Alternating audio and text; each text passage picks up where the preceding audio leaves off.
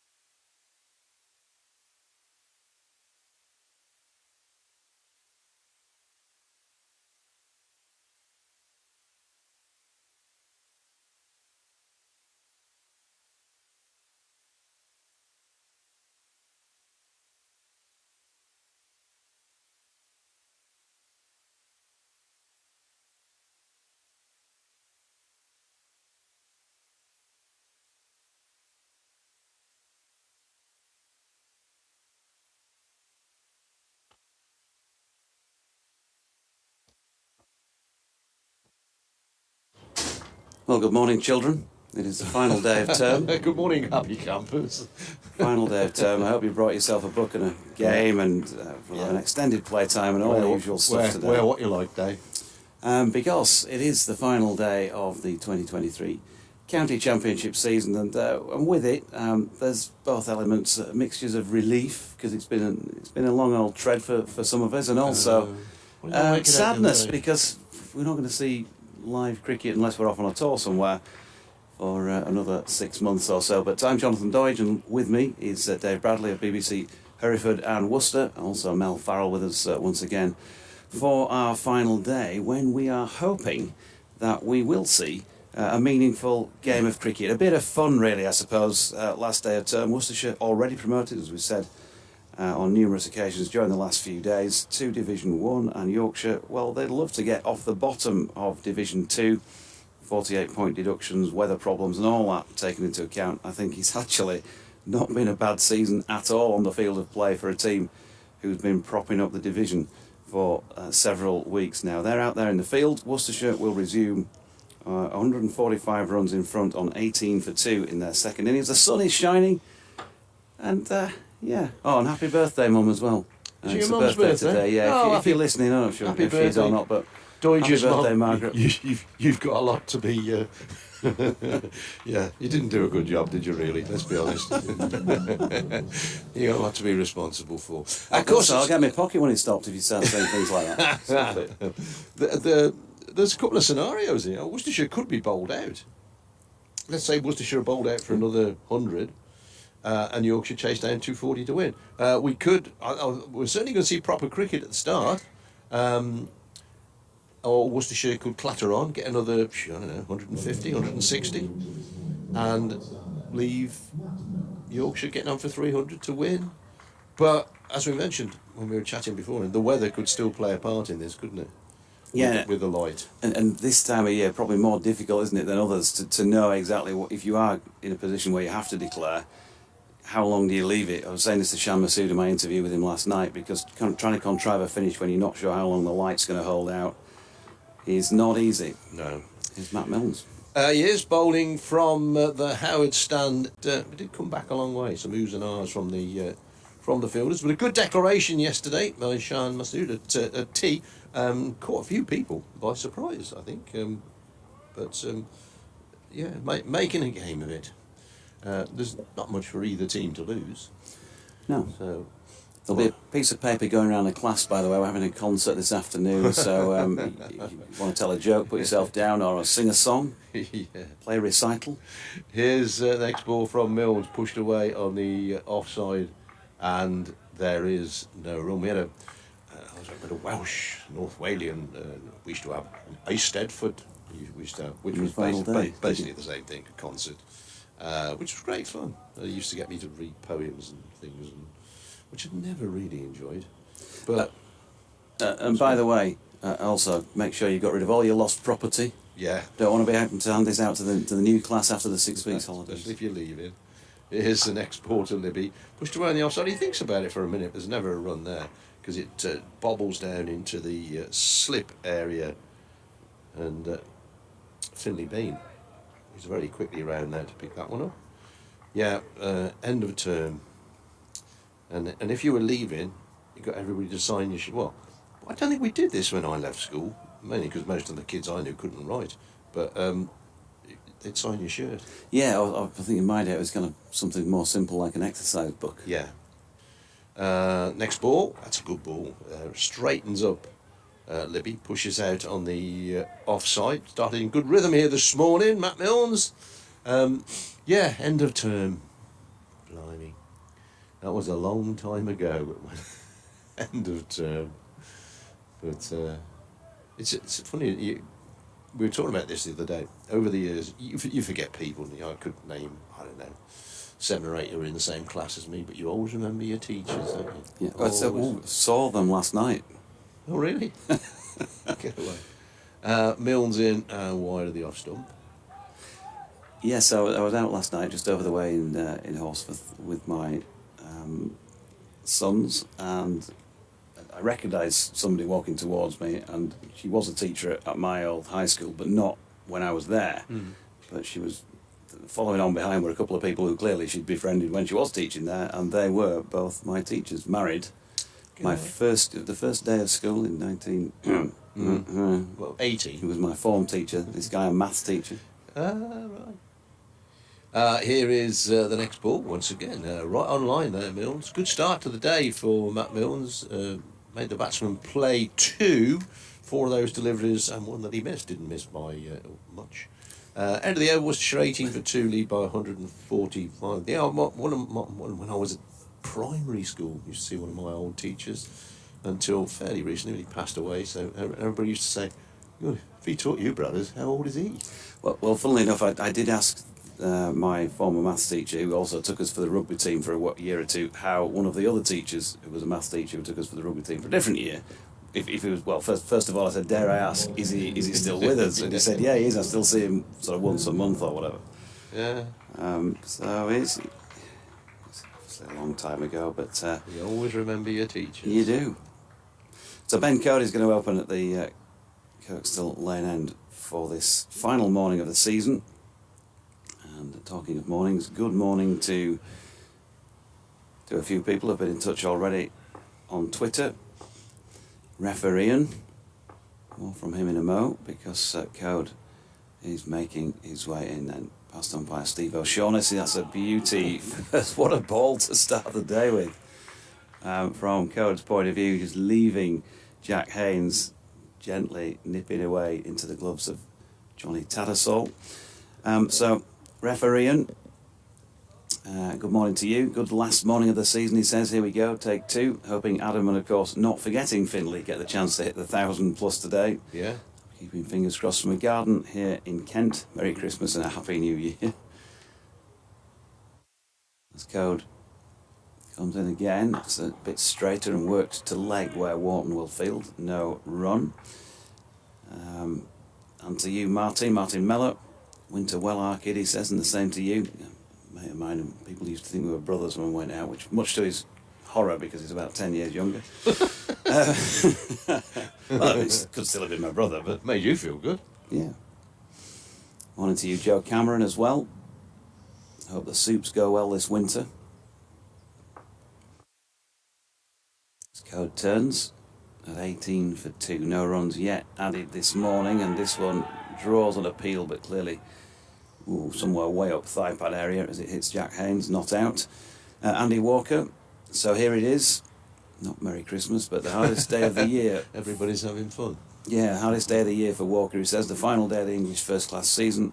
He thanks numerous among us on the commentary service for another super season winter well. Same to you, Andy, and thanks for all your interest, correspondence, patronage during the season. Beautiful sunny morning here at Headingley as Code comes in again, this time short of length, and Haynes just chooses to push that into the offside for Bess to field. Sorry, I was talking to the Lichfield Three Spires, the quiz team, are playing their quiz on a Saturday morning on Hereford Worcester, and they were here today, bemoaning the fact that the quiz is actually disappearing. But they're one of those great supporters of county cricket who travel all over the country. Yeah. They'll be in Durham, they'll be in Leeds, they'll be in Hove, and they're a great bunch. They really are. Here's Code again, straight, and Haynes has to watch it well before pushing it back to the bowler. No run. Yeah, all part of it, and we know, I'm sure we both know quite a few spectators who are present at the ground a lot. Yeah. And we sort of kind of know in a different way. Plenty of others, like Bent Nielsen, who's just messaged in this morning with their correspondence, who we never actually see in person. No. And some a bit of both. Yeah. Yeah, good to have you along, folks. Code in once again, and that's dropped out square on the offside to complete the second over of the morning, the 9th of this Worcestershire second innings. They're still 18 for 2 and still 145 in front. Bent Nielsen says, good morning. Alas, the last day of cricket. Thanks for the coverage, the insights and the banter. Hopefully cricket will be a bit better and especially far more plentiful. As you like music references, this season has been too much like a Scottish band name. It's a bit too like the Bay City Rollers. Yeah. Maybe Deacon Blue. Or maybe... Simple Minds. What about the Pretenders? Were they Scottish? I don't think Chrissy Hind was. She's Canadian. Oh, right, yeah. Well, fair enough. Well, it's, Scottish Canadian. The big wide open spaces and lots of bagpipes. Trees there. Yeah. Here's Milnes, right arm over from the Baker stand end, and Libby gets the ball away back with a square on the leg side. First run of the morning for Worcestershire. They go to 19 for 2, and scoreboard just clicks over. I've got to say, it's very up-to-date scoreboard here. Very good. Melinda Farrell's enjoyed herself so much in this commentary box this week. She's just treated me to a nice coffee, a latte. How nice is that? A latte, love. Mine, we did buy her drinks all night the other night. So listen, when I've got to do your end of term reports as well, you two today. So just watch your P's and Q's. Thompson is the fielder. My mum a few years ago, God bless her, found all my old school reports one Christmas, and all the kids. My two kids. Yeah, and the only thing I was topping was detentions, and I had about an 80% success rate in detentions. I don't know why mine is. Must do better. Must concentrate. Doesn't work hard enough. The usual stuff. The usual stuff that was on their school reports. Milnes in again and pushed away on the offside. He's really found it this morning. Yeah, Milnes, yeah. bang on the mark. My last comment from the headmaster, you know, there'll be all the teachers' comments on our reports, and they'd get a paragraph each or whatever, and then at the end there was just room for the headmaster if he wanted to bother. And obviously, well, at my school, something like 1,300 kids. But I just got, the ball is in Jonathan's court. J.R.G. Smith. Milnes in, bowls. Oh, that's a good ball again. Libby drops the bat on it, but had to play it a little bit late, and really good.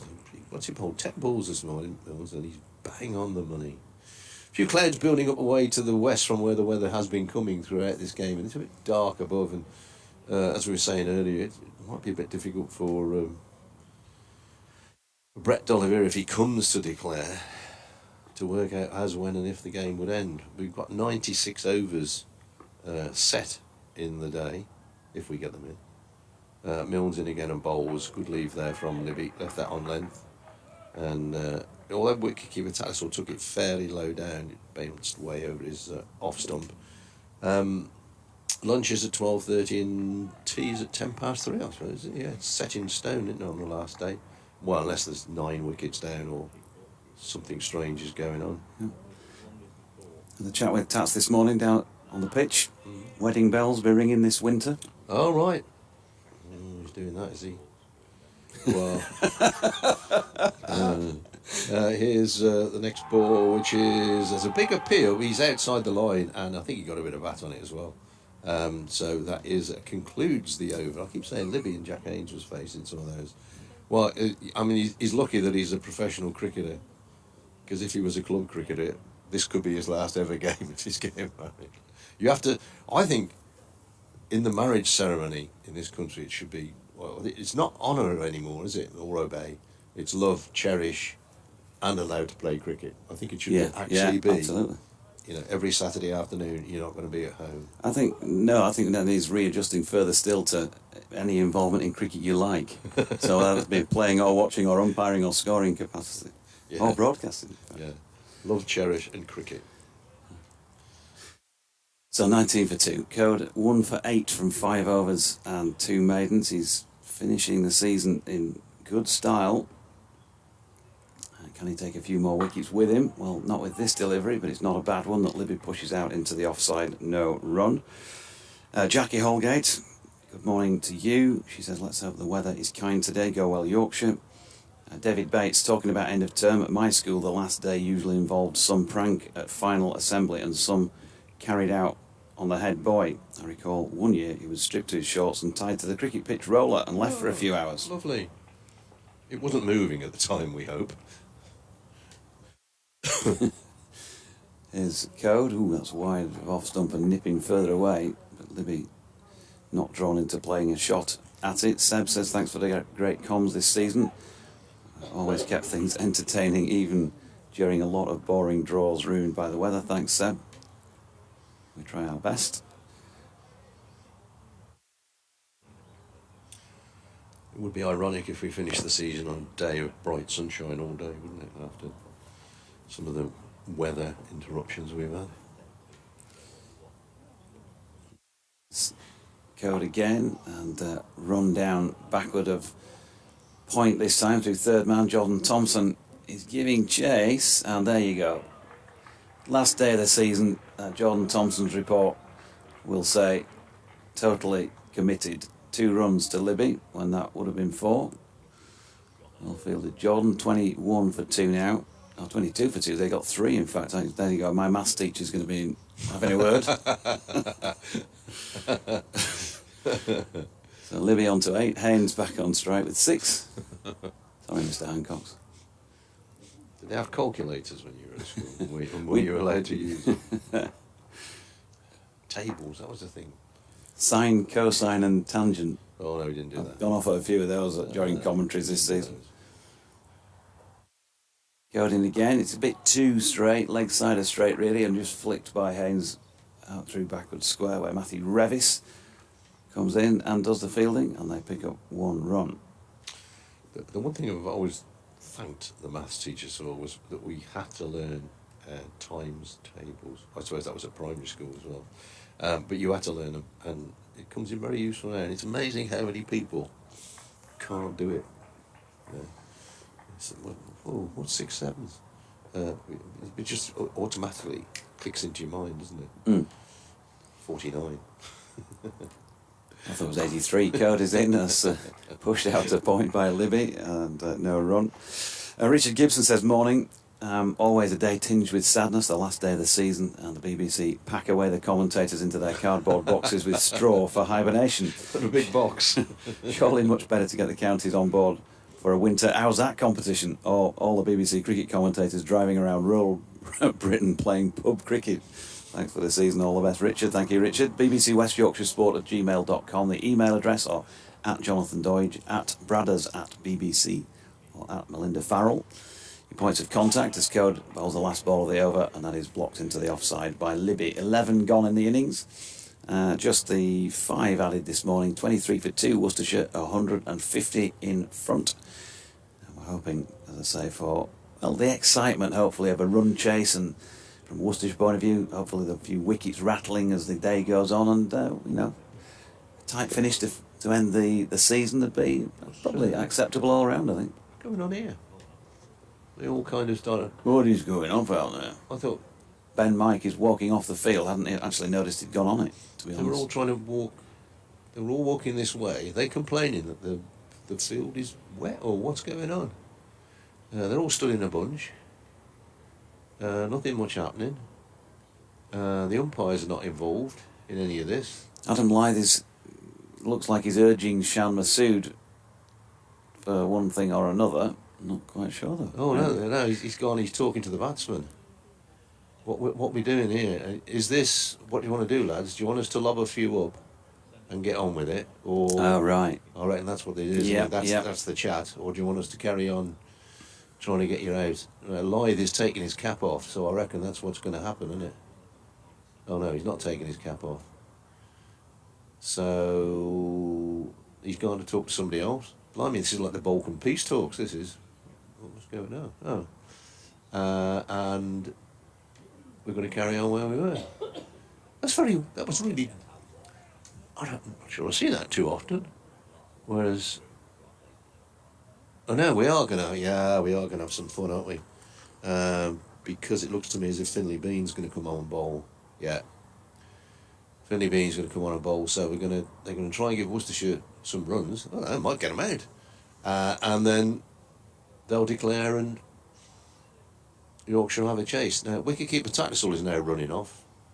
Is somebody else going to keep wicket? Oh no, he's going to get a helmet. Finley Bean, well, he's going to bowl here. I'll tell you what his first class figures are, and they'll be fairly simple to bring up, because he's only bowled once in first class cricket, and that was down at Cardiff a couple of weeks ago. And he has the inspirational figures of 1 over, no maidens, none for 4. Obviously very frugal. Anyway, he's bowling, and this first ball is punched away on the offside. Every Yorkshire fielder, apart from the wicketkeeper, is some distance from the bat, shall we say. The nearest to the bat is Don Bess, who's at a kind of a backward point. Oh no, we got a slip in there. I missed him. So there's a slip in. Libby, who could get himself some very cheap runs here, cracks that one away through extra cover for 4. Adam Lythe giving, I'm not sure we can call it chase really, sort of just running after the ball when it crossed the rope and throwing it back in.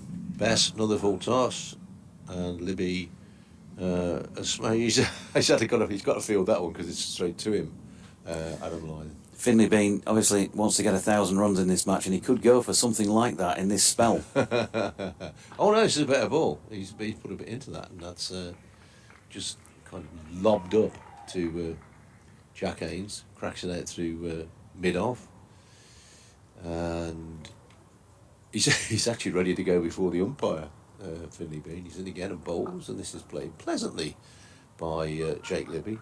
Because the one thing that if you're batting now you don't want to do is get out. Libby picks up a single. Worcestershire go to 31 for 2. Just getting loose. Ratters. Yeah, I'd pay money to see that, mate. If you were put on, pay money. There's a horrible full toss here, and he's cracked it out to deep mid wicket where it is fielded, and it's a no ball because it was a horrible full toss. Finley Bean's going to get a warning now from the umpire, which makes it a little bit farcical. If he bowls another one of those, he's off. So if he doesn't particularly want to bowl him another big loopy one, and you're off. He's in again, and he almost does that, but this does kind of loop onto the leg stump of Libby, who comes back for what, 2? So the total is 36 for 2. So Worcestershire lead by, I make it 163. Yeah, I've just been on the ESPN Cricket Info profile for Finley Bean, and they have changed it from wicketkeeper batter to batter right arm filth. And he's just bowled 1 over for 30. He's got to take him out of the attack. No, that's just not on. James Wharton. Is he bowled this season? Bowled. He got a wicket in his first over at Glamorgan the other week. Don Best toiled away for about 3 days and got a couple of wickets. James Wharton came on bowling off spin and took a wicket within about 3 balls. In theory, he's top of the Yorkshire averages. Yeah, well, he does. Wicket for 6. He was turning it square at Cardiff. So there he is. If he had a theme tune, it would be Chukka Khan. Has been dragged down the pretty horrible, leg side and pulled around the corner for a single. It's certainly drawn some laughter from the back of the commentary box. Laying eggs. James Wharton, in inverted commas, bowling here from the Kirkstall Lane end, and that's been worked into the leg side for 1. Wonder what they've decided. 300? And it's not going to take them long. Here he is again. Jack Haynes is struggling to actually get back on that. He's pulled it away backward of square for 1. But, well, we're laughing because it's all part of what hopefully will be a fun final day. And it's nothing to take too seriously at this moment in time, is it? As Wharton bowls to Libby, who opens up the onside. Haynes wants a second. He doesn't want the embarrassment of getting out to James Wharton, but Libby's saying, no, son, I'm not having that. 1 will do for me, thanks. And Wharton in again. And that one has been lofted out into the onside. Jordan Thompson, who's coming in from the boundary somewhere out Bramley way, will do the fielding, and they'll get 1. On another day, might he have raced in and tried to catch that? Yeah, I think so. Yeah. 41 for 2. Ooh, James Wharton imparting a lot of spin there. And that is pushed out to extra cover where Finley Bean does the fielding, and they get back for 2 to Libby, so he'll be on to 20. Haynes on 13. And the over number 13 as well of this Worcestershire second innings, 43 for 2 now, and they lead by 170. So if they want to get 300, that's another 130, which at this rate they could probably get in 5 or 6 overs. Well, yeah, but 90 overs left. What would they want to leave Yorkshire? 300 in 60 overs, which would be worth going after. Here's a start of another. In inverted commas, over, turned away on the onside for a single. No, they come back for 2. Finley Bean is the field. He's ready to go again. Shan Mugen hadn't got into position then, and he's ready to go. Swept away off the leg stump down to backward of square. Code is the fielder, and returns with no great enthusiasm, it has to be said. It's a strange game, this cricket, folks. Next ball is a quicker delivery. That's actually well bowled, and Libby pushes away on the offside and will get a single. 47 for 2 now, Worcestershire. Next ball. That's another not a bad delivery. Jack Haynes is going to pick up a single by pushing it away on the offside. I don't suppose the captains have actually come up with the total, but be up to Worcestershire skipper Brett Oliver to make a game of this. It's pushed away on the offside into the shadows. I would guess we might be sort of see where we are at lunch, something like that. Yeah. Worcestershire want enough time to feel like they can get 10 wickets. Next ball is flicked away on the leg side, and there is this is slow motion cricket. The batsmen are jogging too, the fielders are jogging in. Because the other thing is, with these two bowling, we're going to get through the overs very rapidly. So, Yeah, do Yorkshire get points if they get ahead of the over, right? well, that'd be good, wouldn't it? If you bowled too many overs in a day. But when was the last time you saw play ending when it should have done? I thought at Scarborough this year there was a day and it looked like they were going to finish bang on 5:30 and ended up in about 5:32. That was the closest we've come. In comes James Wharton, and that turns square, and Libby has had the devil's own job of playing that out to mid-wicket for a single. If folks need some idea of what sort of cricket we're playing. Wharton again, and that doesn't bounce particularly high. There's not a lot of interest, I think it's fair to say, from the Yorkshire fielders out there, and it's banged away for 4 by Libby. Occasionally at New Road and on other grounds they have walking cricket at lunchtime. This is not dissimilar, to be honest. I dare say Gareth Roderick out first ball the Indians, Nazar Ali, who was legitimately got out by Matt Milnes for 8, sitting in the changing room thinking, what is going off out there? This is easy figures, career figures as well. These things matter, don't they, to the players at the end of it. Jack Haynes had just smashed a 4 through the leg side, and James Wharton really going through the gears here. He's bowling sort of a loose delivery, and then an even more loose delivery, and then a looser still delivery. Can he bowl the wrong one here? Will it be the top spinner? It's and hard to read that one. There was so much going on with the hand, and it's been pulled around backward of square leg once again for 4 more. Worcestershire racking up the runs. James Wharton's career figures absolutely in tatters after that tremendous start at Cardiff a couple of weeks ago, and here he is again. It's nudged around the corner, and Shan Masood, I think if that was anybody else they would have let that go for 4, but Shan as captain clearly felt probably a moral dilemma as he ran towards the ball, and he did pick it up. It was probably a yard too close, wasn't it? Yeah. You could have made it look as if you had a go at it, but it was almost hitting him, so he had to stop it. So 1 run. Final ball of the over. Wharton in again. That's ripped in towards Libby, who's pushed it out towards Jordan Thompson, and they're going to get back for 2 more. Libby on to 27, Worcestershire on 2, in fact Libby on to 25, my apologies. Worcestershire 67 for 2 come the end of the 15th, which is a lead of 194 runs. It's going to be some mathematical jiggery-pokery. He's actually turning it a bit. He's not top of the averages anymore, I don't think, or he certainly won't be after this spell. Anyway, Bean, I'll just go through this one and then I'll go and tell people how exciting it is. Next ball is Jack Haynes, easing it down to long on for a single, 67 for 2. As Libby waits, play back down the ground, that'll go away for 4. That genuinely would have gone for 4. Nobody would have cut that off, even if they'd have been hurtling across the ground and diving full length.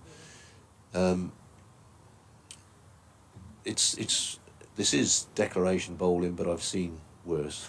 Let's put it that way. I've seen people delivering rank 6 full tosses in an over and bowling deliberately wide of the stumps, or bowling deliberate wides. Libby's cracked this one away again through cover point. Adam Lyth is I went for a walk this morning, because I do every morning, and I went quicker than Adam Lyth did then, but he did get round and stop it. It's only 2 more. As he's played it back to the bowler. Respect there from Jake Libby. Respect. Gets a round of applause. 74 for 2. I'll tell you what, I know he's only bowling for fun, but I'm not sure about that last ball.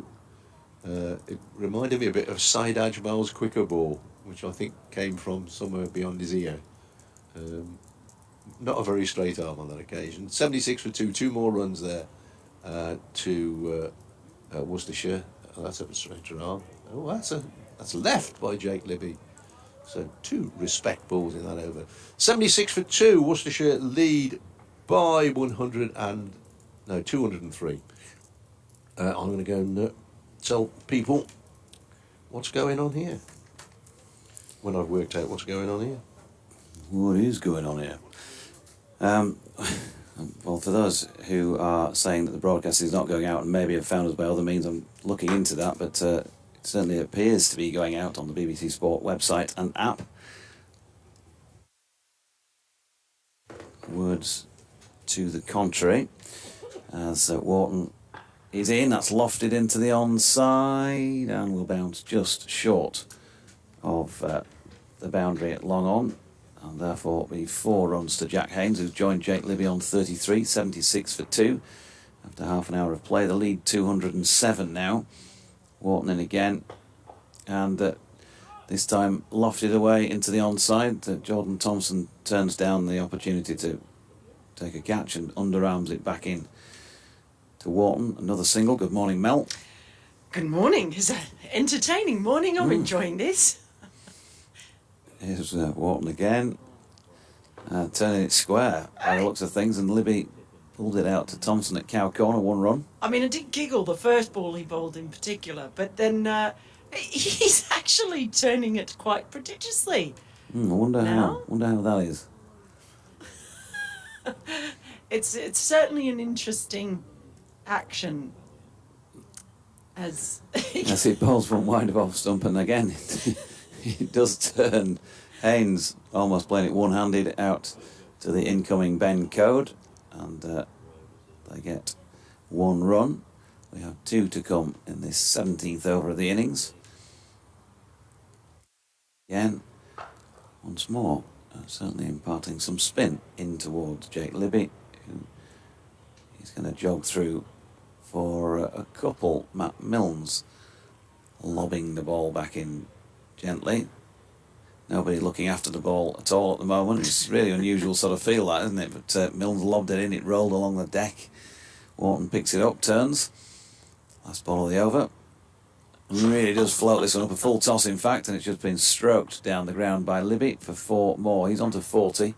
The score 89 for 2, and the lead 216 at the end of the 17th. yeah, see, you said right arm filth, right? I'm actually quite an expert at this type of bowling. Oh, okay. But I refer to it as SRA, slow right arm rubbish. And it's difficult to bowl SRA well. It takes skill to be able Does to it? do it. Yeah, Okay. yeah. I'm quite good at bowling rubbish. It is Finley Beam, and the first ball is full and it's driven, and someone's going to pick it up and throw it, and they're going to run. We all know sort of what's going to happen basically at the moment now, aren't we? But the question is, what are they trying to get to, and how many overs? As another full toss is slapped down through the covers, and it's going to go all the way, that one, for 4. Yeah, I'm tempted to say Sham Masood watching that one go by, but I think he might have actually been at full tilt chasing that one. It's so funny when it gets to this point. 94 for 2 at the moment. So I guess we're all wondering what figures they have in mind. In comes Bean, and that one's just slapped away behind point, and there's a little slow trundle to pick the ball up. They get another couple. And yes, it's just a game of maths and time. I think numbers and time is what we're trying to work out. In comes Bean again, and it's just driven down to the fielder at long on, who takes 2 steps forward, and he's not going to expend any more energy in getting that ball. So they move on to Worcestershire 97 for 2. Libby's on 47 and Haynes is on 40, and this ball is again just driven back towards the bowler by Haynes. Actually, Finbean almost might have worked up a sweat running over to that ball. they did get a run and another full toss, and that's gone straight down. Umpire has to get out of the way of that one. A lovely straight drive and another boundary. So that brings up the 100 for Worcestershire, 102 for 2. And Libby in all of that has actually got his 50. He's on 51 now. I don't think he didn't even raise his bat. There was not really any applause. It's a very odd situation, isn't it? They've put it up now on the big screen that Jake Libby, and as we see Wharton continue. Yep, and he's whacked into the leg side, wide of long on. And they have picked up 4 more. So for those of you who've had to join us on the stream, perhaps because you can't find anything on the sport website and app, but I was told as usual it was hooked up back at the studio. We definitely have a line up here as Wharton is in, and that's once again pulled in a similar direction. Jordan Thompson, he feels like he has to pick that up near the boundary, having made a few yards round towards it. So 2 was the result to Haynes. The partnership now 99 for this 3rd wicket. Haynes on 47, Libby 51, and that will be the century partnership. It will still show in the record books, however it was put together. And Haynes on to 48, 109 for 2. No round of applause for the century partnership. There was none for the 50 either. It's sort of odd. Twilight Zone cricket, isn't it? It is. Wharton in again, and Libby works it to leg, and they'll pick up another single. The other thing is, I mean, it's very bright today. There are some clouds out to our west, out to our right, which is where it's all been coming from. How many overs can they get through today? Oh. Yeah, Wharton lobs one up here, and it's... oh, no, George Hill. George, long on, I don't know why he bothered to run, to be fair. He's now just mucking his whites by diving full length in a pretend attempt, I think, to field that. And it means that they've got 4 more. Haynes on to 52. Well, in fact, the pair of them have got 52, and we've just been told that Azhar Ali's out, caught live bowled Milnes for 8 on the ball, for some reason. And 9 for 2. Wharton in again. It's comedy on the board as well as that there in the middle. I stopped that one. But I love the fact that in between those 2 balls, he looked over to the crowd and he gave it the big double fist pump in the air for that previous dive. So, James Wharton, with the imperious figures of 4 overs, no maidens, none for 50. Finley Bean 4 overs for 43. I think, well, it's one of those things, isn't it, where we're talking declaration bowling that nobody else would do that, would they? None of the bowlers would want to be entertaining this because it's going to ruin all their hard work, and Finley Bean continues. Yes, he does. First ball driven down through extra cover. It's another boundary. Live, I think it is, over there near the portable nets. Goes and fetches that one.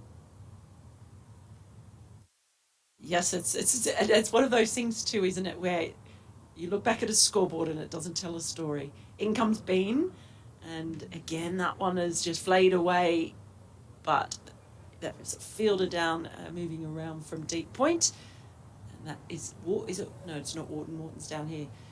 Anyway, they get another couple of runs, 121 for 2. So the score growing quickly. Next ball's full, and that is just punched down through wide long on, and there is a fielder down there though, so again it's keeping it ticking. We're in a holding pattern waiting to land the plane. I think they're in danger of pulling muscles, some fielders, for not going fast enough. He's been, well, that's a full toss, and he's whacked that one down to wide long on again. Maybe there should be a zone where if it's going within 5 yards either side of you, you have to field it. But if it's outside that, yeah, you can leave it. This one is full, but it's just tapped all the way along the ground to long on. And I'll get another run there. So 125 2. Haynes has brought up his 50 as well. It's on 57. And is on strike now as he just slaps that one away through extra cover. He will get another couple of runs here. It's all very strange. Don't see this very often, but it is one of those things as we see that's the end of the over, 127 for 2, with Libby now on 58 and Haynes on 59. It goes to show this thing when you look at a scorecard and you think, oh, they got some runs, didn't they? Or does not tell the whole story. No. So Wharton to continue. He's bowling so well that they can't get the ball out of his hand here, and that one turns in towards Libby, who punches it out into the covers. Matt Milnes, well, he was a little slow out of the blocks, shall we say. If I was writing a horse racing piece on that, it would be dwell to start, slowly away, never dangerous. 129 for 2 as Wharton's latest delivery dies a little bit on Jake Libby as it's punched up to long off and covered round to field. 1 run. Richard Gibson says, morning, always a day tinged with sadness, the last day of the season. I think I've read this one, haven't I? Sorry, Richard, for repeating myself. He did mention the Owsat cricket competition on there during the winter, which is worth going back to. Adam Lyth, who's been chilled in the field, I think it's fair to say. It's deep backward square leg. He couldn't really get out of the way of that one because it was aimed straight at him by Haynes, who picked up a single. 3 to come in the over. And that is hammered up to long on by Libby, who picks up a single. John Curtis has also emailed in, thanks John. And this one 20 minutes ago, at which point Jake Libby must have been shy of 32 on the board. More in a mo because Wharton, now James Wharton, you see, he's going through the full repertoire and he's now holding on to the ball just to see what Jack Haynes is intending to do there. So this might now, we might now see a change from what comes out of the hand. This could be the flipper. No, it's not. It's the orthodox off spinner. It's more of a flopper. Yeah, it's turned out to Adam Lyth. Square on the leg side for 2. So John said if Jake Libby gets to 32, he'll surpass his previous best county championship tally for a season of 1,075 2 years ago. He's only the 7th Worcestershire player since the split into 2 divisions in 2000 to score 1,000 runs in a season twice. And he's at the non-striking end as Haynes pushes one into the deep by George Hill at long on for 1 run to complete the over. Wharton 5 overs for 58. Bean 5 overs for 54. Worcestershire 135 for 2. 262 ahead. So well done to Jake Libby. I mean, he started off earning them in an orthodox way, and he's been gifted a few, but he's not going to bother about that. That's the one benefit of this, really, for individuals, isn't it? I wonder if there's like a message, a little conversation going on. Someone's run out with some water, but I suspect it's not just water he's imparting. Might be some tactics and calculations. As the sun has gone in, it's suddenly got much darker here. Those clouds have come across as Finley Bean comes in, and that one turned around the corner towards deep square leg. They're going to hustle a second because fielder running in from deep square leg is not running. It's more of a, I don't know, dawdle. Yeah, the thick clouds now over Headingley as Bean comes in. That one's slapped away through extra cover, and Adam Lyth just lets it go all the way over into the super sopper out there. Do not be alarmed, I'm just cutting the commentary line and we're going to put it back on again.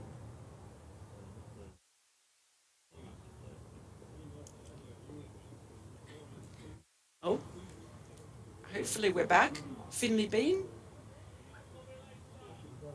That one is just turned towards mid-wicket, and Finley Bean has a leisurely lope over and picks the ball up himself.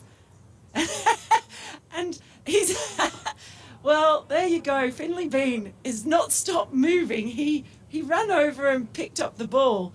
And as he came back, he was loping along, as I said, and he just turned that into his run-up for the next ball. It's not often you see that. Turns around, comes in again with a bit of pace. That one's lobbed up and taken on the full and just punched out through extra cover for another 4 runs. Takes Worcestershire to 148 for 2, Libby to 68, Haynes to 70.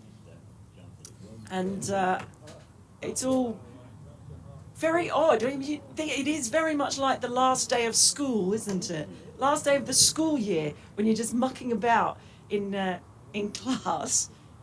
In comes Bean, drags that one down a bit, and that one's just punched out to deep point, where it's fielded. They get another run there. End of the over. It is the end of the over. 149 for 2. Martin Holland asking any idea what's been agreed, but that would be quite difficult, Martin. No, I mean, they don't tend to make announcements on this front. We'll find out when you do, as they kind of walk off and decide that's enough. We've got the number of overs that we want left out. We've got bowling Yorkshire out, and Yorkshire, we feel like we've got enough overs to try and get the runs. Hopefully, all got us now on the BBC Sport website. Now, no idea what's been going on back at base, but apologies. Hopefully, it's not spoiled your enjoyment as James Wharton is in and bowling to Libby. George Hill coming into play once again from long on. I'm not really happy with the overhead conditions here, I've got to say. The floodlights are not on. It's gloomy. I know we've got two declaration spin bowlers on. But just in terms of the bigger picture, because Yorkshire, of course, will want good conditions, and we might start to be thinking about coming off the field if things don't improve in that respect. Haynes pulling a single out into the deep on the leg side. If you know what I'm saying, when Yorkshire get out to bat, because obviously they're going to be back to being serious mode. As Wharton is in, and that's punched into the offside by Libby, and they'll get 4, in fact. So Ben Code skipping round the boundary, but not quite skippy enough to he pull in. He definitely didn't want to put in a slide. He definitely didn't. Bit of skippy there for you. Oh dear. There you go, making you feel at home. Oh dear. Hey, again, Skip. Not feeling that one, thanks. Wharton in again, and that was almost a off-the-cut strip, wasn't it? Libby bangs it along the deck up to Code, who keeps them to 1. I'm quite 55 fascinated. for 2. I'm quite fascinated by Wharton's bowling. This is interesting. Can we stop calling it bowling? Here he is again. He's dragged this one down, and it's going to be 4. Jordan Thompson straining to see that now in the increasing gloom. Yeah, it's very dark now. So those who missed us on the BBC Sport website and app early doors, you've not really missed much in terms of play.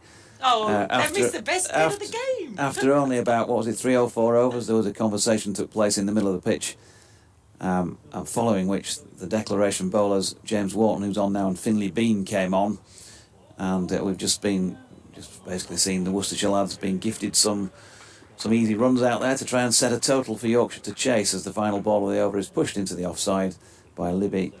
And that is that for over number 23. Worcestershire 160 for 2. A lead of 287. And there are 80 overs officially remaining in the day. But if this light is anything to go by in terms of hanging around, then we ain't going to see all those, I don't think. Finlay Bean to continue, and well, that first ball is full, and then it's just patted back past the bowler by Libby. They thought about going for a single, they didn't in the end. There you go. So, Bean, he's in again, right arm over the wicket, floated up, and that one sent down to long on, and they walk a single. Very much that feeling of the end of the school year, where you have to sit in the classroom but no one's really paying attention.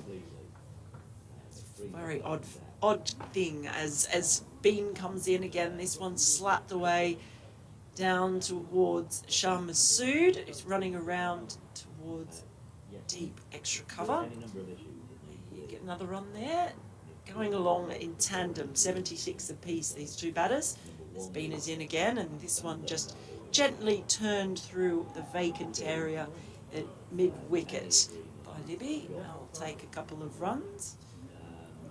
probably just keep running. Why don't they just keep running? Why don't they just not field the ball and stand there and watch them, and they can run 10 if they want? Yeah.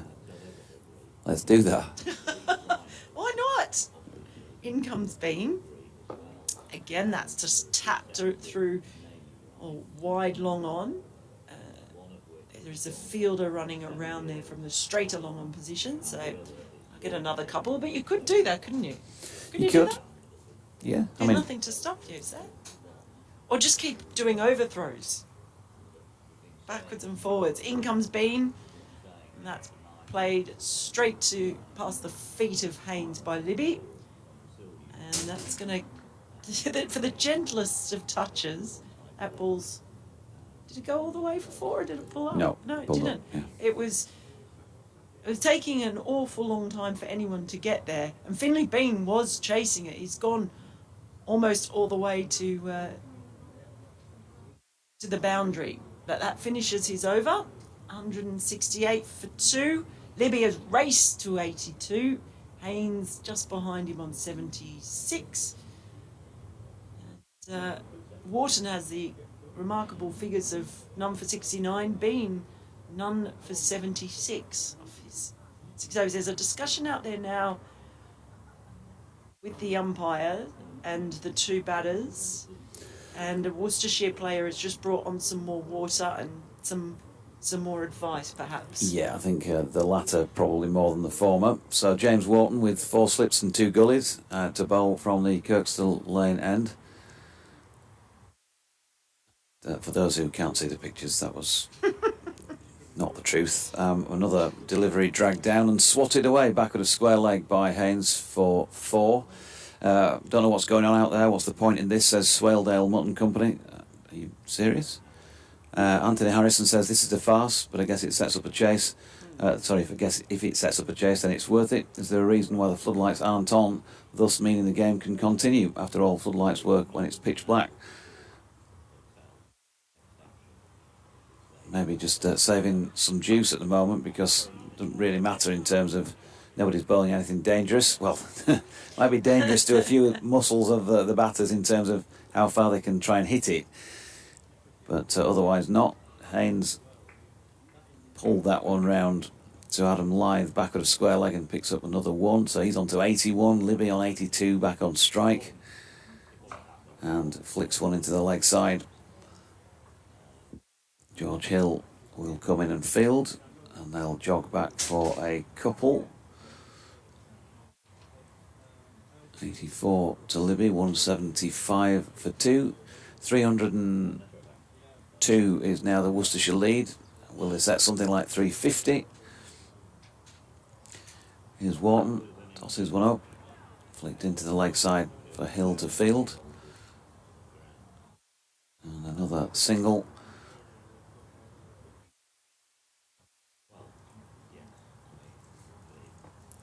At some point, probably not in the immediate future, but none too distant, a proper game of cricket will break out. We might see a bit of fun later on. Fun of a different kind, I suppose, at the moment, as Jack Haynes just hits one along the deck. It would be It'd be quite funny if someone got out. Yeah. It would be that would add to the amusement of this. Probably have to be bowled. An LBW would be quite funny, but they'd probably have to be bowled. I don't think anyone's going to take a catch by the looks of things. As Libby pulls another Wharton delivery back at a square leg for 4 more. So 89 to Jake Libby, 181 for 2. It must feel weird as the 2 men out in the middle with the bats, because although they've been treated to some freebies, yeah, just all a bit weird, isn't it? When you're out there, you've got to work so hard for your runs, generally speaking, and you've just been gifted them. There's a few more discussions going on now as well. Ultimately, you just hope that in that cliched fashion, cricket is the winner at some point later on today, and we do get a good game. Finley Bean is in, and that ball swept hard, swept all the way to the advertising hoarding. You probably heard that thud.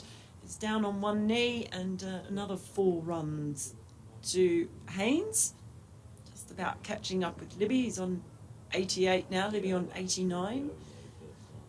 These two could be adding centuries to their tallies. Goodness gracious me. In comes Bean again. This time is off the back foot, punches that one down through extra cover, and Adam Lythe is going to stop that one though, so he'll get another couple of runs, Haynes, and takes the score to 187 for 2.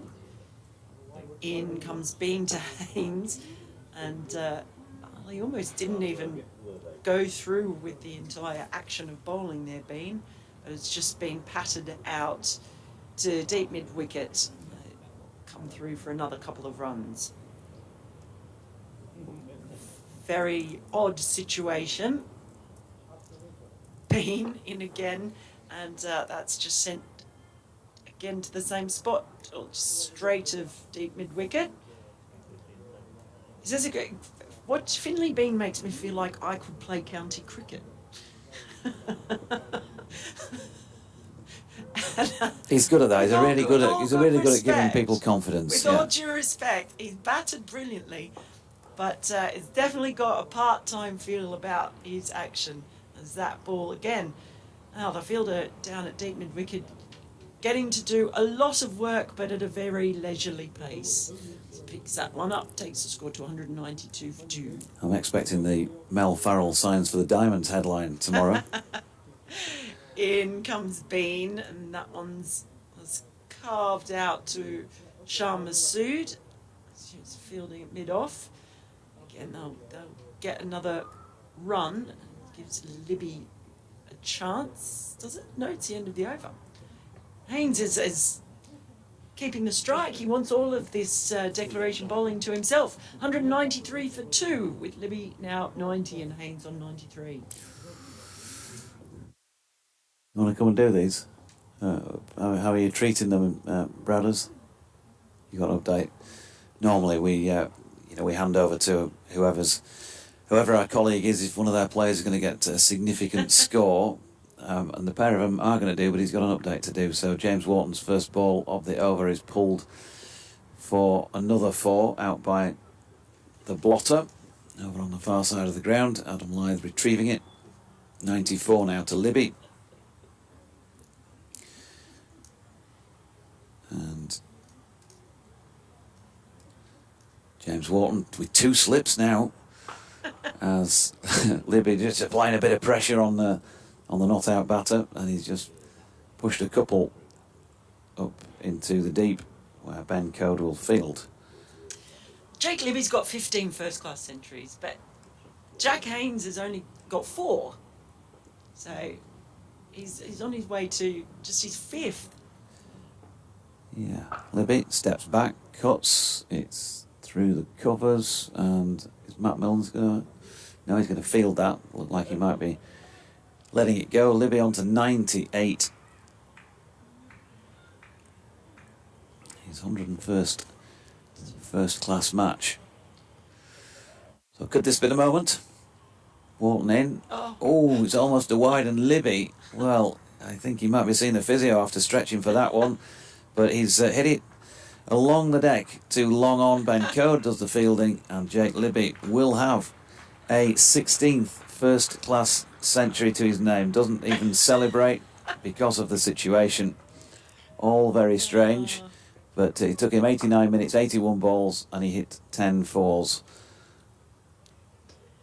And he's just added an extra single out into the covers to boot. It's very odd. I don't think I've ever seen anyone not celebrate, at least acknowledge a century before. Yeah. There was a very minor ripple of applause.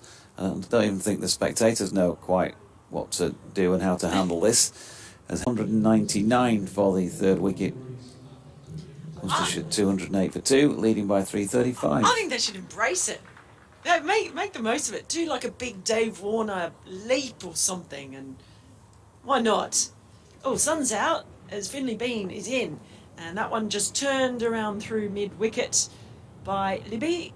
Gets another single, brings Haynes onto strike, so we might be about to see him bring up his century, but all of a sudden those clouds that we're talking about, it's very windy today and they're moving very, very quickly as in comes Bean.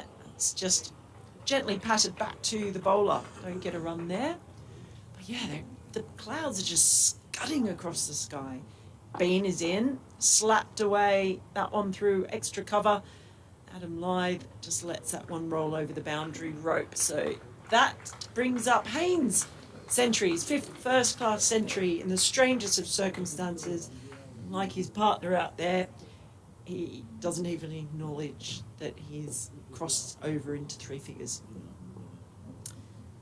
It's all very odd, but bright sunshine now as another full ball by Bean is punched down to Shah Massoud at mid-off.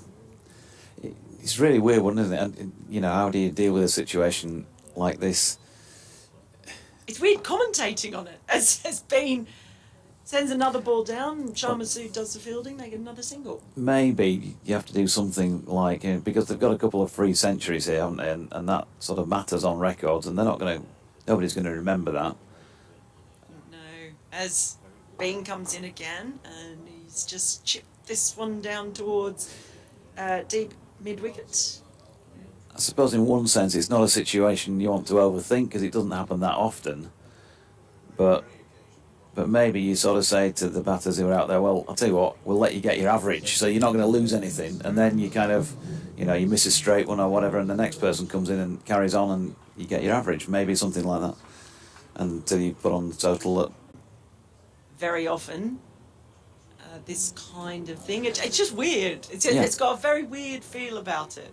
It has. We've seen an hour of weird cricket. Well, most of it's been weird anyway in that respect. But it's trying to serve a purpose here. In the paying spectators will have something hopefully then to think about in meaningful terms later on. We've just seen another single from the bat of Jack Haynes out into the deep on the leg side.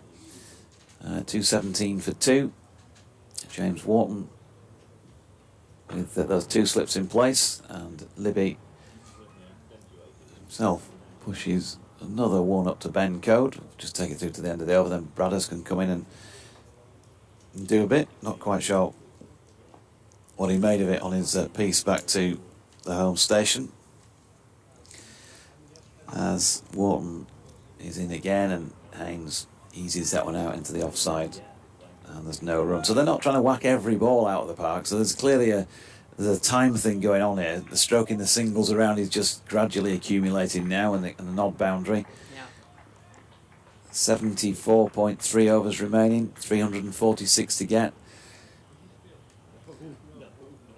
Wharton is in, and Libby pushing one out to George Hill at long on. Another single. There are dark clouds and leaden skies all around, but at the moment the pitch is bathed in sunshine. As I said, they're just moving so quickly, those clouds. Here comes Wharton. Great delivery, which is treated with the utmost respect by Haynes and pushed back. One to come in the over.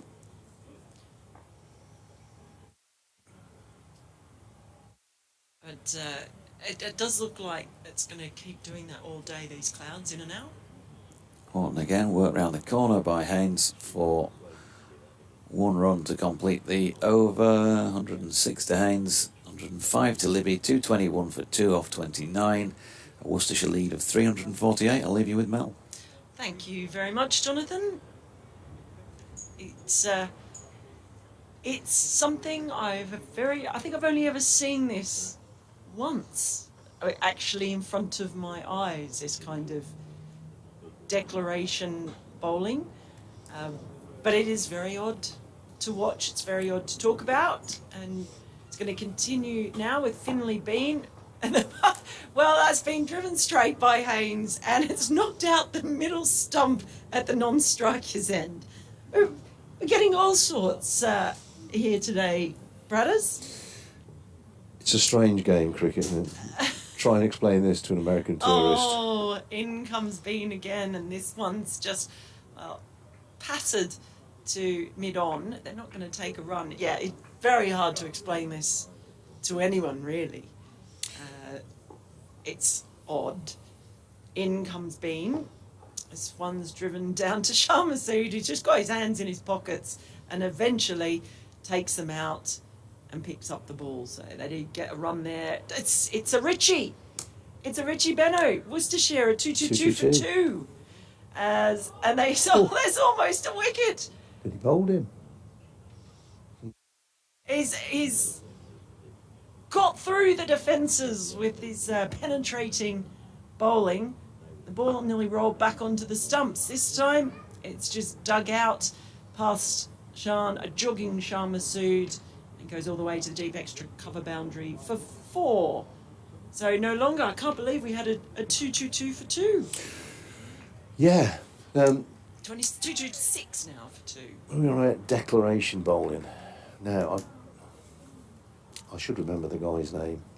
One more ball of Beans over, and it's tossed up and driven, but straight to the fielder. It's straight mid on. So I didn't even get one there. 2-2-6 for 2. It is at the end of that over. What were we going to tell us about declaration This bowling? was a guy who played first class cricket.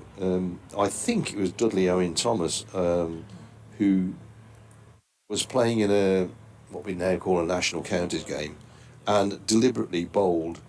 I think he went for 84 in an over. Deliberately bowled wides to get the other team involved. Here's the start of another over, and Jack Haynes has whacked this one. It could be a maximum.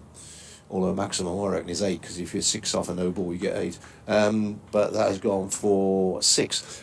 This is all about how Worcestershire, in fact, they've declared. There you go. They are coming off. So the answer to my question is that Yorkshire will need 360 to win. We lose 2 overs for the changeover, so that is in 70 overs. So there we are. Game on. Officially, Jake Libby has 109 and Jack Haynes has 113. I say Jack Haynes can always say he got a century in his last game for Worcestershire, in his last innings for Worcestershire. But it was not the toughest bowling he's ever faced in his life. The bowling figures, they've just taken them off the screen. They were quite interesting. I think the 2 bowlers who bowled mainly this morning have almost gone for 100 each. But we got game on. So Yeah, and there we go. Sorry. There's actually, just looking, look at the hugs. They're all hugging each other. Bean 0 for Yorkshire 101, and Wharton 9 overs, 1 ball, 0 for 108. So well ball. Yeah, they are. End of season thing. There's real affectionate hugs all around for Yorkshire as they walk off for the last time. Yeah, well, you spend a lot of time in the field. You spend a lot of time with your teammates, don't you, in cricket? It's a long old summer, and you need to get on with each other, because if you don't, it's an even longer old summer. So there we are. The game's set up. 360 to win in 70 overs. So we're going to have a cup of tea, and we'll be back to let you know how that run chase goes. Could be one of the best afternoons of the summer.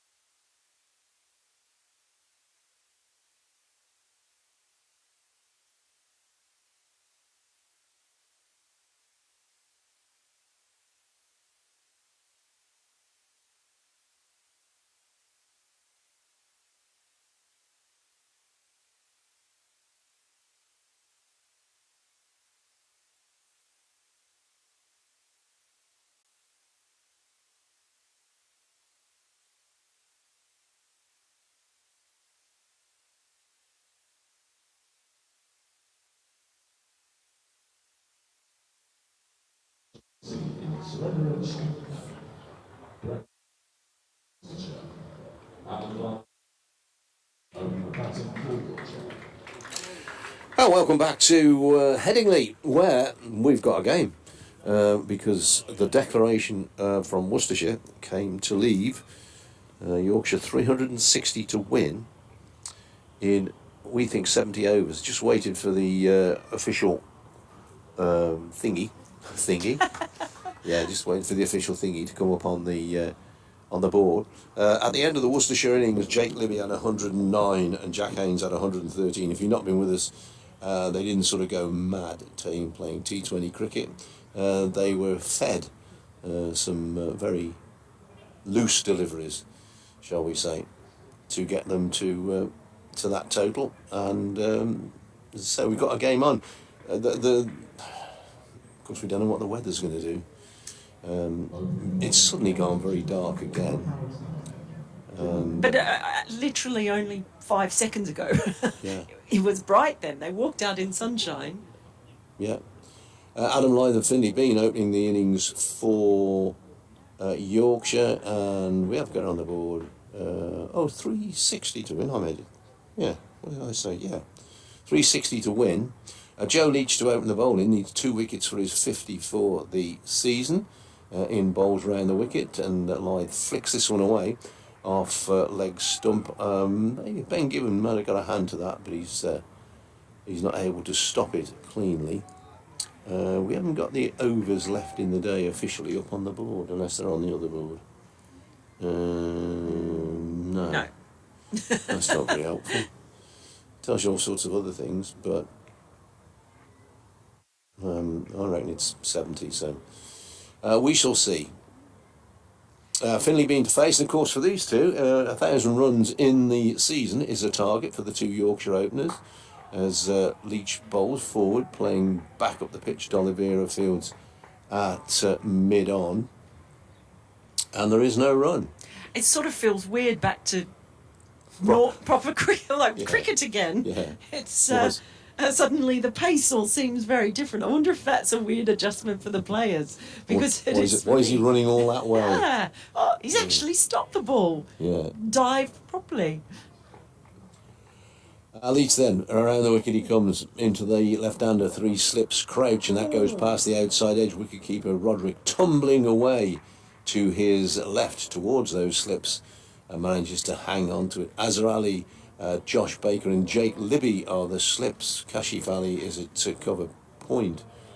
Ben Allison at extra cover. Mid-off is Jack Haynes, mid-on Brett D'Oliveira, Ben Gibbon at mid-wicket, and down at fine leg Dylan Pennington, who I suspect he will open the bowling from our end. Leach in again, another good ball, right on the mark. Forward pushing is being out on the offside.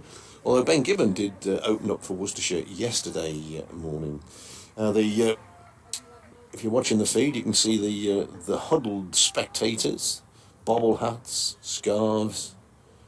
Do you call them You don't call them Bobble hats. beanies. Do you call them beanies in Australia? I think those are. Bean is a bit different to bobble hats. Do beanies not have the little woolly bit on the top? They can be bobbly or not bobbly. Leach in bowls, big shout, big appeal here, maybe just outside the line of off stump, but that is a good shout from Joe Leach. I think he may have just got his pad outside the line, might have been just going over the top. Oh no, he didn't get his pad outside the line. Did the ball do too much? I think it did. I think it probably did too much. He was probably missing leg stump with the umpire's thoughts. Yeah, probably a bit high as well. Bit high, missing leg stump. Maybe he hit it. All sorts of things. So, well, we still haven't got the overs up on the board. I'm certain it's 70. As Leach is in again, and this time flicked away. Down towards fine leg. They're going to settle for 1. No, they're coming back for 2. Dylan Pennington down there going away to his right to do the fielding. End of the over, Yorkshire 3 without loss. They need another 357 for victory. And 69 more. Yeah, so it was 70. 70. Yeah.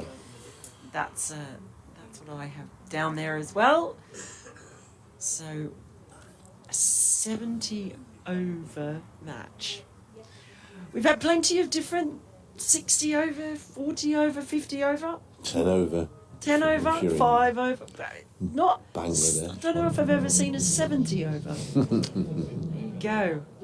Sure, there's always room for another. If there's 16.4 overs, it's 100. Kerry Packer would have invented something. Don't say it too loud, else the easy be another 70 over competition next season. Just keep it to yourself. Don't make suggestions. Oh dear. I think that's probably too long to be something that they would be very excited about. Well, no, it's probably 320 balls too many for the ECP. It's going to be Pennington from the Kirkstall Lane end. He's coming in and bowling around the wicket to Lythe, and that one's just clipped away off his pads down to the fielder at long leg. So get a run there. Takes Yorkshire to 4 for none. As you see, we're going to be in and out all day. There are patches of blue above the sky, but it's those clouds are going at. It's when we get to Rate. 4 o'clock, 4:30, and it starts to close in, or it has done on every evening this week. Yes, it's been a bit tricky from that point. We might see lights on soon as in comes Pennington, and now that's a good ball. It's just held its line, I think, and missed the outside edge of Bean's bat. Bean, who was one of the 2 declaration bowlers, selflessly allowing his figures to be trashed earlier on, along with James Wharton. The it's an interesting scenario. That's a good word for me. It's an excellent word. I like the scenario. It's Pennington runs in, and that ball was just come off the pad of Bean, but was going down the leg side. There was a not even a half-hearted appeal. It was quarter-hearted. Yeah, I mean, if Worcestershire were to take 3 or 4 quick wickets, one assumes that Yorkshire would still be going for it. I don't know, 6, 7 wickets then, but after that they might think, hang on, we've made a lot of the running in this game. Let's get a draw out of it. But I think the weather, again, let's go back to the weather, I think that's going to intervene. We shall see as Pennington is in. It's outside off stump. He was a long way over Bean. Just turns that one to mid-wicket, no run. Sun is out again. See, bright sunshine. It's just going to be one of those afternoons, I think. Somebody sent me a question, who was the last Worcestershire cricketer to get a century in his last innings for the county? Good question, to which I do not have the answer. But thank you very much. But we appreciate It might the have been question anyway. somebody like Glenn Turner might have done it, but In comes Pennington, and that one is just climbed a little bit on Bean, but he fences it into the ground on the leg side, no run. it might have been. No, I don't think Graham Hick did it. But maybe an overseas player who got 100, and then somebody like Phil Jakes got 100 and then never played for the county again. He's a good player, Phil Jakes. Used to give it a bit of welly. A bit of welly. Bit of welly. Hit it to funny places. Well, I've seen a bit of that today. As in comes Ditch. Pennington, and that one's just flicked down to long leg by Bean. They'll get a single there, and that is the end of Pennington's over. Yorkshire 5 for none with Lythe on 2, Bean on 3. Of course, the umpires have had to switch back on again, haven't they? Yeah. Having allowed not been too involved in the nonsense apart from signalling fours and telling them it's the end of the over. It was Where are we certainly time-wise? odd. Oh. Just 4 minutes left in the morning. I'll do this one and then I'll go elsewhere. Here's Leach, right arm around the wicket in bowls, turned away on the onside. D'Oliveira slips as he goes for that one. Still quite damp on the outfield. You can see the marks, you can see where the slips have been standing, wicket keeper, and of course the bowlers' run-ups as well. It was really interesting when that run chase was going on. I think it was George Hill and Finley Bean when the bowling was... Yeah, he was bowling that. Anyway, there was 2 of them. They were just stood there with their in their pockets having a chat. there was no interest whatsoever in the game. Here's Leach in again and bowls and pushed away back up the pitch. It was Hill and Wharton, I think, who had just stood there. They're only about 5 or 6 yards apart, just saying, oh, yeah, where are you going on your holidays? Yeah, well, I don't know, really. I'm booked up yet. Saw Wharton made quite a spectacular dive, theatrical dive, and let the ball go past him. I bet there's somebody in the crowd who's going, as my very very good friend Mr. Jonathan Deutsch, better than me. I don't know what's going on. It's they would have been confused. Leach in bowls, pushed away on the offside. Kashif Ali, resplendent in his white, broad-brimmed hat, does the fielding. The only one of the Worcestershire players who regularly wears a white, broad-brimmed hat. Much better for sun protection. Don't know whether he's away in the winter, Kashif. He normally goes back and plays in the league cricket back in Pakistan. I think he played for the same team as Adar Ali last year. Is Leach in bowled, flicked away off the pads. Pennington at fine leg is the fielder. One more to the total. Because cricketers in this country basically get October off, and then they're back in November. Must be the longest pre-season of any sport in the world, cricket, in this country. They come back in November and start in April. Usually do a bit of fitness work to start with, and then get in the nets. Get in those nets, a lovely hard bouncy ball coming through, and they go and play on a damp pitch in April. Here's the next ball, which is played back up the pitch on the offside. I always remember that when in many years ago when I played, and we do indoor nets up until mid-April in those days, because we didn't start playing until mid-April. So you go in there every week and the ball's coming through and pinging away. And you get out there the first game and you play your shot about 3 minutes before the ball got there. Where is it? It's not... Come on, ball. Come and join us. This is the last ball of Joe Leach's over, and it's played back out defensively on the offside. End of his over, and Yorkshire are 6 without loss. They need a total of 360 to win in 70 overs. That is the scenario here at Headingley as the clouds open just in that spot, and we have very, very bright sunshine. So bright, in fact, that as Jonathan Deutsch comes to join me, he's actually pulling down the blinds. Might not disturb the camera as well. What are you doing? He's all over the shop here. Just a bit of housekeeping, love. It's frozen on the screen. I look worried. Here comes Pennington. He's bowling to Bean, and that ball just comes off the inside part of the bat, rolls out towards mid-wicket. No run. Oops. You've broken things. Stop breaking things. Frozen in time. Jack, you see, Jack is straight round here. I'll get a ticking off for this now. Oh no! What are you doing, Deutsch? He has broken things. You're messing with my camera. Oh dear. In comes Pennington while we fix the camera up, and that ball was just defended straight back to the bowler's feet. No run. I did meet a local, very nice man also called Jonathan this morning as I arrived at the ground and was walking around. He was very, very kind. Said he'd been enjoying the commentary a lot, and he had enjoyed hearing the stories about Steve-O and Yorkshire pubs. Steve-O, of course, for anyone who wasn't listening, former rugby league commentator. It's Pennington. Runs in, and that's just defended out to the offside by Bean, no run. And someone I used to work with when I left university and came over here, worked on the Super League. And he said he wanted to hear more about Steve-O. And probably my favourite story was before my time, but it happened at Headingley, but the other one, over the other side. And you'll appreciate this as a commentator, as in comes Pennington. That ball just squirts off the outside of the bat. To point, they won't get a run.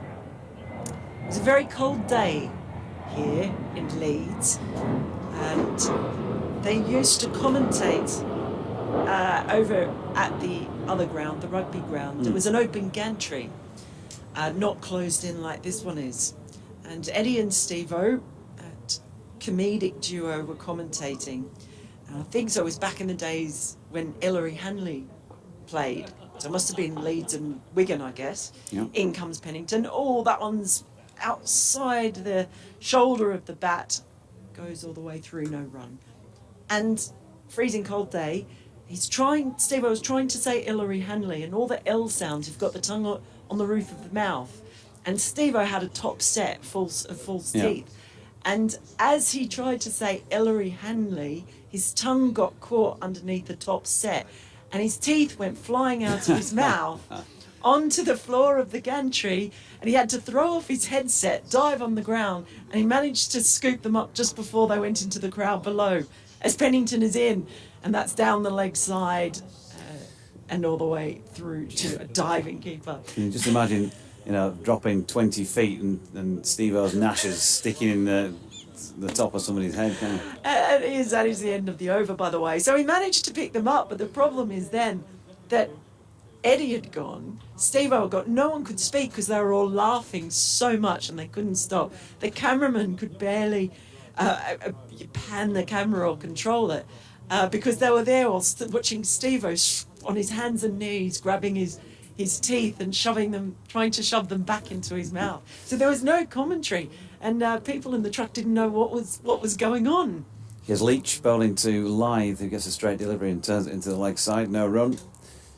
Yeah, they were a bit of a comedy duo. Steve-O was always immaculate, wasn't he? He was always, they're both, were always smart, but Steve-O particularly sort of, pride in his appearance and all of that. And I always looked I always thought he looked immaculate on his broadcasts. Well, with suit and tie on. Okay, I do have another Steve-O story then about a time he certainly didn't look immaculate. Oh, I can imagine a few of those times as well. Oh. Leach to Lythe, and that is angled out backward of point. Cashy Valley round to field, no run. It's another Yorkshire story, but this was actually a hole. And I had gone for a swim in the morning at the hotel, and my bikini was still damp. Excuse me. Packing. Well, but when I was packing, it was still wet from the water. It wasn't dry, so I took it separately. And we used to have like a little Winnebago, the trailer. Mm-hmm. Here's Leach. Lythe gets a full-length delivery and pushes it to mid-off, no run. And there was a shower in it, and I stupidly hung my bikini up in the shower to let it dry off because I didn't want wet clothes in my bag. And I went into the broadcast truck, and about 20 minutes later, Eddie Hemmings came running in the truck and said, Mel, you're needed, there's a big problem, you have to come straight away. No, please. Leach coming into Lythe, who runs it to point where Cashy feels no run. You're not going to say what I think you're going to say. So I walked out of the truck thinking, what's this big problem? And as I walked over to the Winnebago, Steve-O appeared, posing languidly, and he was still wearing his underwear, but he had my bikini on over the top of it and nothing else. And I can tell you it did not fit him very well. Really? It did surprise me. Yeah. And he just stood there. And there were punters walking past saying, oh, is that Steve-O in bikini? It's Leach. And Lythe punches that one so straight that the wicket ends, which were watered when I was out there in the middle with Richard Robinson for a few minutes this morning, clearly the watering did the job because it was the gentlest of touches and the stump was poleaxed. So that was, I never wore it again. I threw that particular swimsuit away because there was no way I was going to wear that again. It must have been stretched beyond recall, I've got to say. I did, here's Leach bowling to Lythe, who pushes one into the offside, no run. I did go on a night out near the studios in Isleworth with him one night. He said, let me take you out for a drink, son.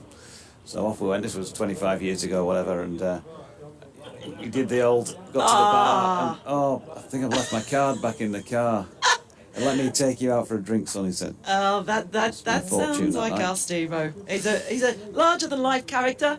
And on that note, having shocked you with that story, I'm going to leave you and go and have a cup of tea.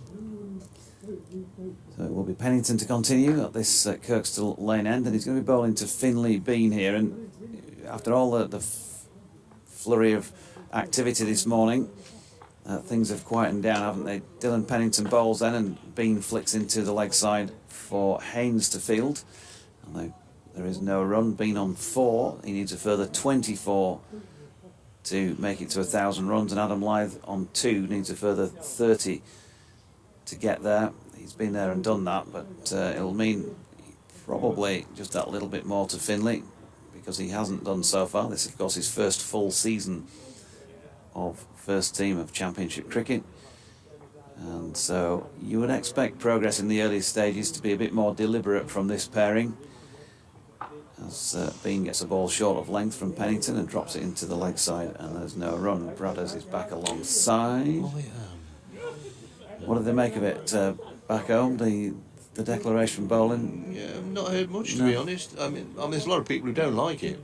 Don't like declaration bowling, do they? They think it's not part of the game.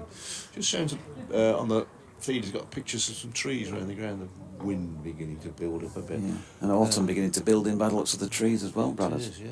Pennington to Bean, who's pushing forward. That's a good delivery by Dylan Pennington. Wide of off stump. He didn't play, did he, in the match at New Road? I seem to remember him being on the periphery there. Maybe a bit of an injury, was it? Something like that? He did have a bit of a twinge, yeah. Yeah, one or two comments saying somebody turned on at 11:15 and said, "Oh, Worcestershire are batting well." No. Well, they did bat well, but then they were gifted them. I think it was quite interesting when that discussion came about in the middle of the field between the fielders and the two batsmen. Yeah, Pennington in, and Bean opens the face, and we'll pick up 4 here. Runs it wide of the cordon, well beyond anybody's grasp. And we'll get 4 down towards the control tower in the far southwestern corner of the ground. Because, Adam Lyth seemed to be sort of leading the negotiations. Yeah. He seemed to have a fair bit to say about it. Well, as a batter, I suppose, you probably do want to get in your 2 penalties. You don't want the bowlers to decide how many you need. You want to say, well, what do I think I can get here? Yeah. So 3 slips, a ring field, and Joe Leach way off down at long leg in front of the Taverners stand as Pennington is in, and that's wide of off stump, and Bean leaves. So 10 without loss. Early doors, we have a smattering of spectators. They've kind of reduced gradually as the week has gone on. Thought Friday there might have been a few more in ready, just to see the potential for a run chase on this final day, and also just the last rites of the season, really. Pennington turns, makes his way away from us, round the wicket, and Bean gets the ball just outside off stump and punches it into the offside to complete over number 6 of this Yorkshire second innings.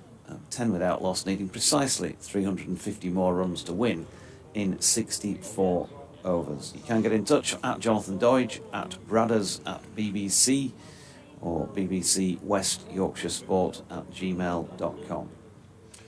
And it's always good to hear from you. You might want to just give us your thoughts as it's the last day, whether you're Worcestershire or Yorkshire supporter as to your team's season. What do you think? Clearly, Worcestershire promotion, we've talked about that, but positives in terms of what's been going on the field, and negatives if you feel. Leach bowls off the back foot, punched away into the offside by Lyth. Should we not call them negative? We'll call them points for improvement. Points, yes. In the end of season positivity school report. I mean, Worcestershire reached quarter-finals with the 2 knockouts and got promoted, so they'll be fairly pleased with their season. After a lot of early season criticism, Leach in bowl short, smashed away. A good stop there. Kashif Ali is at backward point, and got down well to his left to prevent that one going away to the boundary. the shadow at the far end of the ground, Joe Leach walks into it, the shadow from the Howard stand, before he turns and comes into bowl. And does a bit of walking backwards, which apparently is very good for you. Is Leach in and bowls, and this is flicked away for a couple. Pennington from fine leg comes round to do the fielding. Yorkshire go to 12 without loss. It's good for you walking backwards. It's a Chinese thing, apparently. Walking backwards improves your memory. And I heard that on Radio 4, so it must be right. Yeah, there's a program where do one thing to improve your life, or something it's called. That was amongst it. There's all sorts of things. I learnt a lot, which, as most people know, it's not difficult. It's a fairly fertile land. My brain is Leach in and bowls and forward defensively, comes line, plays the ball back down the pitch. These two would have bowled, batted and bowled against each other a fair few times. Leach and Lythe, they'll be old opponents. I did point out, actually, on the first day here, that Worcestershire have never won at Headingley. They've won in Yorkshire, various different grounds, but they never won at Headingley. Don't play it that often for a 4-dayer. Leach in bowls, and this is a good shot, nice shot from Lythe. Perfectly timed. Oh, he's hit the sawdust, but the ball has still made it over the rope. Yeah, he hit it so straight, he missed the stumps marginally. Then the ball hit the pile of sawdust at the other end, but it had the power to get beyond the sawdust to the rope. Yeah, well, that's an impressive leap off the sawdust there. Nice shot. Lythe goes to 8. Bean has 8. Yorkshire are 16 without loss. Leach rumbles in again, and this time turned on the onside, where Ben Gibbon is the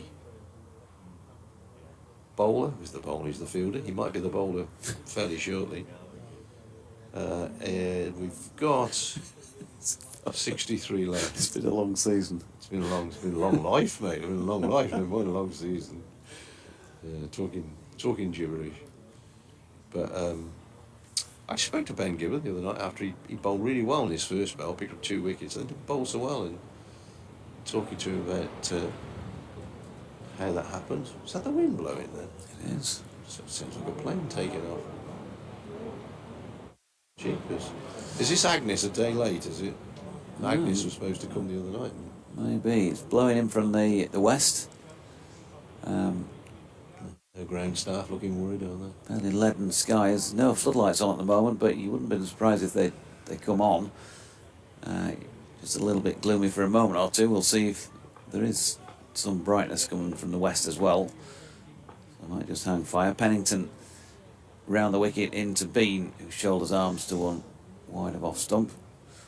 Finley now 20 shy of that 1,000, and Adam Lythe therefore 22.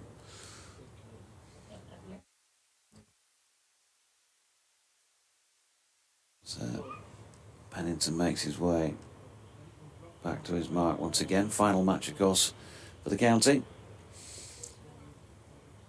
Yeah. Final match at the moment, is what we say. Yeah, okay. In this stint, as this ball short of length is diverted out to point where Kashi Valley feels no run. Tony says, given the quality and quantity of his cricket this year, surely Matt Revis is worth his county cap. Or have I missed something? Not there today, having been there the first 3 days. Don't like Dolly bowling. We will be stronger next season. Dolly's not bowled yet. He might get on in a minute. Pennington just having to give the ball a fair old rub on his shirt as he turns. Makes his way in. Finley Bean really giving the bat a whack on the Headingley ground, and punches this one nicely. Just used timing to get that away in the offside. Dolly does the fielding, and they get back for 3, which takes Bean into double figures. 11 to him. Partnership now 19, as is the score without loss. Still 3 to come in the over. A few Worcestershire players playing probably their last game.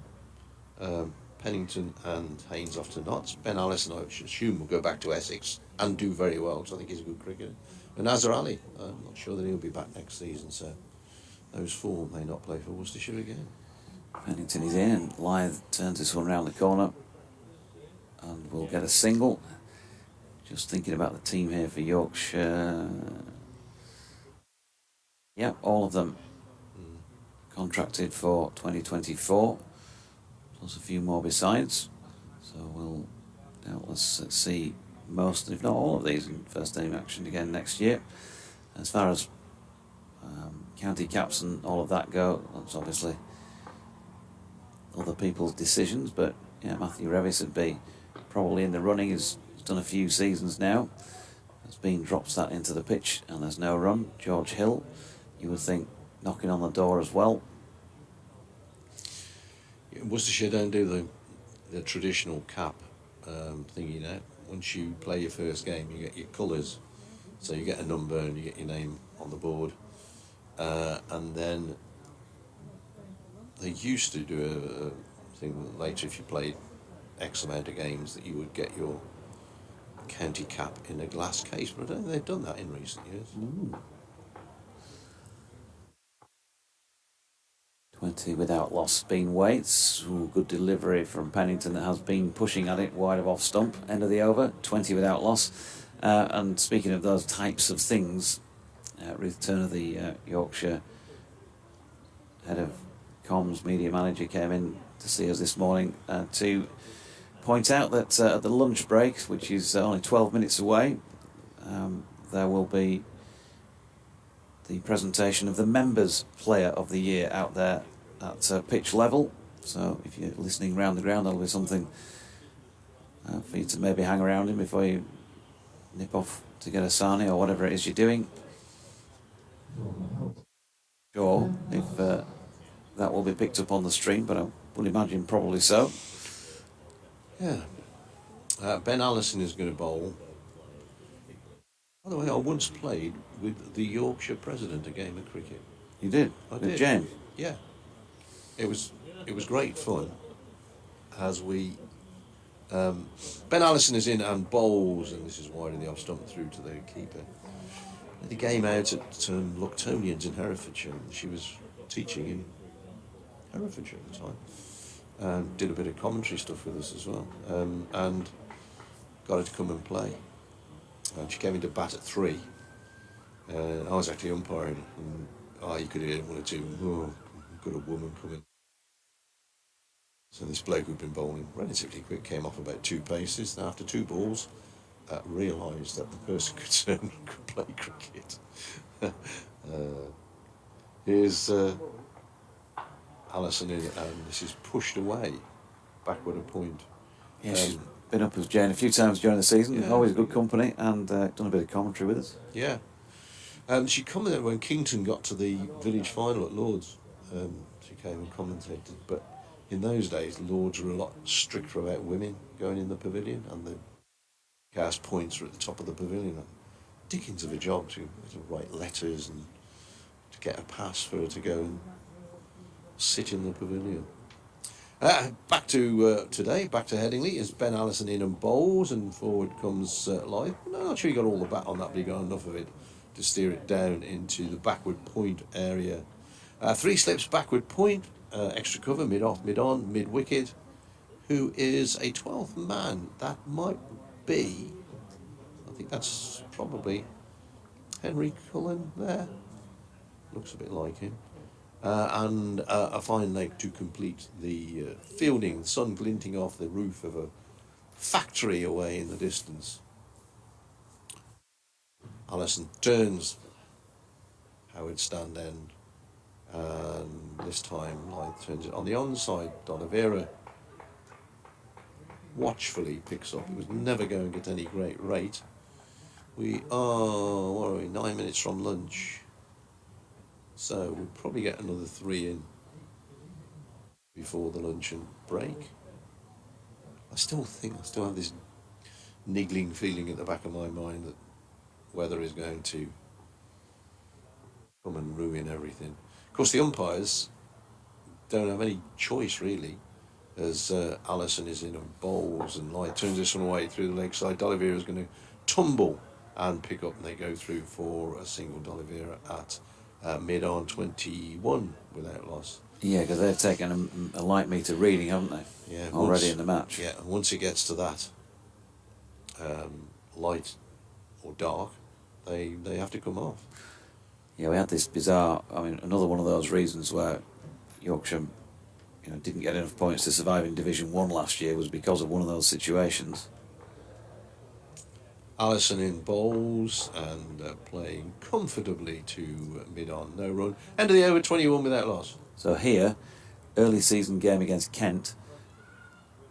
Can't remember the precise figures, but final afternoon, Kent were all out or declared. I think it was the former, and Yorkshire needing roughly 120 off about 20 overs or something like that, 18 overs perhaps, and they walked out the opening pair. There was a black cloud overhead, the floodlights were on, there was no wind, and the umps had already taken the reading early in the match before a ball was bowled in the Yorkshire innings. They came off and never got back on. It's one of those again where you think, 20 over thrash, 100 and just over 100 could have been winning points with 10 wickets to play with, but anyway, there we go. Dylan Pennington, that's pulled round to fine leg by Adam Lythe, who gets a single.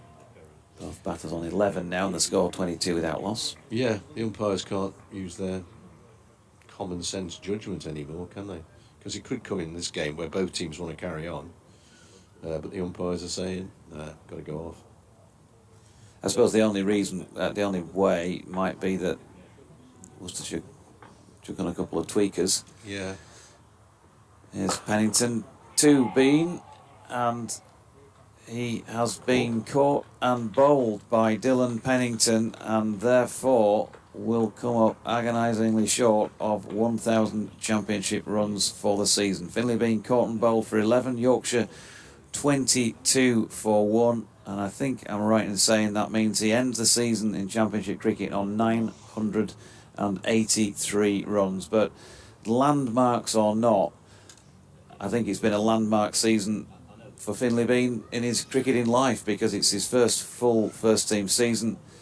He's played some tremendous innings, not least the 100 he got down at New Road early in the season. He's had 3 of those. He's walking off with his helmet cocked on his head in clear self-disappointment.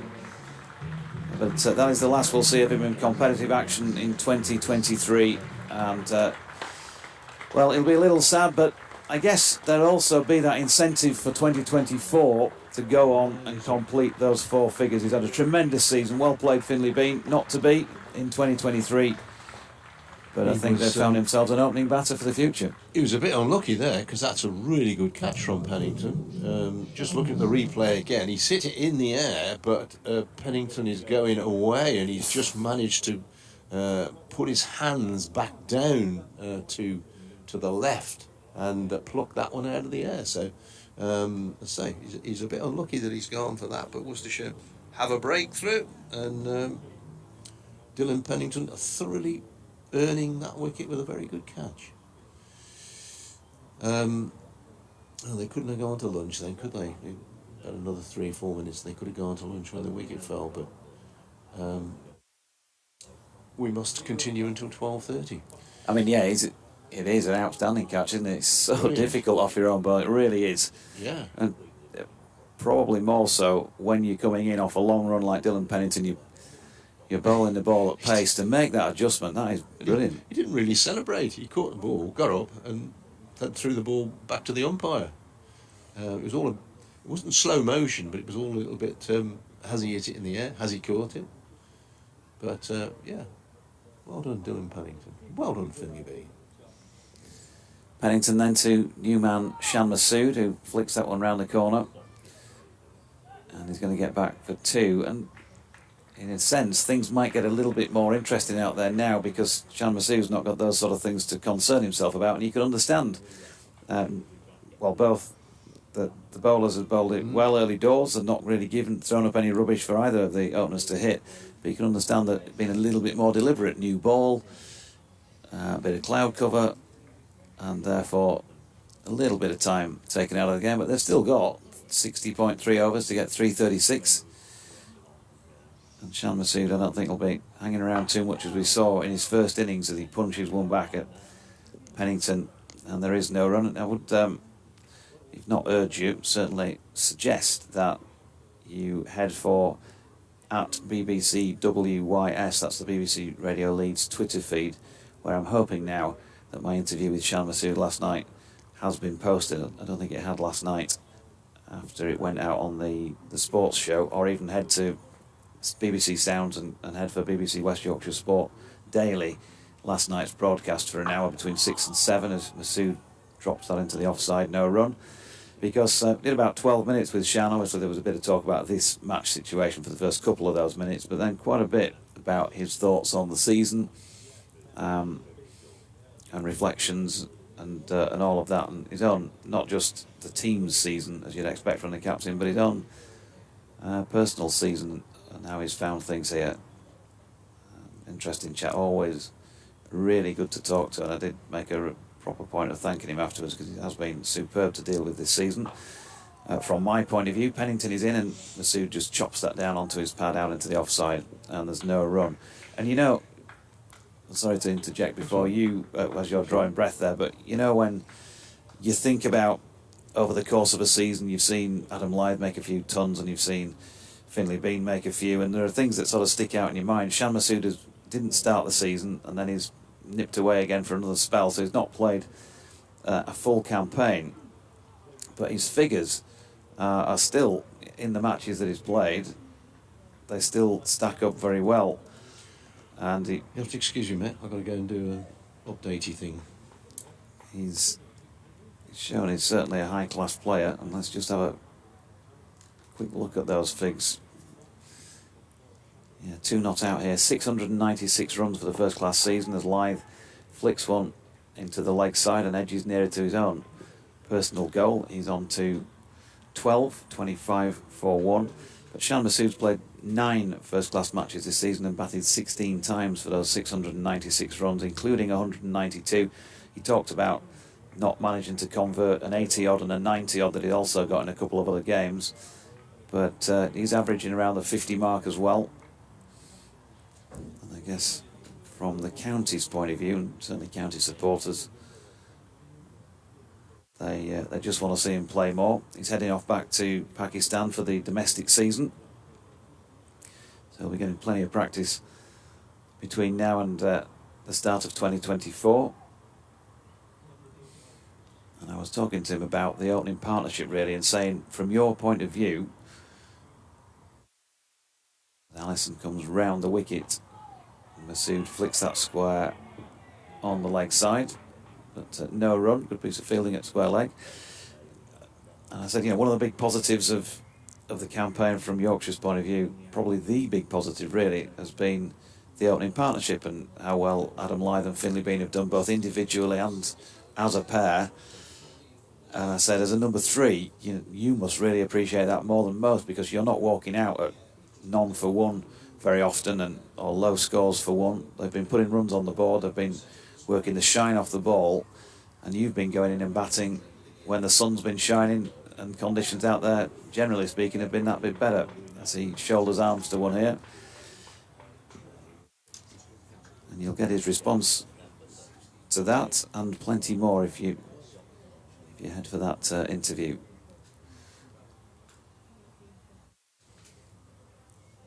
But just like, well, all the lads in the team really, whenever I've got to speak to him, great to have a chat, and he's been fantastic in that respect this year. Trying to score himself a few runs here and maybe nudge that average over 50. Here's Ben Allison into bowl, and Masood is forward, just pushing away on the offside. The white-hatted Kashif Ali comes into field. The sun is back with us. It's a day of real contrast, this. Obviously, when the clouds come between the sun and the earth, it goes darker. but it goes considerably darker. But we haven't had the floodlights on so far today. Here's Lyth has dropped his bat at the non-strikers end, but here's Allison in and bowls and pushed by Masood out into the covers, where Jack Haynes is the fielder. And there is no run, 25 for 1, Yorkshire. We could have one of the most exciting finishes of the season, or we might not. It all remains to be seen or heard, wherever you're picking us up around the world. And let us know where you are. We always like to know where people are. Who's our most far-flung? We had a chap in Tibet for a short while, as is an ex-ball was turned away on the onside. There should be one. Ben Gibbon is after this one, and Gibbon, who is left-handed, picks it up with his left hand and gets it back in. So there's a loud shout of no. Yeah, a chap who was working in a monastery in Tibet, which in Tibet or Nepal. It was one of the two. Anyway, it was up there in the high countries. There was a general drift off here at lunchtime.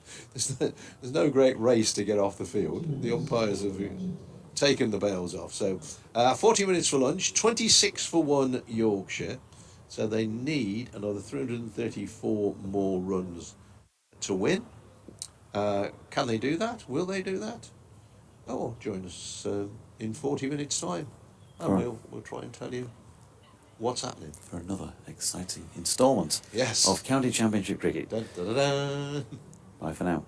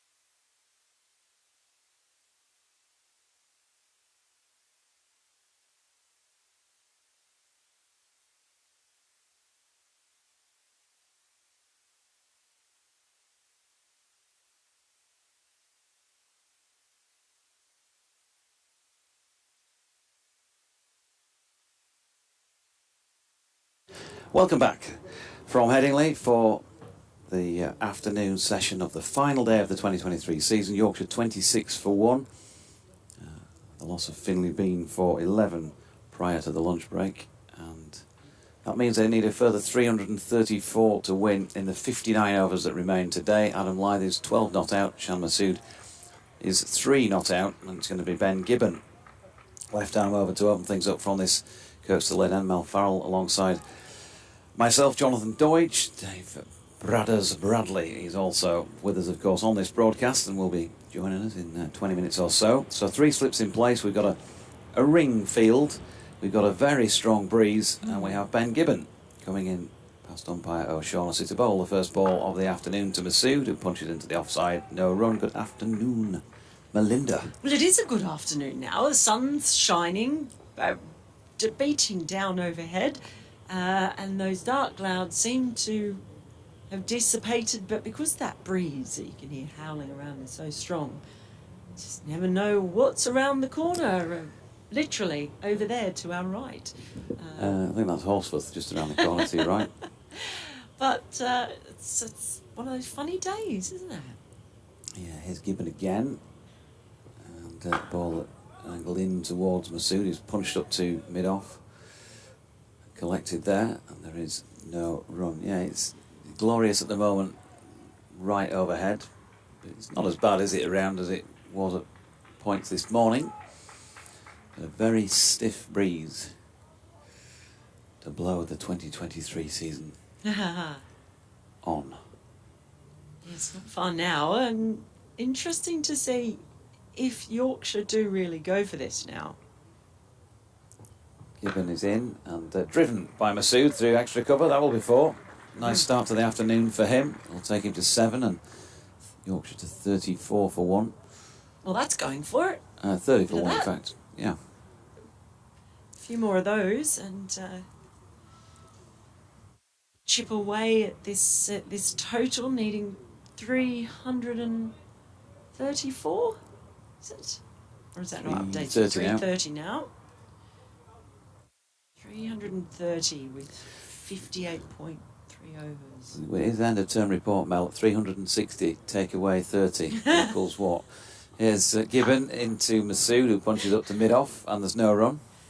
Maths was, Well, let's see you write it down kind of maths was properly in never my columns, strong tens, point. units, tens and hundreds, please. No, I was an English and ancient history girl.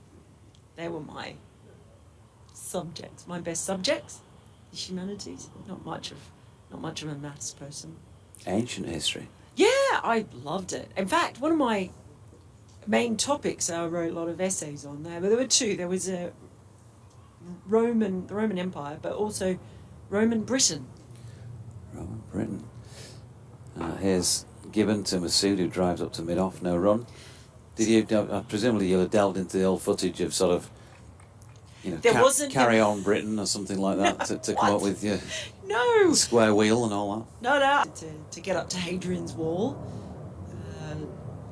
And Bath, of course. Or you'd call it Bath. Absolutely would, because that's what it's called. Bath.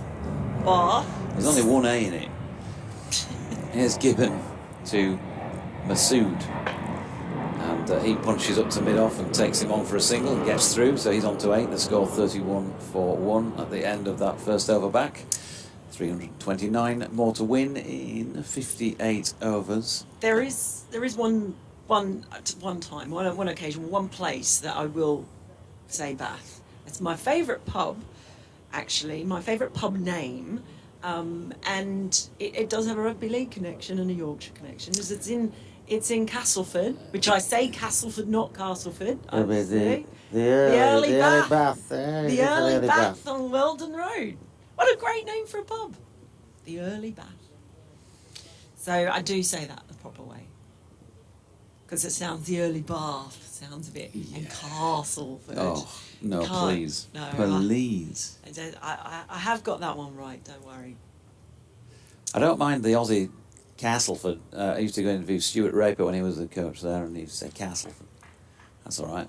But Castleford, please. Yeah, mighty Cass. In comes Alison now. He's around the wicket, and that first ball driven back to the bowler, just gets a hand on it, dribbles away to mid-off. They won't get a run. So no, they're very interesting, and I love the old names. Boudica with Queen. She was a great British queen who fought off the Romans, and Boadicea, as she was taught by name at school. well, there's two spellings. One was the Yeah. That was the Boudica. name that we were given. Oh, Boadicea. Allison is in around the wicket again, and that just punched out to mid-off by Masood, no run.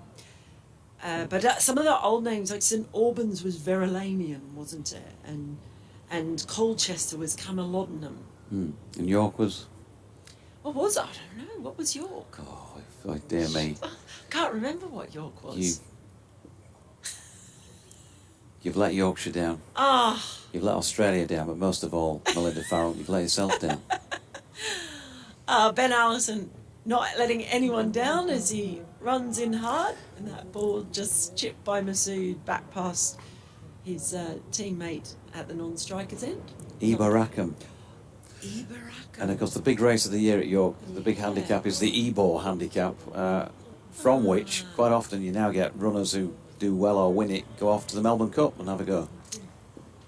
There you go. See, I mustn't have actually done much on Ibaracum. No. Did more on other areas. As Allison is in, and that one's just flicked down to mid-on. Another dot ball for Masood. So you'd have gone to places like Housesteads and Vindolanda, would you? Up on the wall? Yes, Chester's?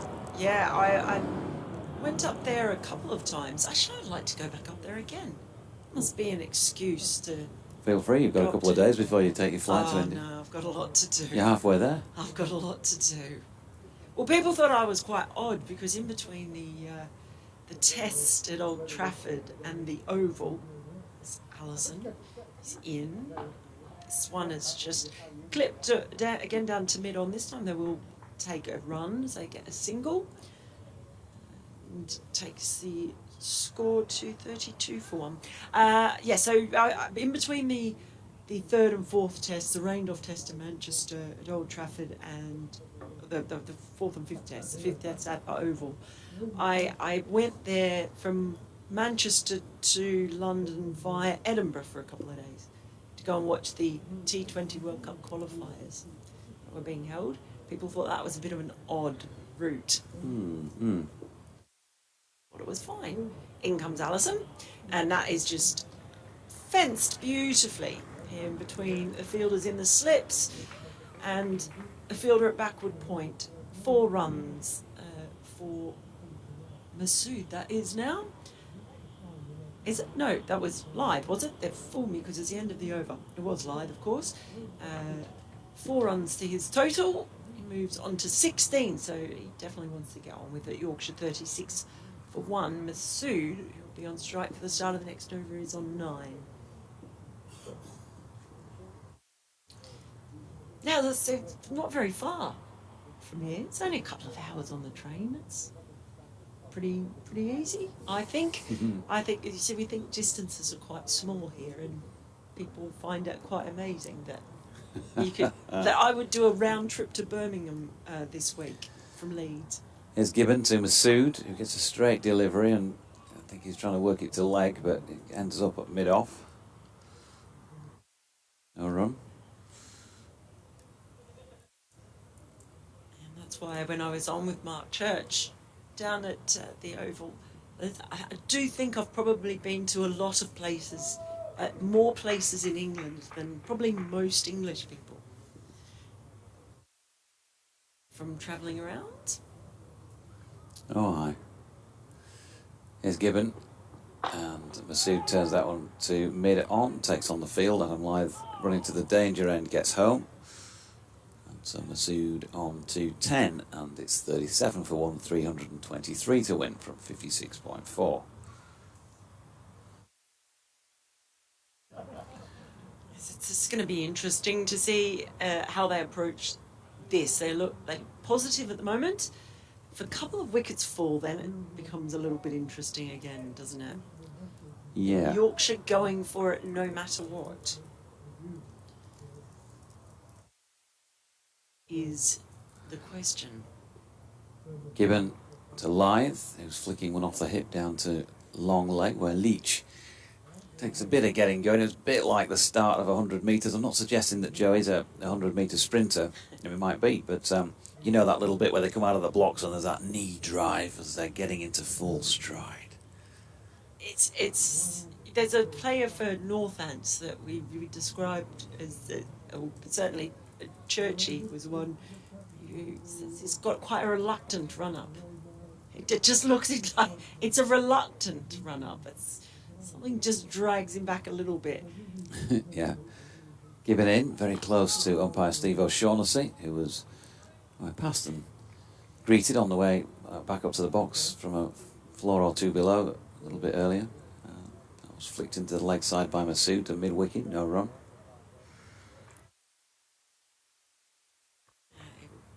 It's speaking of the run-ups and the things, I have become quite fascinated by this little Gibbon's little bob of the head halfway down.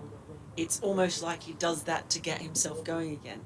Just when he gets to the marker, there it goes. It's like he's trying to shake something off his head. And he bowls this one to Masood, who's flicking off the legs. Leach this time doesn't have to particularly sprint out of the blocks to get round for that one, and keeps them to 1. Yeah, they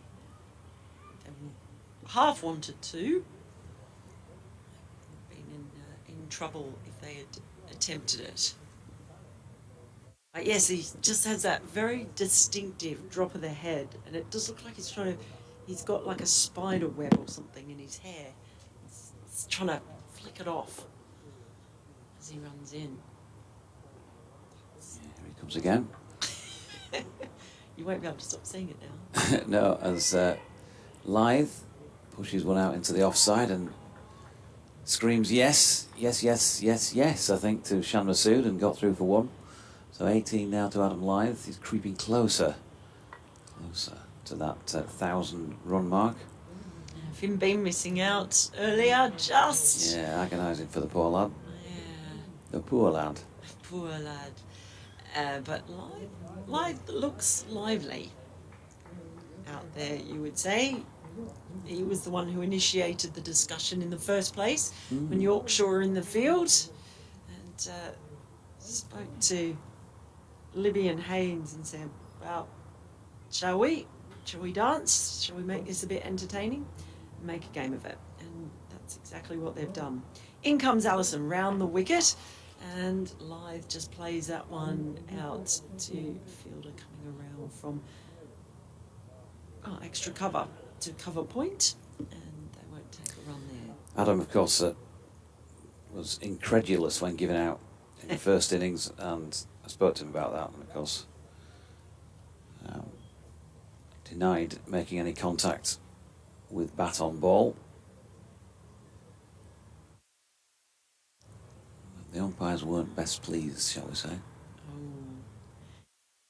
In comes Allison, and he's punched that one through to the covers, but they won't be taking any run there. And in the meantime, I did tell you this was going to change about. Now all of a sudden, the grey clouds and the dark clouds are back, and I'm taking off my sunglasses because I needed them before. So They kind of sort of, they remind me of those couple of videos that Tracy Ullman made in the 80s, you know, something like Breakaway or They Don't Know About Us, something like that. It could have been even Sunglasses, the song. Joe Leach at mid-off, no run. Is that a good thing or a bad thing? Well, I mean, she had some chart hits. And then disappeared off to America, didn't she? I think she was a British comedian who I think was very successful in America with her own TV show. Because of her sunglasses. Probably because of her sunglasses, yeah. Obviously nothing whatsoever to do with her talent. As Allison begins his run-up, he's in around the wicket. And, it's jumped on Lythe a little bit, and he ends up playing that into the ground on the leg side, though. Yeah, dealt with it pretty well, didn't he, in the end? Yeah. Bit of extra vim and vigour in that ball. Scott Wilson has tweeted to the likes of Adrian Harms, Dave Bracegirdle, Scott Reed, Ant Gibson, Mark Church, Martin Emerson, yours truly, Kevin Hand, Nick Webb and Radders. And any others he's missed, thanks for the comms for the season, much appreciated, and I'll return that to you, Scott. Thanks for taking the time to send it. Alison's in, and that's just carved away beautifully behind point. That's going to go all the way to the boundary for 4 runs. Nicely played by Lythe. He just let that one come to him, opened the face, sent it packing. Another 4 to the total, so Yorkshire now 44 for 1. Lythe has moved to 22 and Masood 11. 316 needed now. Is that right? My maths is okay? 316? Yes. Well done you. It's showing on the board. I didn't even realise that. Oh. Here's Alison. And that one has just jammed out into the covers. Nicely bowled, nicely played. And the end of the over. So 44 for 1 Yorkshire. Needing 316 more runs and 55 overs. Magnificent mathematics. We're almost at 50 over Magnificent. game. What would you want to be chasing with 50 overs, 1 wicket down? It's still quite a lot, isn't it? Yeah, well, it's quite a lot when there's no fielding restrictions. Yeah. There is that to take into account, of course.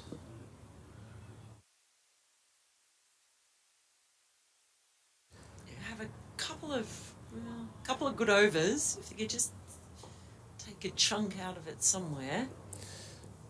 So here's Gibbon to Masood. It's speared in at his feet here, and that's a beautiful shot by Shan Masood. If you were showing that coaching video of how to just flick that one away on the leg side, the way he's going, isn't he? Slightly offside of it, but he manages to hold his balance and just helps it on its way around the corner. Elegant player. He certainly is. Makes it look so easy as well. So he's on to 15. Partnership now 26 at 48 for 1 Yorkshire, needing a further 312 from 54.5. Gibbon turns, coming in past the right shoulder of Steve O'Shaughnessy, and Masood again flicks a ball that's not quite as full in the same general direction. It's going to be pulled in with a concession of 2. 50 up for Yorkshire, 50 up. 50 up. Hopefully next season I can come back up here and I'll work on it. Just don't you get ahead of yourself, young lady. I'll work on it. We'll go out and I will talk in my generic northern accent, which ends up being a hybrid of Yorkshire and Lancashire and everything else. We'll see if I can get away with it. Given in. Oh, shot. That is another cracker from Shan Masood. Leans into it and right over the top. Has driven it away firmly wide of mid-off for 4 more. That is an absolutely glorious shot. He knew that was 4 straight away. And he's just showing all of his class today. Is Shan Masood, as he certainly thinks this is a total that's very gettable by the way he's batting. And if he keeps playing shots like that, it will be gettable. Yeah, I think we've seen enough to know that he's a quality player. He's obviously had his struggles in white ball cricket this year, particularly, well, T20 cricket anyway. Not maybe as fluent as sometimes circumstances dictated. Gibbon is in, and Masood elbow up, punches it to mid-off. They've just taken out a slip, by the way, and brought him in at short extra cover on the wicket ends. 54 for 1, but we saw in the 50 over competition when he played, his qualities didn't manage to tick off a ton in that, but he played a couple of good knocks, and I think either 50 overs or this format would without question, be better suited to his game than T20 cricket. As he punches one up to mid-off, and there is no run. He comes in and quite sort of serenely moves on into, into starts on the scoreboard like he's got now 21, without really looking in any danger so far. There's been a couple of knocks earlier on in the season where he's kind of batted himself out of a bit of form at times. One of those being in one of those 50-over games at Middlesex, where he was striking it really cleanly, and then the longer he went on, the less fluently it went, which is strange, isn't it? But sometimes happens with batters. As he drives this one up to mid-off, and there is no run to complete that over at 54 for 1 with Masood 21, Lyth 22, and a further 306 more to win. But we talk, don't we, about the elegance of left-handers and how lovely they look, and Masood's got that sort of touch for a right-hander. I think we might be doing a swap. We're doing a swap. Actually, you there's no point in asking you for a comment, is there, when you've got to do a swap? Yeah. Okay. Who's leaving? You're the boss. You're captain. I'll just stick around if that's all right for now, because Adam Lyth is 10 shy of You stay. getting to 1,000, and it'd be quite nice to mark that moment if he gets there, and then I'll disappear. And so Josh Baker coming into the attack at the Howard stand end. Adam Lyth then on 990. That's for the season, not today. Yeah. Point that out. Yes. After the fiasco this morning, he could have got 990 today. Good point. Brothers is back. Josh Baker it is. Left arm over, bowls to Lyth, plays the ball out on the offside. Worcestershire obviously think this maybe is going to spin a bit. We can actually see the bowler's hook marks on this pitch from the fact that the bottom of their boots got a bit moist and left some imprints. Lyth is forward, plays the ball back down the pitch. Bowler himself does some fielding. There's a slip, a backward point, extra cover on the boundary, extra cover saving one. Mid-off, mid-on, mid-wicket, deep square leg and a fine leg. Baker bowls, and this is that the fine leg coming into action. Ben Gibbon down there. One more to the total. The Yorkshire are 55 for 1, need another 305 for victory. The one slip is Ben Allison. I've been seeing his praises the last couple of days. I think he's a really good cricketer. Bats well, bowls well, and obviously catches well. Next ball turned to square leg, where Gibbon is again the fielder. One more to the total. The odd smattering of spectators in the Howard stand at the end. Quite there's still a few away to our left in the seating there. It's here for the final part of the season. I completely lost track of that. He was trying to pull it somewhere not quite towards us, but down the western terrace corner, the sort of Did he toe end it? northwest corner, and he absolutely toe ended it, through mid-wicket. Well, I'm looking down here to see what Ben Gibbon was sort of jogging away to his right. Anyway, he picked up a single. Didn't go where hardly any of us expected to go. Again, turn on the leg side. They're going to have to be quick this time. The throw comes in from Jake Libby, but misses the stumps, and there could be some buzzers here. Kashif Ali has got to go running off to complete the fielding. His throw back to the wicketkeeper's not great. It's a bit of scruffy fielding. It's like our village second team fielding there. Well, I was watching a montage of the Twitter, the X account, That's So Village, the other day, with some hilarious stuff on it that really does happen. It's not set up, is it? It's just stuff that actually happens in league or village cricket matches, and that was sort of the type of thing you'd see.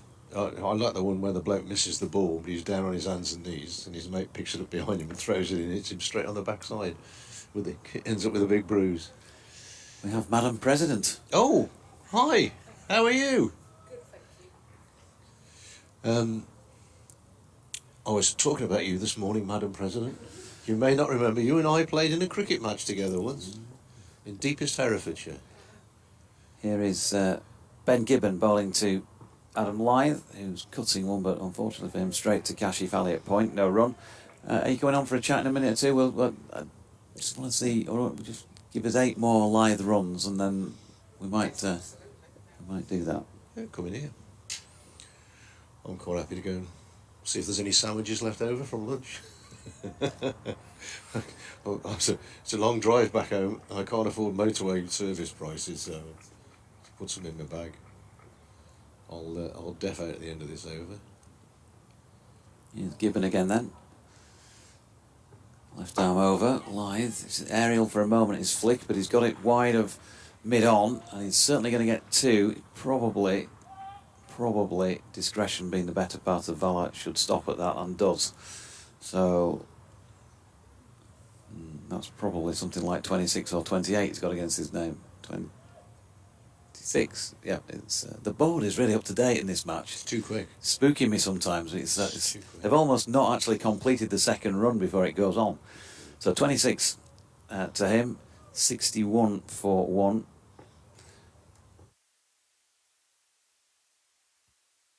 And Gibbon in once again, wide of off stump, and there's 4 of them. That's a beautiful shot by Adam Lythe. Bit of width from Gibbon, but my, did he time that well. Open the face, and that has pinged out towards the nets, down through third man for 4. I'll jump out, let your president in, and she can tell you all about the wonderful time she had teaching in Herefordshire and Worcestershire, and what nice people we are.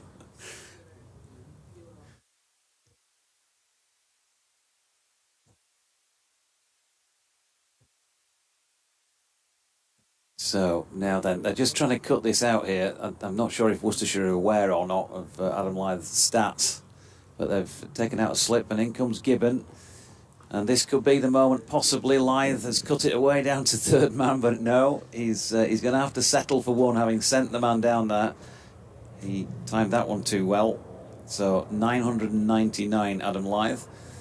Shan Masood will now be on strike for the next delivery. 2 left in the over. Good afternoon, Madam President. Good afternoon. Good to be here. It's the best weather of the match so far, isn't it now? We are indeed indebted to you for your presence.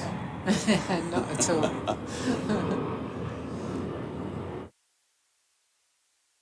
So Gibbon in the Headingley sunshine on his way in towards Masood, who's flicked that one the onside straight, struck it pretty firmly as well.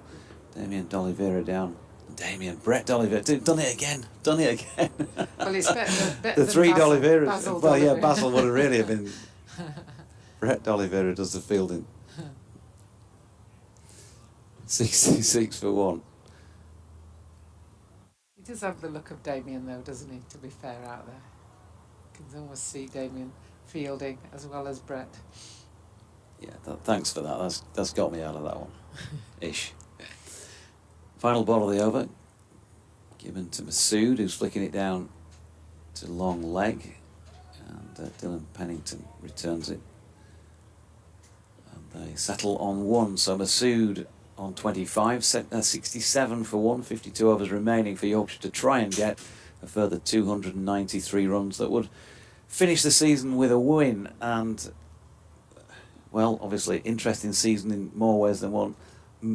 Just about all of which we'd already covered when we've had chats. Jane did points deduction, etc., etc. But, I mean, from your point of view, how's it been, first season as Prez? Yeah, I off the field, then, I've enjoyed it. I've enjoyed meeting different people around the grounds. On the field, we've got some good youngsters coming through, but we just haven't had that killer instinct at the times we've needed it, really. There's been so many games where just the odd wicket or a few more runs would have seen us home, and we didn't quite do it.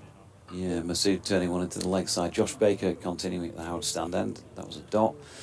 And then I'd also kind of say that the weather has been well, so bad. I was just about to say, I learned yesterday that this was before we lost overs yesterday. Yeah, Masood flicks one round the corner. That we lost 37% of our overs to rain.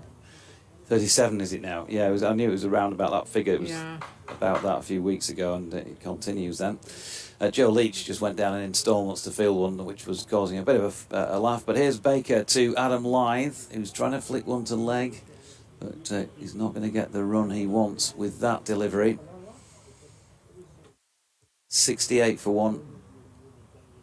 Final innings of the season. It's blustery out there in the middle, as you can tell from Josh Baker's kit. Bowls to Lyth, who pushes forward well outside off stump. And that would have struggled to hit another set. So no wonder the appeal was stifled. He's making sure he gets something behind it after yesterday, though. Oh, he was not chuffed, I think it's fair to say. So Lyth on 31, in comes Baker. He flicks it round the corner. That is it.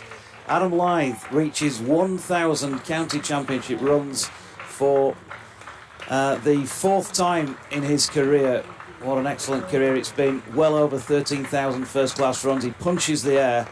Lovely moment there with his captain, Shan Massoud. He made 1,509 runs in 2010, 1,489 in 2014, one of the championship winning years, 1,133 in 2016, and now exactly 1,000 in 2023. It's been a long time between drinks in that respect for him, but he's shown, hasn't he? He started off that career well back in 2010, right at the, in the early stages, and he can still do the business at 30 something, shall we say. Yeah, and he's formed a nice partnership with Finley Bean as well. Disappointed for Finley they didn't quite make it to 1,000 this innings, but they've really built a good foundation at the top, and it'll be really exciting to see them take that on next year. And a good way to bring up a slightly belated celebration of his 36th birthday, which was the day before this match got underway for Adam Lyth. And maybe, I think we'll probably all feel a bit for Finley being 17 short, but he's got goals, hasn't he, now, for the future? He's got something to try and... He will, and I presented him with the Supporters Player of the Year at lunchtime, and I said, you've got to do that again next year or better, and he said, I'm going to. So he's already set that goal for next year, which is nice. Allison on now at the Kirkstall Lane end, and Shan Massoud pushes deep into the offside. It's going to be reeled in for the concession of 3, so Massoud will move on to 30. The partnership now 51 for this second wicket, 73 for 1, 287 runs to win. There we go, polite ripple of applause. I guess with 50 overs remaining in the match, then the time will be to push on now if they are to get near this total. 21 of those 50 to Adam Lyth and 30 to Shan Massoud, taking them 59 balls. And we're checking the ball now. Okay. This must be about the 6th or 7th ball check, I think, in this game. Yeah, it's been changed a few times already. So what does Presidential Winter have in store? Yeah, I've got a few speaking engagements. I know Woolwell Cricket Lovers Society, Sheffield Cricket Lovers Society. The MCC asked me to go and speak, but I'm, with my day job, I'm taking the learning disability team to South Africa to play South Africa and Australia in November, and then in December I've got the Deaf World Cup, so England Deaf team playing out in the World Cup in Qatar in December, and then it's a ball short of length, and Adam Lyth sized that away backward of points, and 4 from the moment it left the bat, super shot. And then in January I'm taking the physical disability team to India, so it's a busy winter as well as a busy summer, but what a lovely job I have, really. Watching cricket, supporting cricket around the world. So a few sort of speaking engagements, and we've got the Diamonds dinner tonight, so that'll be a nice end of season event. I'm quite good at carrying suitcases, Yeah. Allison to Lyth, punches up to Leach at mid-off, no run. And then watching Kent and Middlesex games to see where we're going next summer.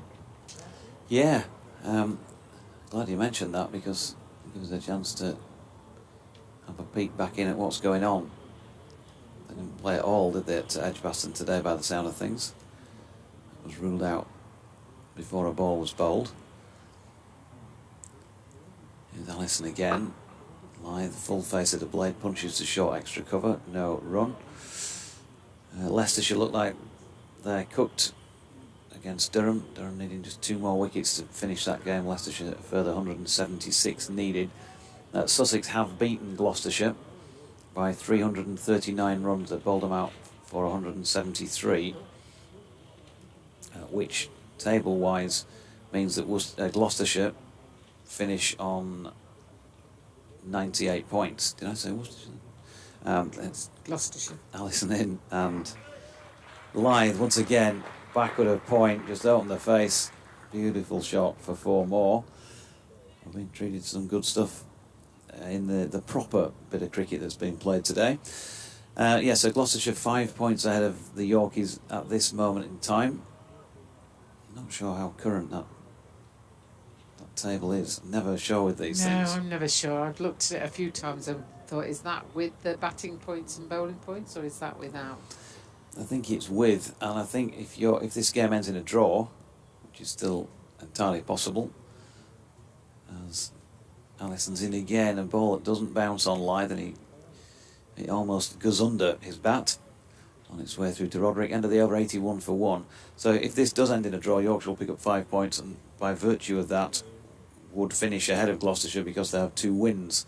So I mean, it bears stating that the county has never finished 18th in a county championship before. It's finished 17th when there were 17 teams. It has never finished 18th. So it would be a first in the history of the club if they don't manage to get off the bottom today. But I think 5 points from the draw means that they won't, and obviously win points would make that certain. Yeah, it's a very difficult season. You know, going back to the 37% of overs lost, that's a massive chunk out of games. You know, we went down to Gloucestershire and didn't see a ball bowled there. Yeah, Masood flicking one backward of square leg. Leach can't reel it in. And square leg round to do the fielding, and they get 2. Yeah, and that's why I think, look, white ball cricket probably, more or less, Lee said soonest mended on that front. There was a run of 6 T20 games in the middle where they managed to string 6 wins together, which is unusual in that form of the game. But then before that and after it, clearly wasn't the best, so didn't progress in that as they had done last year. And white ball cricket in the 50 over comp, maybe not as good as it was a couple of years ago. So, but I think in red ball, as we've just seen another dot there. Baker in and Masood punching up to mid-on, takes on the field and wins it. 82 for 1. I think in red ball cricket, for all, whatever the league table says, as I've said earlier in this match, Jane, for me, they're right up there challenging for that second promotion spot at the very least. Whether or not they would have got it, had all those overs been bowled, we'll never know, but I think it's a pretty fair bet that there would have been, this would have been a big match, as it probably turns out, as Lyth pulls one backward of square leg and they get back for 2. Yeah, I think that's fair to say, and I think that's, now that we've put behind us the fines and points, etc., then there'll be no excuses next year. You've got to just crack on now and just move it all forward positively. Lyth punches one up to mid-on, and again he's quickly through. And they get another one. So at the moment, just accumulating away, and there's still plenty of time if they do manage to get in the 49.3. Or 49.2 as it is now, 275 to win. I mean, the highlights for me have been people like Revis and Hill and Bean, those younger players that have just come through and shown that they can compete at this level. And with 1 more year's experience under their belt now, then hopefully that means we'll take it on next year. Yeah, Baker to Masood, flicks it into the leg side, no run. I mean, if you can be positive about playing Division 2 cricket, then I think, for me, it just gives some of the younger players, if you like, just a little bit more breathing space to develop their game, because it will be, if they're good enough to get up next year, and that's obviously far from a done deal. But will be tougher, clearly, in Division 1. And so, just to get that more experience, more runs under your belt if you're batting, more wickets if you're bowling, to prepare yourself, for what you would hope might be a step up. Yeah, and it's never easy to do that step up, but I think, as you say, the fact that we've been able to play the youngsters, particularly in the last round of games, then I think that's going to put them in good stead. I mean, let's be honest, apart from Surrey, we're probably the county that loses the most players to England duties. And we just haven't seen our England players this year, really. Johnny Bairstow at the start when he was coming back from injury. Yeah, Alison to Lythe, who's cut that one square. Cashy Valley round to do the fielding, and they're back for 2. Adam Lythe on to 45. And the total to 87 for 1. Ken Lashley has emailed in, says, "Afternoon, JD. This puts me in mind of the final day of 2016. I caught the train in Norwich. Our youngest joined me at Colchester. We made our way to Lords. All we needed was quick wickets in the morning and knock off an easy target to win our 3rd championship in a row. Heady days, but it wasn't to be. Middlesex dug in the morning. Gale and Lythe served up buffet bowling for a few overs after lunch, and Yorkshire was set a target. We went for it and got bowled out to give Middlesex the championship. A draw would have left Somerset champions. It would have felt a bit odd to win in that way, and I felt really sorry for Somerset." In comes Allison to Lythe, full face of the blade as he pushes it to D'Oliveira at mid-on, no run. He says, "Perhaps Yorkshire will win this one as a consolation prize, then we can look forward to a proper season next year with no penalties hanging over us.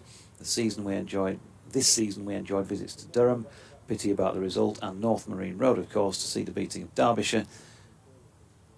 We saw you taking a walk around and enjoying an ice cream." I think I did, yeah, you're right about that. And thanks for your thanks for the commentaries, Ken, and for your correspondence as usual during the season. In comes Alison once again, and Lythe, quiet time that, to drive to mid-off where Leach fields. And John Davies says, "Looks like the Tykes aren't going for the win, and if they don't, it'll be disappointing end to what I believe has been a poor season. However, some great performances from the youngsters this year, in particular Hill and Bean, so hopefully they can put behind them the problems of the last few years and look forward to a successful 2024. Thanks for the commentaries, etc." Thank you, John.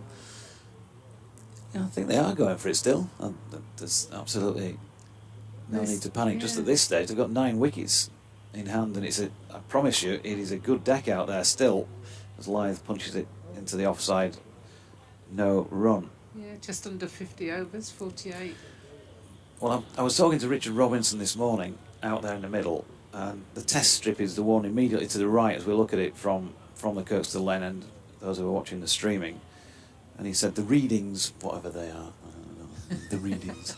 There is a palm readings, is it, or something?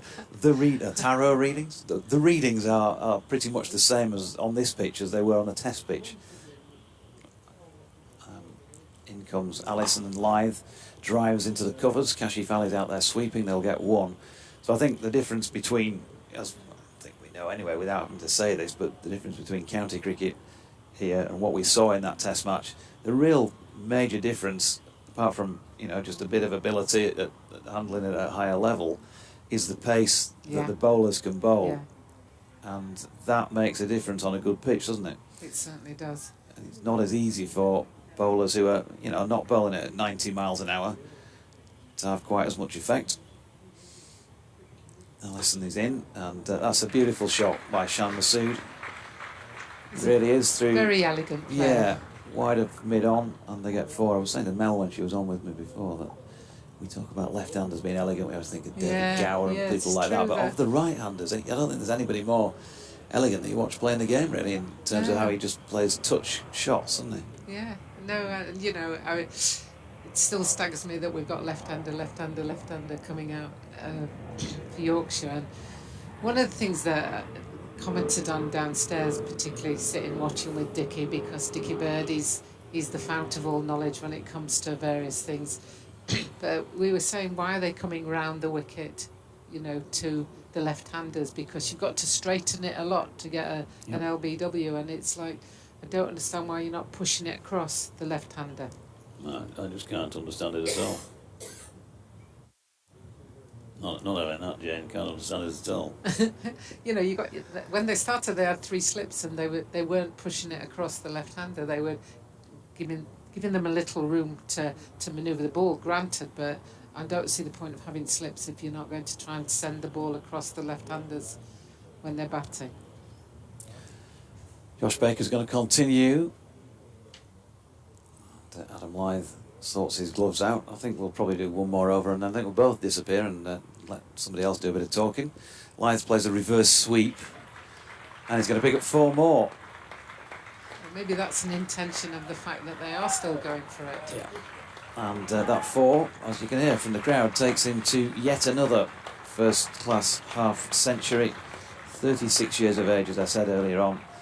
He's got 32 first-class hundreds, and that's now a 69th half-century to go alongside him, a highest of 251. He's been an absolutely fantastic player, hasn't he? He's averaging 38.13, going in at the top of the order in April and May and September so often, and he turns this one into the leg side from Baker, and there's no run. He's going in the toughest spot in the team, really. Yeah, and the run rate suddenly crept up, hasn't it? Because they were 1 and 2 to For a little with while. for quite a while, but now they're pushing it up to 4.39, it says on the board. Another one to Adam Lyth, back of the square.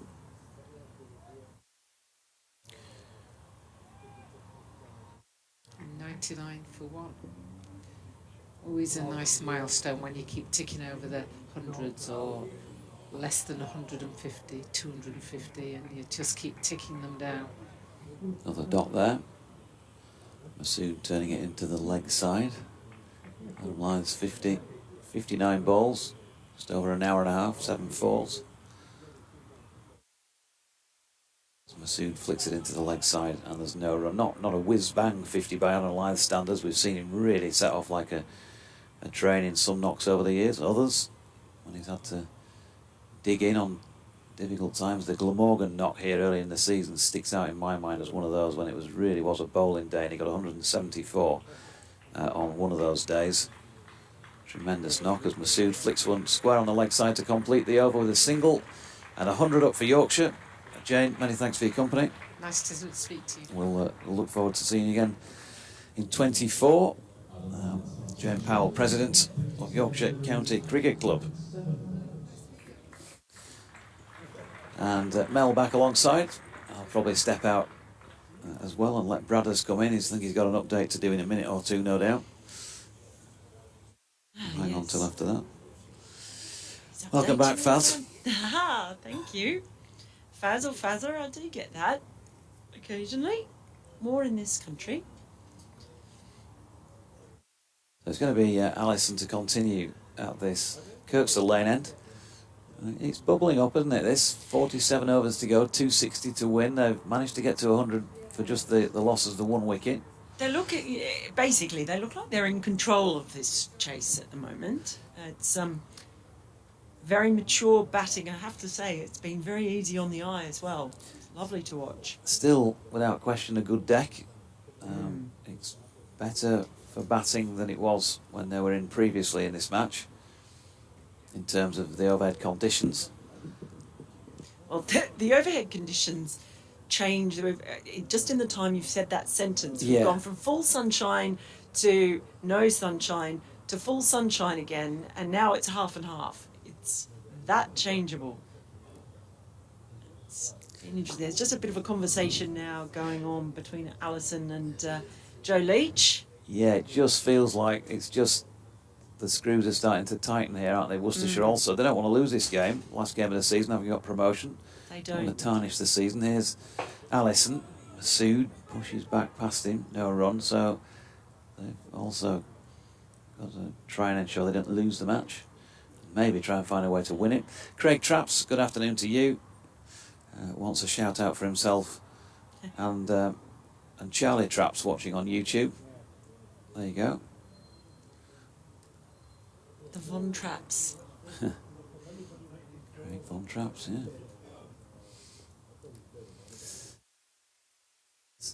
Alison once again, 6.1 overs, none for 30. and he's going to go for 34 now because, for 4 now, it makes it into 34. Shan Masood again. Full length delivery. Just an effortless flick off his legs. His timing today has been outstanding. When someone makes it look that effortless and just seeming to kiss the ball with the bat deceptively, well, it's deceptive in that it looks like there's no power behind it, but it's just the timing is unreal. They brought in a man just off the cut strip, just to the onside of straight, as Allison comes in round the wicket, and Masood flicking into the leg side where D'Oliveira fields, no run. Paul Dyson's been in touch on email. He often does so with any Yorkshire related stats. And apart from the fact that we've already gone through Adam Lyth scoring 1,000 when he made it to 32, Paul adds he's the first Yorkshire player to achieve the feat since 2016 when he himself passed the target along with Alex Lees. So he's the third Yorkshire player to score 1,000 county championship runs in a season 4 times in this century. As Masood is solidly behind this delivery and pushing back past the bowler, no run. He's the only England qualified one to have done so. The other two, Darren Lehman and Jacques Rudolph, were both overseas players. Darren Lehman. Boof. Yeah. Tremendous player. He's got to be considered very unlucky to be born when he was, given the great Australia side of the times and how difficult it was to get in that team. As Masood is going to get 4 runs here. It's too short, this one from Allison, and it's been crashed away off the back foot. Maybe actually not timed quite as well as some that he has, because it didn't really race away, but it was still good enough to get him 4 out to the Western Terrace. Yeah, he just gave himself enough room, I think, to maximise that width. So while it might not have been timed as well, there was enough power behind that one. Enough room to free the arms a little bit. It's been a terrific innings from him, closing in on his 50 now. And we're looking at the ball again here, O'Shaughnessy. Taking it to his colleague out there, so another slight stoppage at 108 for 1. It's been an issue all match, hasn't it, the ball going out of shape? Yeah. This particular batch of balls that they're using for this game. Looks like we're going to get a change again. The umpire was running off, and then D'Oliveira thought, "Hang on, we can't let the umpire do the running." So he's taken a jog himself. Talking of running off, I'm going to do just that. Okay. And D'Oliveira brings back the case of balls for the umpires to choose from. So go through those and have a look as I'm joined again by Bradders. Yeah, they're going to find a better one now. This one will swing all over the place. Hoop like an orange. Like I said, that was really quite funny at the Oval, the last test of the Ashes, that magic ball. I'd forgotten all about that. Had you? Yeah. You'd be the only one then. Well, I thought you might remind me. Nice to see Jane Powell again. She actually taught at a school in Malvern, about 500 yards from my abode. Yes, nice. I haven't seen her for many years. But yes, she was an England cricketer when they didn't get paid a lot of money. I don't think they got paid at all, in fact. I was going to say. They probably had to have raffles to buy some kit. So we've got a different ball. Let's see what they can do with this one. Allison is going to get the first chance. They used to, many years ago, Curtis used to sell off the old balls at the end of the season. Did they? So if you're a local club, you could go and buy a box of balls pretty cheaply, and they were good. I mean, compared to the balls that we used in club cricket, they were obviously a lot better standard. So you could polish them up and use them the next season. So it would probably last you a whole season with about 4 of them. But now, league cricket, of course, you have to have a new ball. So Well, first up with this ball is Allison. He's into Masood, and that's just straight down the leg side. And Masood loves to clip that ball. It won't get 4 this time because D'Oliveira's on the hunt. And a slide and a stop means that they'll get another 2 runs. To 3. They managed to run a third. Looks of it, did they? Or no, is that 2. the end of the over? They did run 2. They and did, it's the no. end of the Yes, they did. Yeah. the end of the over. Yeah. Discombobulated by that ball change, and I lost where we were. So it's Some confusion. it's 110 for 1. Live is on 51 at Masood, not far off his own half century. It's on 48, and they've done it in pretty quick fire fashion, and has to be said with a bit of flair as well. Yeah, quite so. I mean, Worcestershire got some problems here. They need to take a wicket or 2 just to calm it all down. It's become what have we got? Oh, we got a 50 over game now. We got a 48 over game. So 250 off 50 overs. I know it's not a 1 day game as Baker bowls, and it's driven into the ground by Live because you can put your fielders wherever you want to. So there's no fielding circle. You can also bowl wherever you want to as well. If you bowl one down the leg side, it's not necessarily going to be called a wide. Baker, left arm over into the left-handed Live. Just dabs this one out. Back down the pitch, the bowler jogs forward to do his own fielding. A couple of messages from folks while I was sat at the back there. Thanks to as Baker is in. Oh, he's gone for that one, and he's gone, caught at mid-wicket. Good diving catch away to the right, and he'll be very, very, very annoyed with that, will Adam Lythe. He's got himself in, and he went for the big wahoo off the bowling of Baker, and he's hit it straight to mid-wicket, and he's gone. Yeah, that came out of nowhere. He used his feet, charged down the pitch. I think might have just got a bit of an inside edge, really. Yeah. And great catch in the end, well taken, but you can see as he's walking off, he's practicing that shot and replaying it again and again. He's done that a few times. Clearly very annoyed, but the crowd very appreciative of the efforts in the half century of Adam Lythe, and I think there's another round of applause because they've put a picture of Yeah, they did. Finley Bean up there, but I think he was named the Player of the Year. Player of the Year. These are the club, supporters. the supporters Yeah. Player of the Year. Yeah.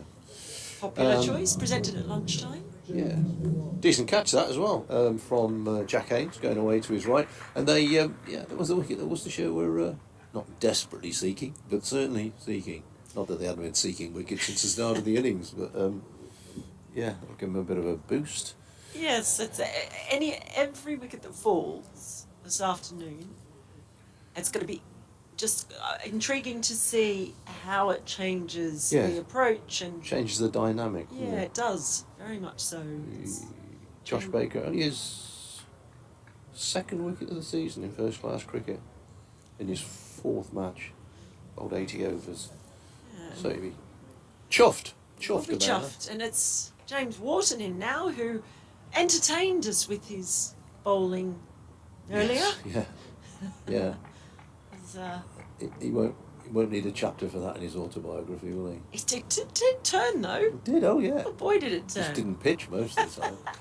Baker in, back onto his stumps, goes Wharton, plays the ball out to Jack Haynes, who is at a short extra cover position. Just the one slip is the only close grabber as Baker is in, bowls, played back down the pitch to the bowler himself. Not been with us all day, by the way.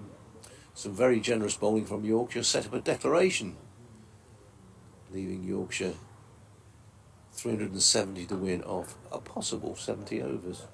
Next ball was a little bit wide of the off stump, and Wharton's able to get off the mark by easing it down to the cover boundary area where Ben Gibbon is the fielder. It's Nelson 111 for 2. Masood on 48 and Wharton on one, but difficult to see when the sun shines behind the scoreboard. Now it For is my- again. It's just, I'm just leaving my sunglasses on because if I was taking them off every time the clouds came across and covered the sun, and then put them on every time the sun poked its nose out, that's all I'd be doing Okay. all day. Get repetitive straining. Yes, RSI from glasses on, glasses off. Joe Leach is going to have a ball. Yes, indeed.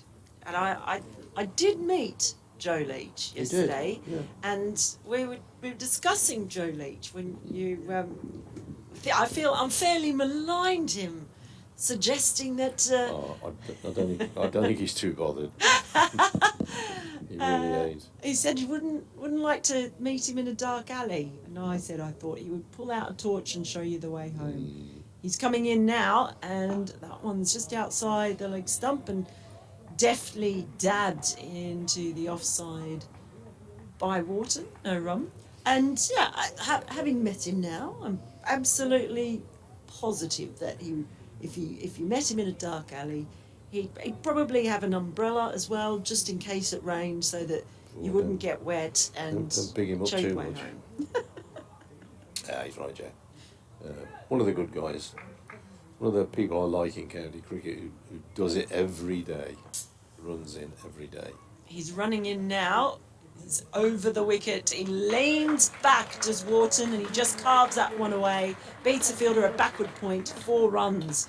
Lovely shot. So Wharton has come out and decided that he's going to pick up where Adam Lyde left off before he was out. Yeah, not Joe Leach's best delivery of the season. A bit short, a bit wide of the off stump, and very quickly onto it. I think they'll sort of tootle along till tea. Tea today is at 3:10, and then they'll pretty much know where they are there in Yorkshire, I think. So just under an hour, in comes Leach over the wicket, and that's just with a very high elbow punch straight to mid-off, no run. Better ball from Leach. Yes, Again, it's- sorry. Oh, I was just going to say, I think you're right. It's that sort of right at the start of it. We can go for it, but then as things progress, it just becomes a little bit. There are other factors, aren't there? Yeah. I still think that the weather might have something to do with it, because it's most days this week by 4:30 it's gone pretty dark. Here's Leach over the wicket, and he's missed that one. Play and a miss there from Wharton. So after bowling one loose ball, Joe Leach has come back, and that one was a cracker. He's actually whipped the stumps off behind there. So the umpire is going to just fix those up and run back. Yes, I did have a look at the weather forecast, and it did look like it was going to be bright sunshine at 6, but I don't know. Here's Leach. That one's down the leg side. It's sent straight to the fielder at mid-wicket, so no run. Yeah, it's England in September. I mean, you can never bet your hat on the weather in the middle of August, but certainly at the end of September, you just don't know. You wouldn't want to bet your hat. It's a fine hat. It's just my that you're Martley Cricket Club cap, isn't it? Marley Cricket Club. Martley, a fine, Mardley. fine size. Ah, I was wondering what it was. Here's Leach. And there's a big appeal, but the umpire immediately shakes his head. Might have been a bit of bat. And that was there. So no, it looked a good shout, that, It didn't it? did look like a good shout, which makes me wonder if there might have been a little bit of bat that the umpire thought they saw. It did come back quite Yeah. a long way, didn't it? Bit high, maybe going down as well. So, but yeah, Slips joined in a bit late in the appeal there. They're normally the first up. They are usually, and then it's the bowler who joins in. But it's the end of the over, 115 for 2. Josh Baker to continue from the Howard stand end. Having picked up his second first-class wicket of the season.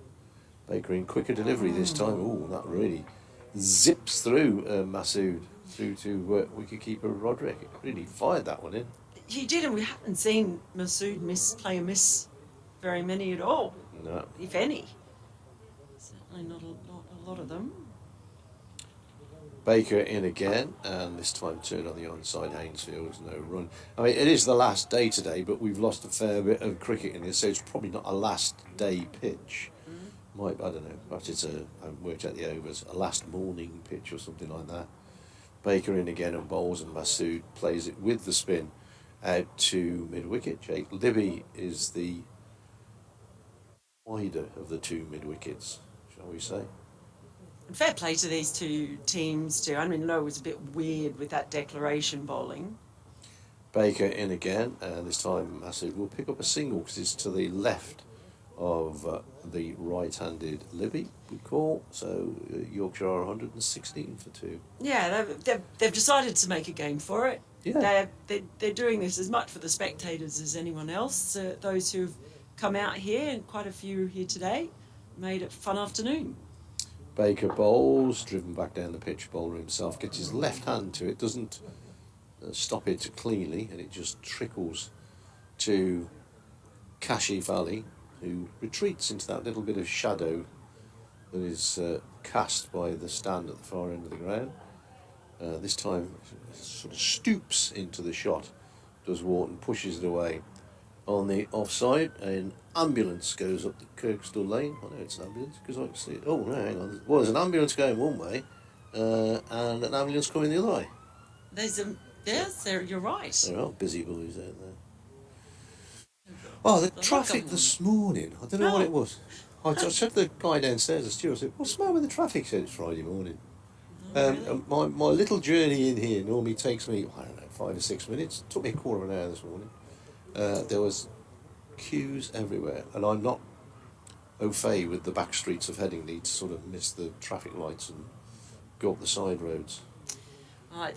It's always a danger in Leeds as well, more so in the city centre. Yeah. That one-way system. Oh, mate.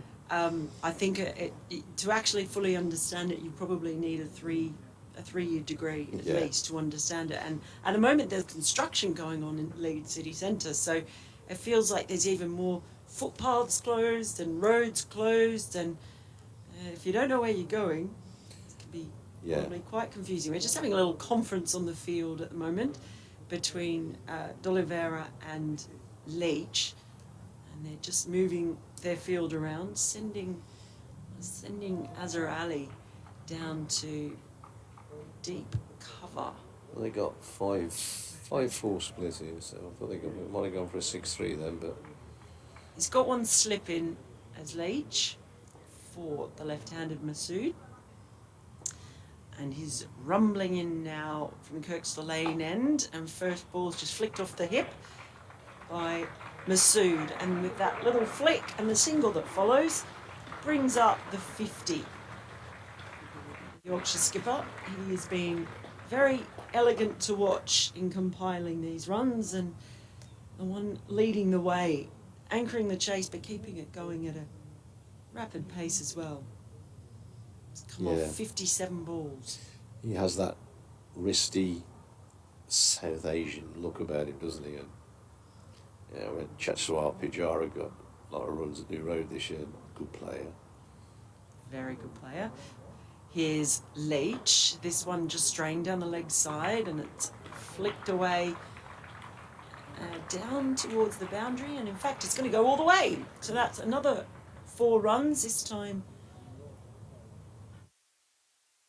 to Wharton. So he moves on to 9, 121 for 2. I guess the real number that's important is that it's Yorkshire required 239 runs and 42.4 overs remaining. So they're going almost 4.5 and over at the moment. Still in a very good position, Yorkshire, as Leach comes in. This one, he tends to just tuck that away on the leg side, but doesn't go far. Squared him up a bit, didn't it? Squeezed to extra cover. Just brought it back a bit. Yeah, he's getting a bit of movement out there, Leach.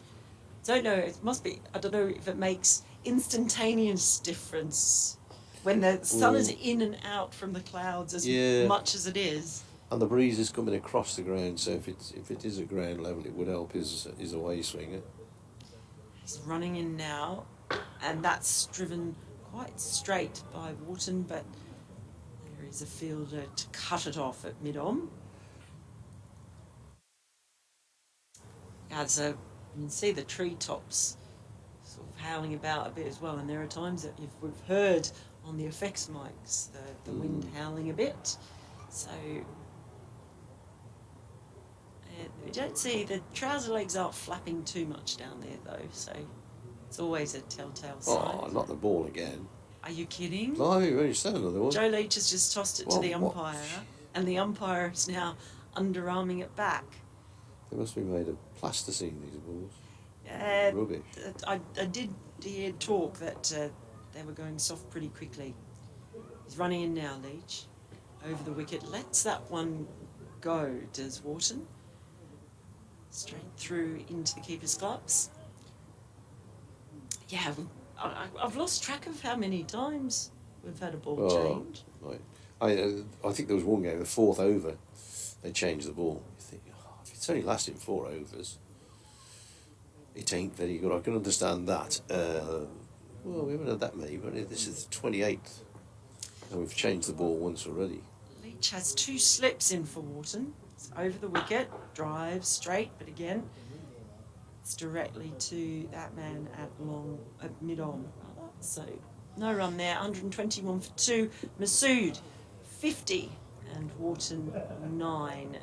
Still needing 239 runs. We've had a morning of hilarity with some interesting declaration bowlers from even part-timers, you would say, the very rare timers out there in Finley Bean, and Wharton, James Wharton, who's out there now. Sorry, mate. Go. The Alicante flight just going over. I used to have one of those apps that told you where they were going, but I think I got a life shortly after that. Here's Josh Baker. He's going to continue from the Howard stand, play back to him. A lot of complaints I'm seeing on social media about events at Edgbaston today. Yes. Players out playing football, head tennis and everything else, and it's called off because the outfield is too wet. I think it was there appeared to be, I'd say there appeared to be, I'm not there, so I'm only quoting. Baker bowls, and this is in the air, but over the top of Kashif Ali at mid-on, down to the boundary for 4. Not difficult to tell from our angle how close Kashif Ali was to that, but looks as if he got plenty of bat onto it. So races away, 125 for 2. My correspondent says there seemed to be a distinct lack of enthusiasm to play cricket. And I've seen that before as well, the last day of the season when at New Road one day, where it was pretty obvious that nobody wanted to play. We've lost the ball, we haven't lost the ball. The ball has gone into the crowd, and we found a spectator. Marvellous. Yeah. He's one of those sat almost in his own bank of seats. He's leapfrogged a few of them. He's done well there, hasn't he? Yeah.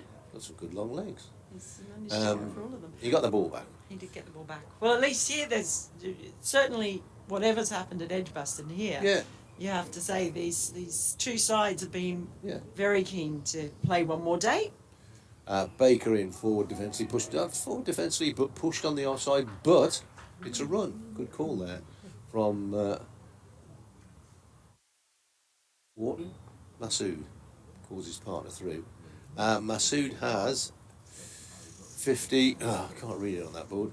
55. Yes, it's. And Wharton has 9. The sun is very glary. Oh, here comes Mr. George.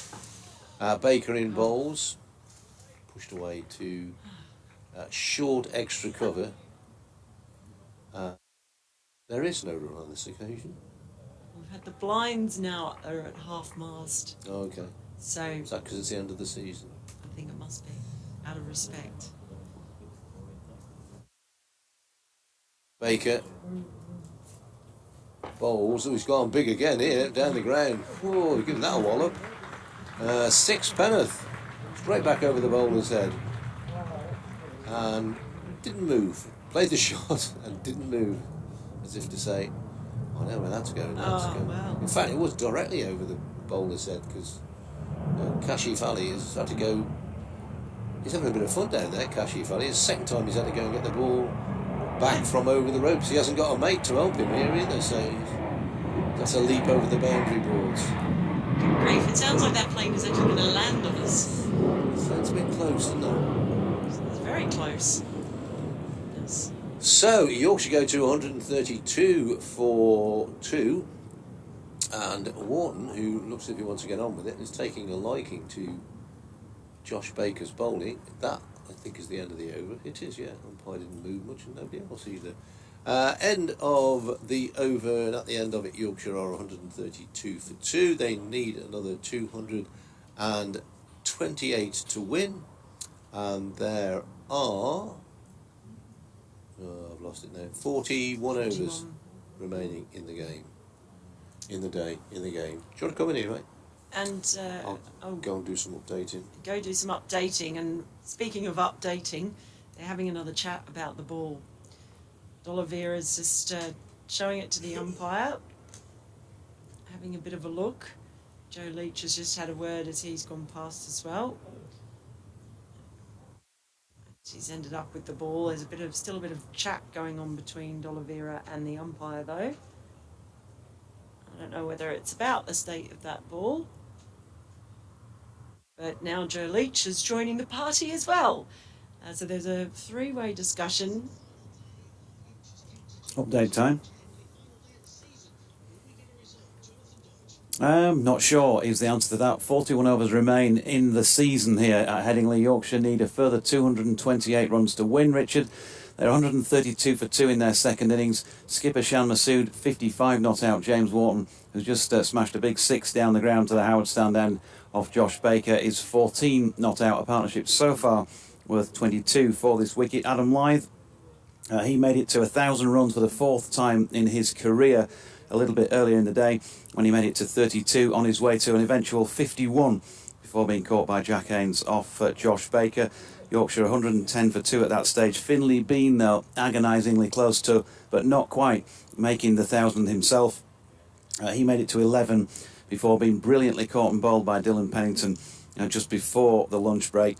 He finished 17 runs short of 1,000 in the county championship season, which is still a remarkable effort for a 21-year-old player in his first season in the game, and I hope to be speaking to him for BBC Radio Leeds a little bit later on. But yeah, we've made it some sort of a game after some declaration bowling earlier on in the day. And like I say, Yorkshire, well, they still need around about 4.5 and over to win this in the 40 overs that remain in the season at 132 for 2 in their second innings. You can listen to every last drop. You can. And here's a probable drop from Joe Leach. We've got Gareth Roderick standing up to him now, and just one slip in place. Leach, right arm over. And Masood punches back to him, and there's no run. What have we got left? We've got 40.3 overs left. yeah. There's every now and again someone touches something out there and a massive puff of dust rises from the pitch. Yeah, prime conditions for spinners really, September, isn't it? I don't know what they're all moaning about. Fantastic conditions for spin bowling today, and we've got Joe Leach bowling seam and Shan Masood driving him to short extra cover where it's fielded, and there is no run. Well, we did see that prodigious turn from Wharton when he was bowling. It was unexpected, really. Yeah, that was the shortest cue of all time. It was a good job I sat in the chair early, wasn't it? That was 2:27. It was supposed to be a 2:30 update. Must have been intuition, Mel. You know, it's inbuilt, the inbuilt radar. The Maverick, Richard Stead, our presenter, back at the. I'm just going to go early and see if he's ready for us. You would have been surprised if it had been me talking. Leach, short ball. He really did bang that one in. And Masood stabs it round the corner to square leg, and we'll pick up 1. Yeah, I think Shan Masood probably wished he got a little bit more of that one, because that was probably there to be put away, but he played it safely along the ground anyway, so that is the main thing. Let's just have a quick look around elsewhere. Not sure if you've managed that when I was out of the room, but Nottinghamshire need 155 to beat Middlesex in the match taking place at Trent Bridge. As Leach comes in to bowl here to Wharton, who flicks off his legs down to long leg and will pick up one. 155 to win. They've got all 10 second innings wickets left and 45 overs in which to score them, so they've got to be strong favourites there to possibly sink Middlesex to Division 2 cricket, because they sit second bottom in the table, 2 points behind Kent at this moment in time. So clearly a defeat is not going to lift them, with no points from the actual match, not going to lift them any higher. The bonus points, I think I'm right in saying, have already gone on that league table. Kent themselves, what's happening in their match? I wish I could get the full details up on screen, but it keeps flicking past the Kent match for some reason, not playing ball. I think I might be able to get it. What do we have? Lancashire lead by 128 runs at the moment. 3 wickets left. You see Baker continue. First ball just played down to mid on no run. So they've got 38 overs remaining in that game. So 295 for 7 Lancashire in their second innings. Here comes Baker. He just leans back and carves that one away. Does Wharton? Will just get a single fielder down at deep point doing the work. So not beyond the realms that Kent might actually win the match if they can wrap up Lancashire pretty quickly, but certainly they're not going to come out of it with anything less than a draw. So it looks as though Middlesex are gone. I think some of the Worcestershire players will be disappointed. They want to play at Lord's. Well, I'd be quite happy to commentate on a game there. I think I've mentioned this many times before, never done one. Here's Baker over the wicket, and that one is just jabbed into the leg side by Masood. You're talking to Graham Hardcastle in the press room at Yorkshire website writer, Graham, and he said, have you not seen the press release from Middlesex? They've announced they're going to play all their matches at Merchant Taylor's next season. Here comes Baker. It's full and met with a stride and a defensive shot by Masood. Ball rolls back down the pitch. No run. I said, nice try, and then his face broke out into a smile. I've never been to Merchant Taylor. No, nor have I. No. Baker is in, down the pitch comes Masood, and he whips that one down to deep mid wicket. Just going to get a single for it though. Takes. Yeah, he's trying to play that one over in the far corner, isn't he, by the control tower, and got a big thick inside edge on it, really. It's takes him to 57, 136 for 2. So Wharton on strike, Baker round the wicket, and he just plays that back to the bowler, Wharton. And that is the end of Baker's over, 136 for 2. Now Yorkshire with Masood on 57, Wharton on 17, and needing 224 runs for victory of 35 overs? It is hard that... 39. 39, there we go. It's sun is very, very glaring. So you need to look at the right scoreboard at various times, because each one's a bit easier to... One's easier to read than the other, depending on where the clouds and the sun are. If you take off your shades, mate, you might be able to see the board. No, that helps. It's worse without them because of the glare. Because of the glare. Nobody's doing anything particularly quickly out here at the moment, and of course that might come into play the longer Worcestershire take to stroll around between overs, and more chance that maybe some poor light later on might have to go into play. Might not be anything like that, of course. The light may worsen fairly quickly, who knows, but at the moment it's very good out there. Yeah, it did. When I looked at my app, and I don't know how accurate it is, but there was cloud and sun all day, but at 6 o'clock it was all sun. Sounds good. In comes Leach, and hit on the up by Masood out to mid-off, who tumbles to stop that. I'm not sure if it was just a back tweak or something that's happened while he was stopping it. Oh, if he actually landed on the ball, possibly. That can be pretty painful if you've ever managed to do that. Yeah, I think maybe that was it, because he's got up and it looks more of a yeah, was rubbing his back there, so he might, rather than actually moving awkwardly, if that makes sense. It looks like something that's just whacked him on the hip, perhaps.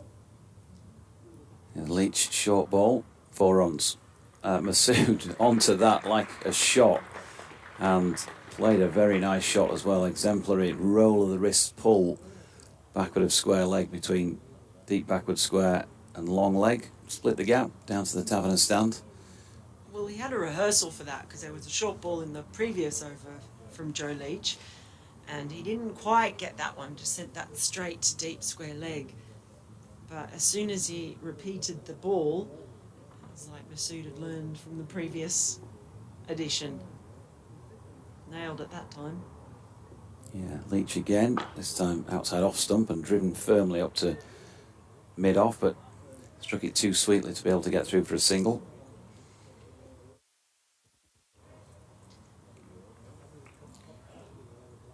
It's just discussing the events too. Seems to be a fair bit of controversy around happenings and goings on at Edgbaston. But we're very, very fortunate here. Yorkshire staff here have got the ground nicely ready. Players want a game. Leach into Masood, who punches into the offside and will pick up 1. Well, I mean, it's just a great day for playing sport, and if you love to play cricket, and you take it that these lads do. I know it's been a long season and all that, but just, as we say, it's a bit of an end-of-term feel, but a bit like those end-of-term days that we've been reminiscing about in our own school days. It's sort of just a chance, under more relaxed circumstances, isn't it, to play a game of cricket. You know that unless you're going off for the winter somewhere else, you put your feet up for a little bit at least after this. Bradders was alluding to earlier on, October, pretty much a rest month for most county cricketers. Yeah, and then for Worcestershire, a look ahead at life in the big time. Leach in, Wharton flicks to short straight mid-wicket, no run. They've already started now with the ball nearly 32 overs old, just setting some more interesting fields. Slip, point, cover, short extra cover in a catching position, mid-off, mid-on, short straight mid-wicket, man back on the boundary, sweeping mid-wicket as well, and then a long leg. So it's a bit of an in-out, shake it all about type field. And doing the hokey-cokey, here is Joe Leach bowling to James Wharton, and that's punched up to mid-on, and there is no run. 141 for 2 with 219 more needed from 38 overs this season. Hokey-cokey? Yeah. Don't you say hokey-pokey? Hokey-cokey. That's hokey-pokey. It's definitely hokey-pokey. You do the hokey-pokey. It didn't travel the 12,000 miles that well then, did it, that word? That, really? I thought you were Hokey-cokey. joking. It's the hokey-pokey. Yes, everybody knows. In, out, shake it all about. You do the hokey-pokey and you turn around. No. Yes, okay, that's just not right. Absolutely. Is this one of those Snicket and Ginnell things, though, where it changes from county to county? No, that's the first time in all my born days I've ever heard anybody say hokey-pokey. Typical Australia, you see, there we go.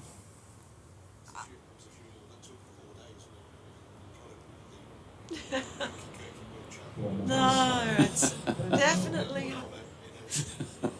definitely hokey pokey. I'm not having that. If anyone out there also says hokey pokey, please feel free to get in touch, because that is what I have grown up with.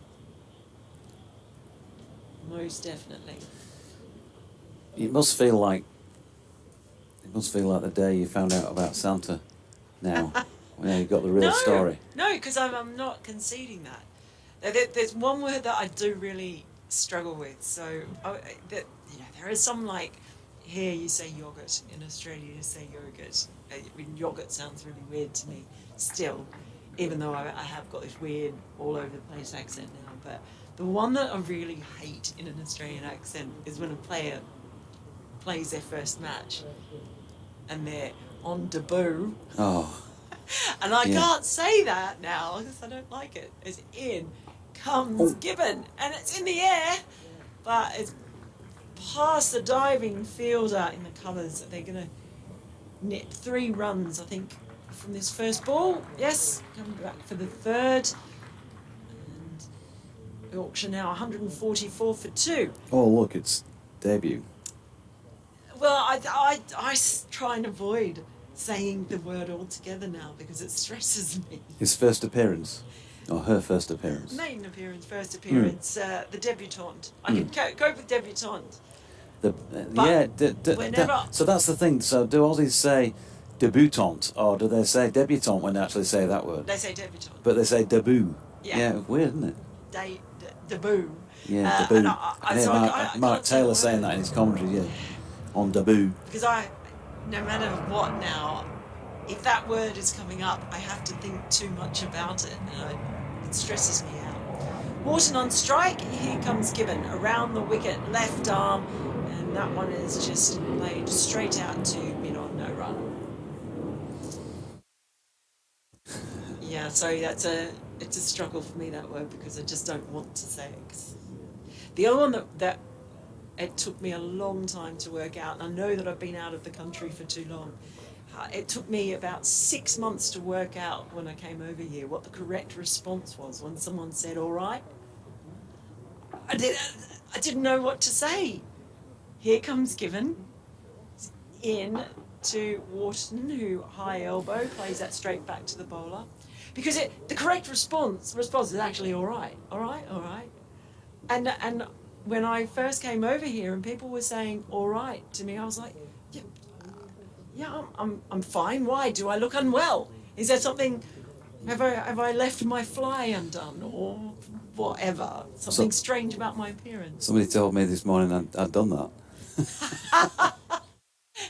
So what were you doing? Where are you Here looking? comes Gibbon, and that one's just tickled around the corner by Wharton. They'll pick up a single leach down there, long leg, doing the fielding. But the response to all right could be not so bad, thanks to you, and that's one of those things that you kind of programmed to say. You'd be polite in response, aren't you, by saying not so bad, thanks. Actually, you could be, you could have been sort of hacked down at the ankles the day before, and with the worst raging fever you've got, and most people will still respond not so bad, thanks to you. Yeah, but when someone says all right, most of the time they're not actually expecting enough. They don't really want to know if you are all right. It's just a greeting. Yeah. Yeah. In comes Given over the wicket, and that's slapped away, but fielder at point does the work. It's no run. Yeah, you should preface that. You should preface you're all right or you, hi, how are you, by saying hi. I'm going to say this, but I don't really mean it at all. So I don't want to know about your corns or your latest ailment. How are you? I'm okay, Yeah. thanks. Great. And once I finally worked out that you could just say all right. When I've been away, I forget what the correct response is and I get confused. In comes Given, and that one is just flicked away behind square leg. And now I'm going to come back for a second. It's well run by Masood and Wharton. Another couple of runs to the total, so 145 for 2. So I keep checking that it's updated. They're on the money. It's the end of the over. Masood is on 65. Wharton is on 18. But Mel, ultimately, just like it is 147 for 2, not 2 for 147. Yes. It's the hokey cokey, not the hokey pokey. No, well, it might be because obviously everyone else in the world says the score incorrectly. It's quite odd. And now I do have to adjust everything when I go from one hemisphere to the other. But yeah, everyone else does it wrong. So that's just how it goes. Keith Bruce is claiming that the hokey cokey is just a UK thing. Aha! Aha! Yeah, that's only Keith. What authority, Keith? What authority do you have on such things, Hey, please? thank you. Right. Anyone listening from overseas, if you're in another country, please feel free to let us know if you cokey or pokey. Pennington is going to come back into the attack at the Kirkstall Lane end, and who knows, it might be the final time we see him from this end for Worcestershire this season. We shall see. 5 overs, 1 maiden, 1 for 13. He's going to be bowling to James Wharton, who is trying to rub off some of the runs that he offered up there with the ball earlier today. He's on 18 at the moment, 147 for 2. And he's not going to score too many if the ball bounces, or rather doesn't bounce like that. Wider off stump, and it barely got off the deck, and you could really hear the sound on the bat, which suggested it was down bottom endish. Hands are probably just tingling a little bit at this moment in time. You'll know that feeling, folks, if it's ever happened to you. Soon on 67, and Wharton, as I say, on 18, and in comes Pennington, number 22, on his back, right arm over the wicket. Good delivery, after which he appeals. Not entirely sure why. It felt like James Wharton might have got some batting equipment on it, maybe the pad as well. Drops into the offside, no run. It wasn't exactly a convincing appeal. No. I think that would have been, out of the appeals that have been made in Championship cricket this season, I don't know how many thousands might there have been. It was probably fairly well down on the list in terms of its conviction. Pennington in again, and lovely high elbowed push by Wharton back to the bowler. Going to have to be a little bit careful, Shan Masood, because it was at Scarborough against Derbyshire just the other week. James Wharton nailed a straight drive. And let me just check back, but I think it was James Wharton who nailed the straight drive, and Finlay Bean it was run out on 64. There you go, he could have had those other 17 runs that day with a non-striking end, and the bowler, Alex Thompson, touched it onto the stumps. Wharton punching this one out to mid-off. No run, but it was one of those, you know, where you struck it beautifully and you'd have been purring about the shot disappearing for 4, but he got it so straight. Unfortunately, a little feather of a touch by Thompson, and Finn lost his wicket.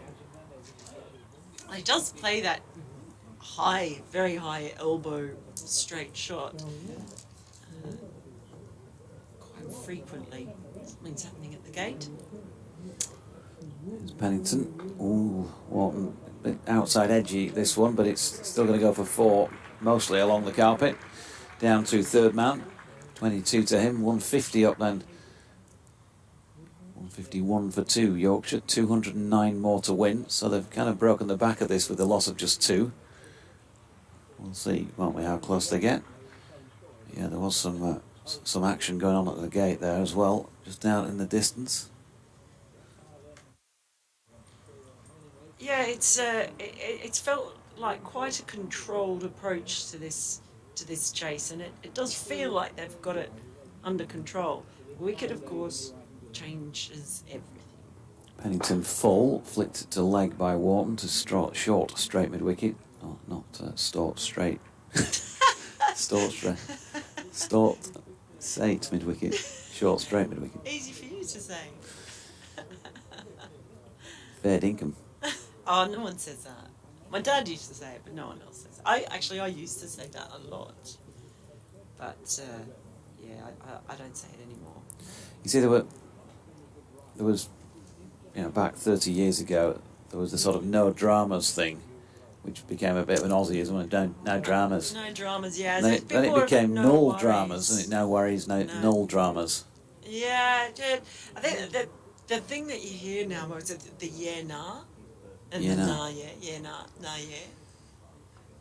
And the order is actually that the order of the yeah and the nah determines whether or not you actually mean yeah or nah. Really? Yeah. So Nah. if nah is yeah nah.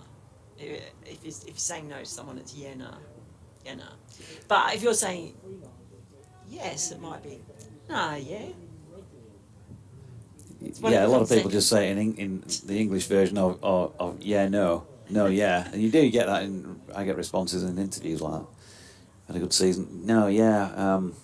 Yeah. No, Australia, that the yeah nah thing has become very, very popular.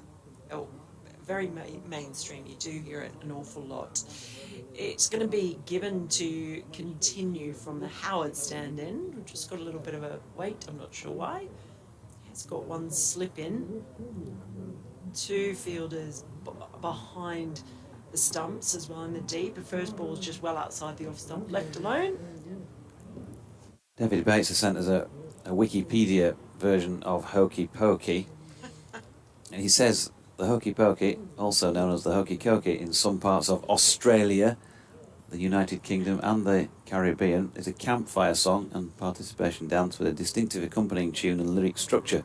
It's well known in English-speaking countries and originates in a British folk dance with variants attested as early as 1826. I feel justified. It's partly in Australia as well as Hokey Cokey. What are you talking about? I think that's only English people who live in Australia who would ever say that. As given, runs in over the wicket, and that's driven firmly, but only as far as just to the right of mid-off. And Surely at least half the only one run. population was sent from England, weren't they? No, my lot weren't. That last name like Farrell. Yeah, you know which country my forebears came from? Across the water. And, I'm sure that's grand. Ireland, yeah, definitely so.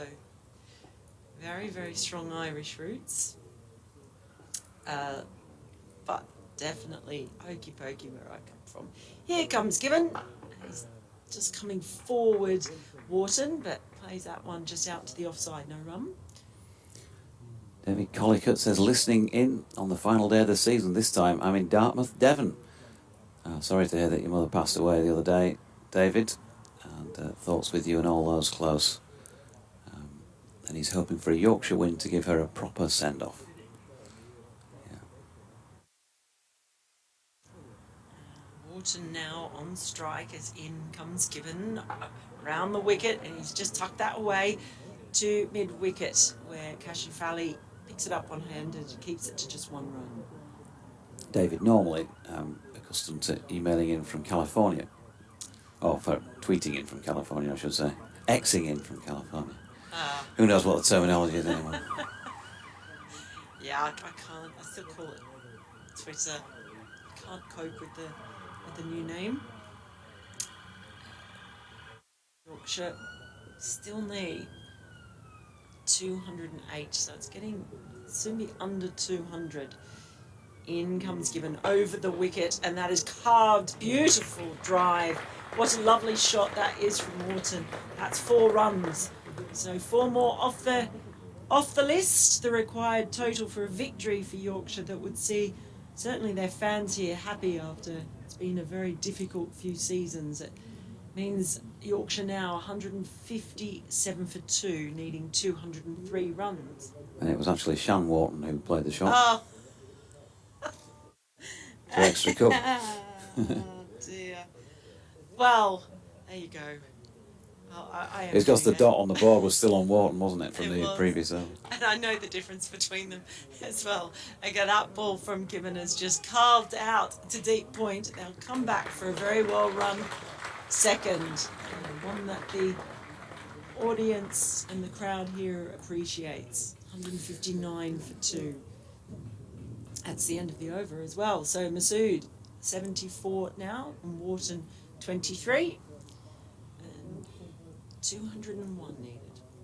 Edward Harland says UK hokey cokey, USA, Ireland and Oz hokey pokey, and New Zealand hokey tokey. Hokey tokey! Wow. I've never heard that. Hokey tokey. We don't have any Kiwis in this match, do we? No, I mean the vowels would obviously have to be swapped around within hokey tokey, wouldn't they? So it'd be Well, I know, I'm not... Tikoi or something like that.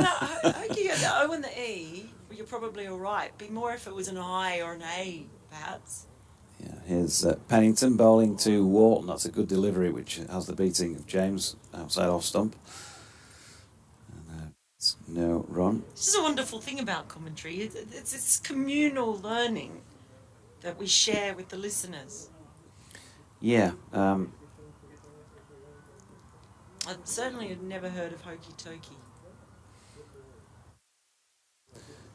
we've got a Hokey Pokey, the tune sent in by Catherine Skinner.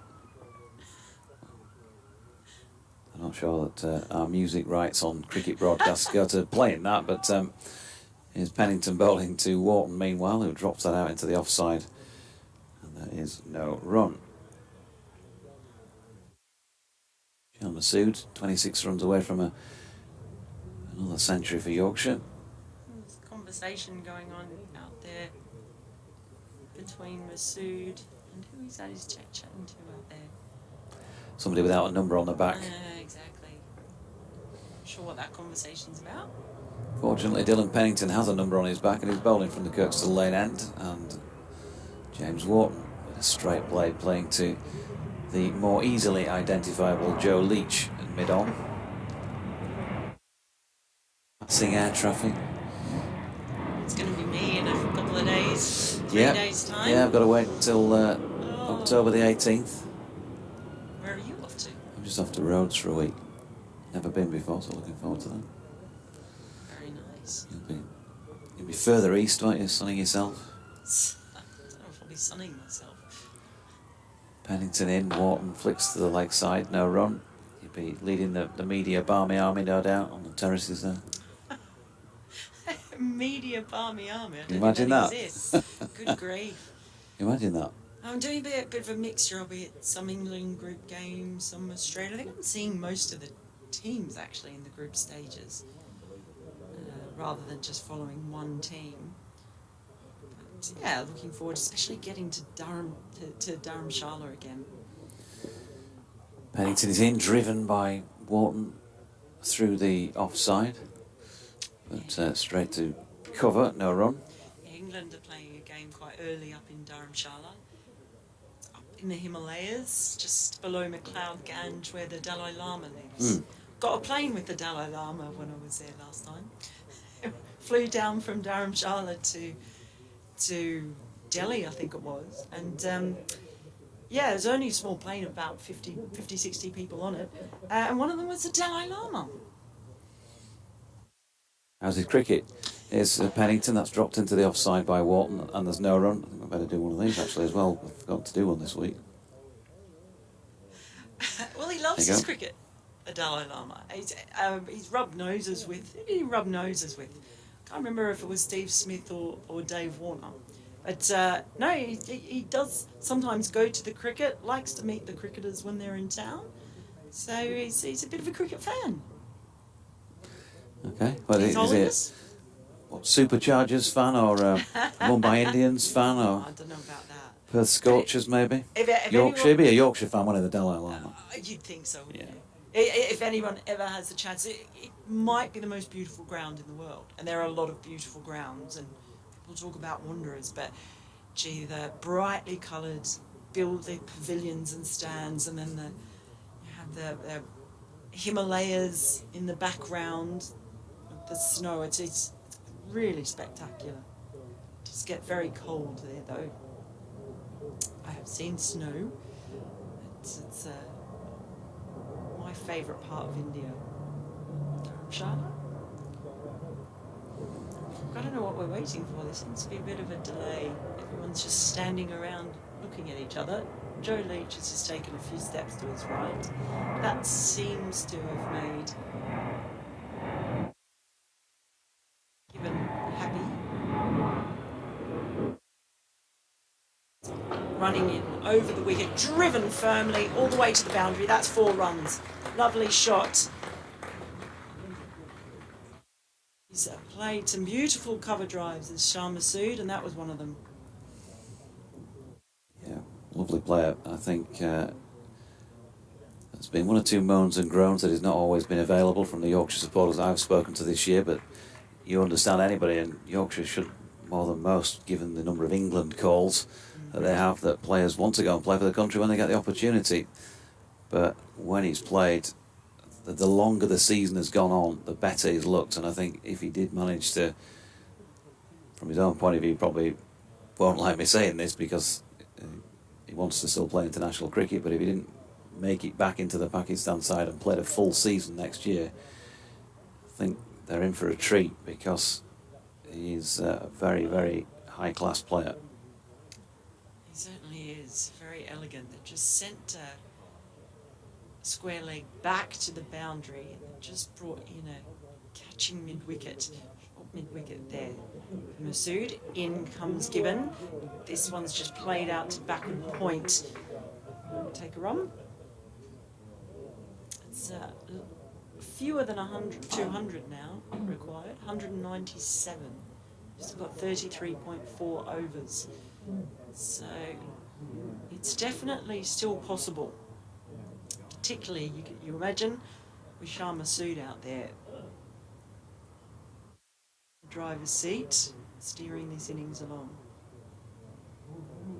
Gibbon starts his run up in the shade, ends it in sunshine as he's in, and that one's so that's punched up to mid on. Wharton, I think it was, really wanted a run at first, but he wasn't going to the danger end. Masood was, and sent him back. You're putting photos on social media, are you? I think we've got your suitcases in the back there. It's a brand new suitcase. It's still got the tags on it. My other one, the handle broke. So I bought it while I was here in Leeds. As Gibbon is in over the wicket and it's slapped straight to Kashif Ali in the covers. No run.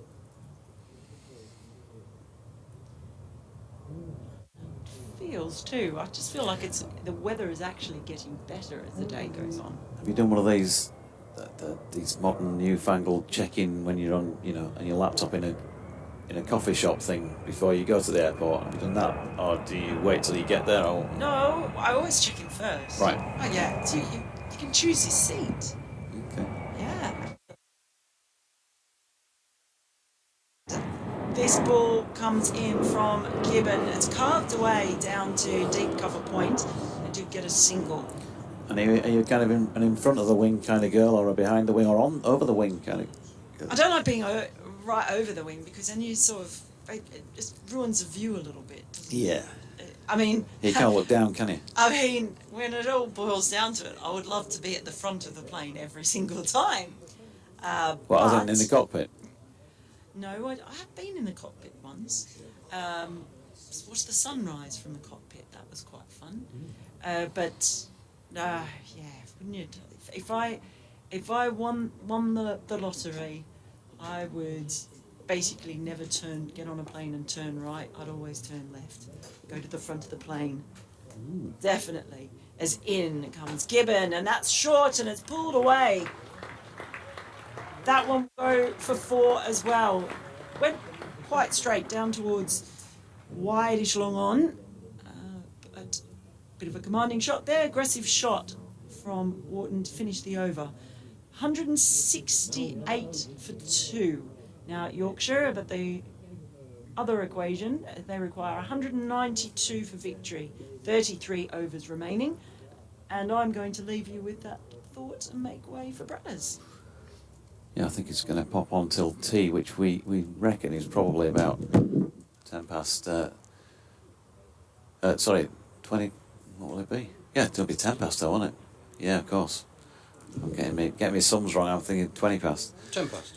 So it's going to be another couple of overs. Oh, yeah. Pennington is going to bowl from the Kirkstall Lane end. Mel's just making sure she's got her address labels correct on the cases, and they're not going to go off to some other far-flung part of the world.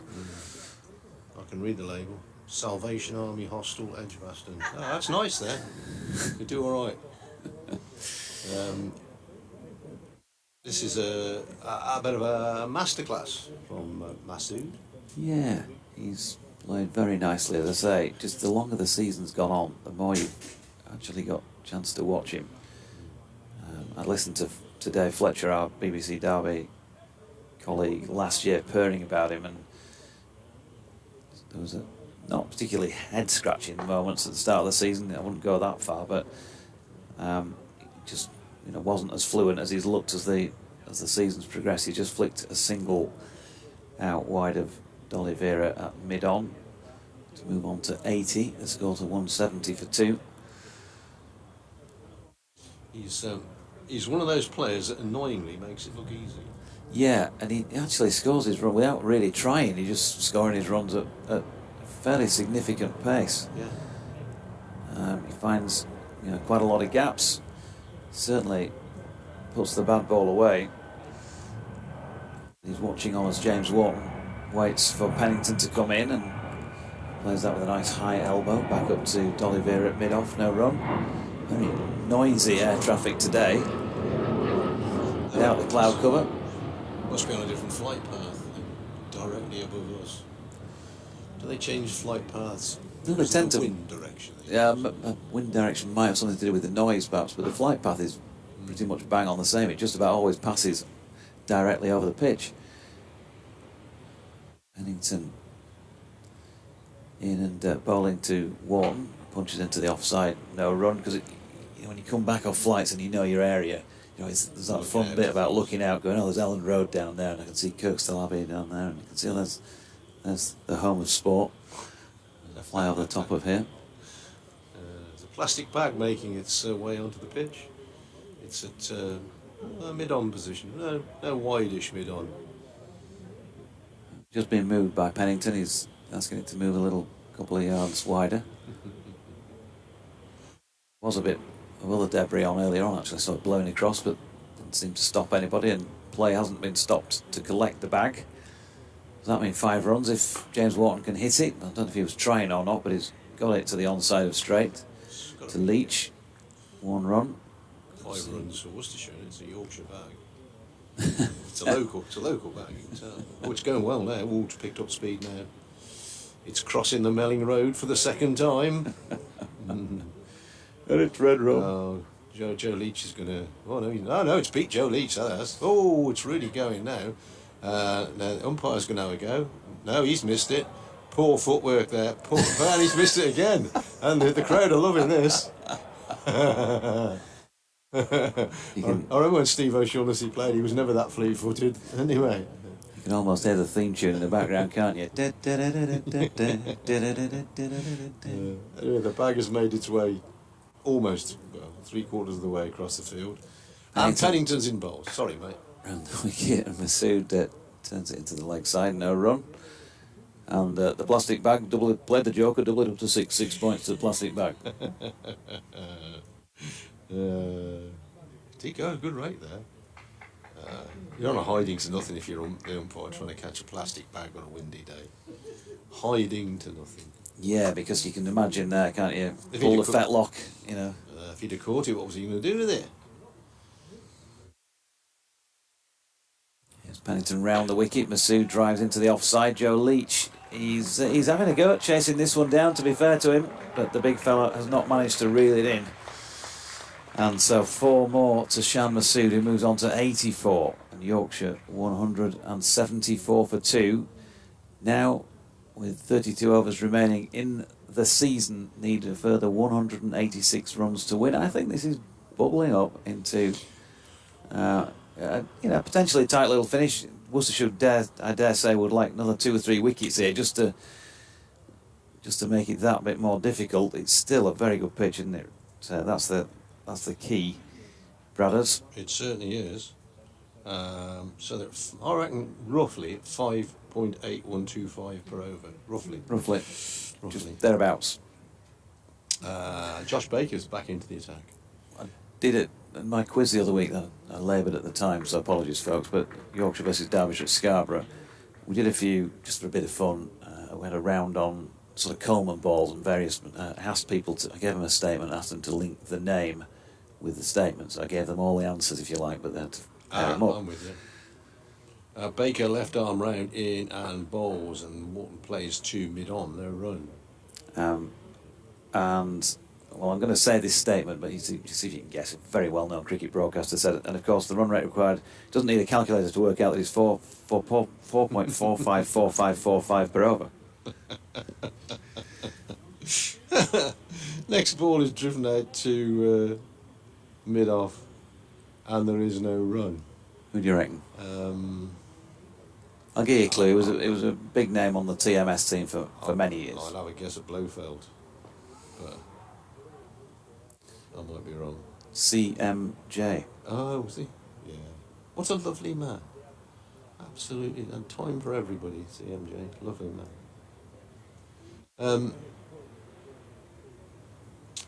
I think his boy was playing for the Old Malmodians in the. We used to be the Cricketer Cup the other week. Wharton comes forward and plays to mid on, and there is no run. This will be the tee over because it's 174 for 2. Baker, a couple of balls left of his 9th over, bowls. Wharton turns on the onside. No run. Could be Josh Baker's first maiden over of the day.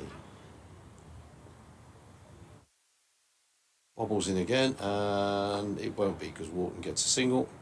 Plays it away off the back foot, backward a point. Ben Gibbon fields, and the players turn to troop off. Yorkshire are 175 for 2. Masood has 84. Wharton has 29. We got 31 overs. We should probably say a minimum of 31 overs as Baker's getting through his overs. But if we come back at half 3, we've got 31 overs. That's going to be 5:30, I would suspect, whoever's bowling. If the light stays with us, this could be a very good finish to this game. We're going to go off and have a cup of tea. We will, or you can rejoin us, or we can rejoin you. We don't really mind. In about 20 minutes' time.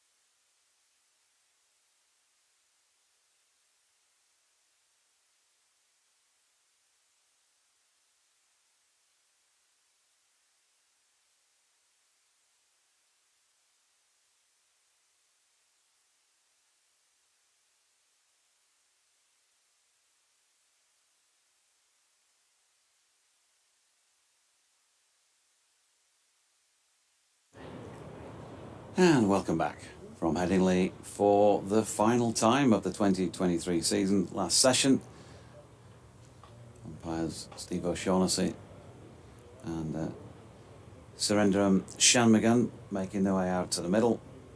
Beautiful sunny day it's been for the most part, and we've got some mug shots as well of John Potter and Sue Drinkwater, the two scorers who've been keeping things up to date during this match. Shan Masood not out 84, James Wharton not out 29, Yorkshire 175 for 2 after 39 overs of their second innings, and they need a further 185 in what remains of this match to win it, which I think from memory on the scoreboard prior to tea was 31 overs. So Jonathan Doidge with you, along with Dave Bradley of BBC Hereford and Worcester and Melinda Farrell for the final call of the season. We're all a bit choked up, as you'd imagine.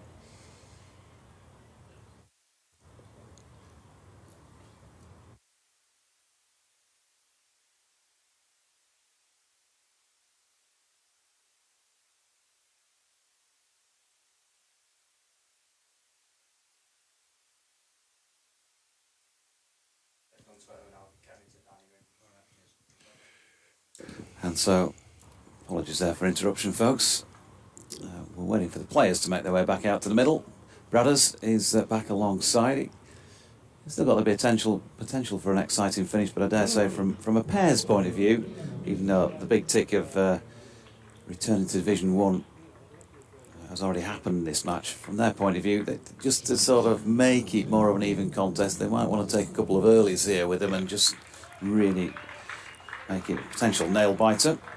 They've got to get your man out, Shan Masood. They've got to get him out, because if they don't, they'll lose.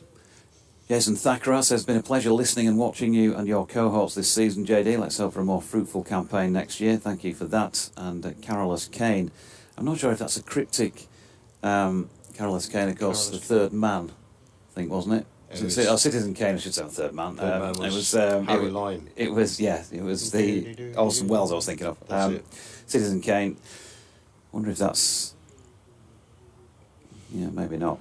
Anyway, thanks for your work, he says. Always exemplary. Due to the lovely weather, I've barely seen any play this year, waiting several hours for the Roses One-Day Cup to be cancelled, being a particular highlight. But here's to next season, an absolutely definitely promotion for the White Rose Warriors. Thanks for that. Orson? Yes, indeed. What have we got? 176 days since the first day of the season. What's the umpire doing here? What's about with him? The light's too good, I think, at the moment. Yeah, it's just too trying to bright. check. What's he looking for? It won't be a new ball, no. I don't know what he was doing there. Here's Pennington to passing air traffic, bowling to Wharton, who pulls this one across the line. That's a positive start to the final session of the season. Can't get it to the boundary though, because there is a sweeper out there, and so he has just the 130 to Wharton. A partnership now worth 66. 76 for 2. That wind definitely picked up. You can see the players' shirts and trousers being buffeted around. Mel tells us that at lunchtime, at tea time, it really is blowing across the ground. A bright sunshine. Here is Pennington. Ball speared in towards Shan Masood, who's got lucky here for all the tremendous shots he's played earlier in this innings. He's got an inside edge on one just past the stumps. No chance for Gareth Roderick to get his mitts on that one, and it will be 4 in the record books. An unusually loose shot, it appears. Oh, that did come back a bit there. Ooh, couldn't have missed leg stump by much. There we are. Fortune favours the brave. 88 for Shan Masood.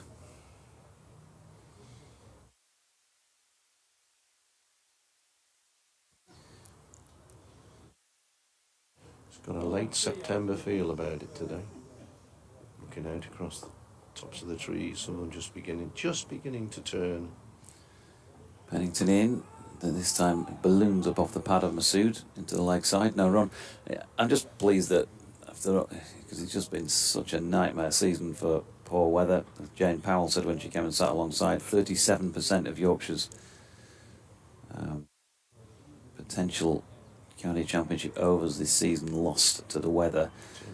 That it's just nice that we have got a good day to finish things off on.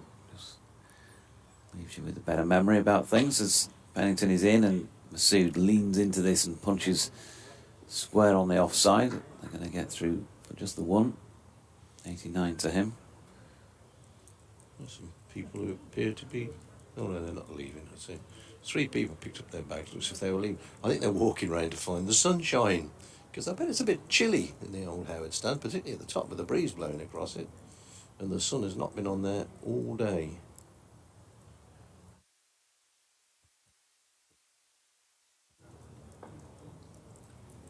Pennington from the Kirkstall Lane end to Wharton, who punches off the back foot to extra cover. No run. Expect the groundsman will have his machines in tomorrow, eh? Yeah, probably. There's still that hum around. I'm just going to say that there's the cricket hum around at the moment, as well as the breeze. But it'll be an eerie sort of place, won't it? Yeah. Two of the staff have said over the years, it's a bit weird when you come into work in the winter and there's just nothing out there apart from the grass, if you like, and the work that's been done. But no play, no cricketers. Pennington is in and Wharton flicks that one square on the leg side. There's no run. There's one run even, and that will take him on to 31 and the score to 182 for 2, meaning Yorkshire have gone past the halfway mark. They need 178 from 30. Yes, they're quite eerie, empty sports arenas. The old rugby ground's still there, 6 ways ground. The stand at the one end, the wind used to whistle through there. It's very creepy sound. Yeah, I used to live about 500 yards from New Road, so in the winter, take my kids down and ride their bikes around the back of around the car park, because the gate was always open. And that's got a sort of a feel to it. The ghosts of the heroes. Baker is in and bowls and driven back to him. In fact, driven back past him by Wharton. Thought he'd got a hand on that. And there's a slip down there. Not a slip as in somebody fielding close to the bat, but whoever went to pick it up slipped over it. I think it's Jack Haynes way down there in the shadows. Changes slightly for the left-hander for Masood in that long on has gone out. Or mid-on's gone to long on, but he plays a reverse sweep, plays it really well. And good pick-up. Oh, they're thinking of 2, but there ain't 2 there. A good arm, good throw back in. I think that's a 12th man on down there. I think that's Henry Cullen. He too slipped as he picked the ball up and went to throw it back in. Baker jogs in again and played out to long on for a single, a very gentle single. 185 for 6, 175 more needed for victory. So Yorkshire well past halfway. Baker in again, and this time going across the crease. Masood gets outside the line of the ball and just pops it down to mid-on, going long. Really having to thrash the ball around, still picking up 4 and 5 and over here by Yorkshire. Baker to complete the over, a quicker delivery, spotted by Wharton, back and across, and plays that one down to cover point. I miscounted. 1 ball left in the over now. 187 for 2. Masood facing has 91, Wharton has 34.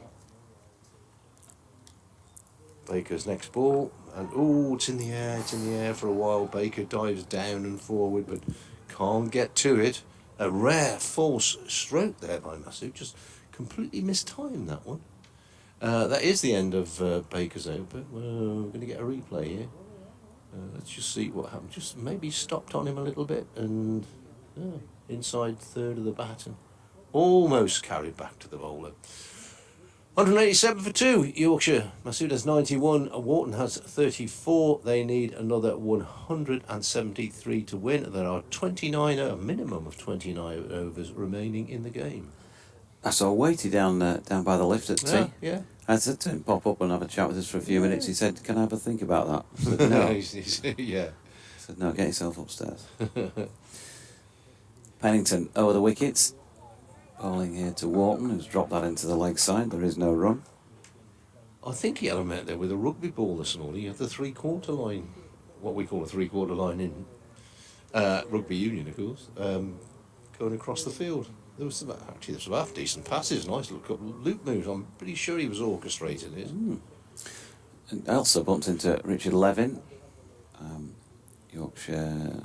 How would I describe you, Richard? Yorkshire supporter, shall we say, at the very least. Out the back staircase as Pennington is in. That's driven into the offside by Wharton. Cover, no run. Richard said, I've got a teaser for your listeners for the final session of the season. What distinction does Lewis Rees hold that has never happened to any other county cricketer in the history of this great sport? Lewis Rees? Yeah, in this round of fixtures. Really? I've not been following it that closely. What's he done? Something weird? In comes Pennington, bowls. What the hurries? Batsman Wharton up on this occasion, plays it away on the onside.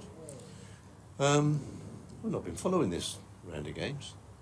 Well, I have, but only looking at the scores, not individual scores. Did he tell you what it was? Did he give you the answer? He did. I'll just hang it out there for a few minutes. Let's just, give it a couple of overs or whatever. Anybody's got the answer to that? Lewis Rees, what distinction, if you like, did he achieve? Achieve might not be the right word, but what fate befell him that's never happened to a county cricketer in the history of the game previously. Here is Pennington bowling to Wharton. We'll just remove the lid and put it back on before driving that one to D'Oliveira at mid-off, no run. Out, hit the ball twice in both innings. As Roy Walker would have said, it's good, but it's not right.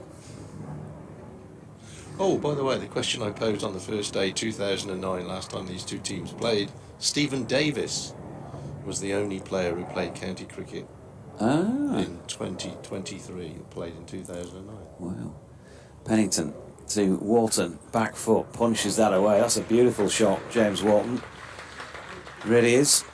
Too short and wide by Dylan Pennington, and he'll know that. And he'll look at the board and see Wharton's added 4 more. 38 to him, 81 the partnership, 191 for 2, and 169 more to winning 28.1. Not a great ball, but a good shot. Yeah. Taking toll of it. Just having to think about that, Dylan Pennington, you can tell because he's just done that sort of hand bat signal as if he's thinking about where he needs to bowl this next delivery.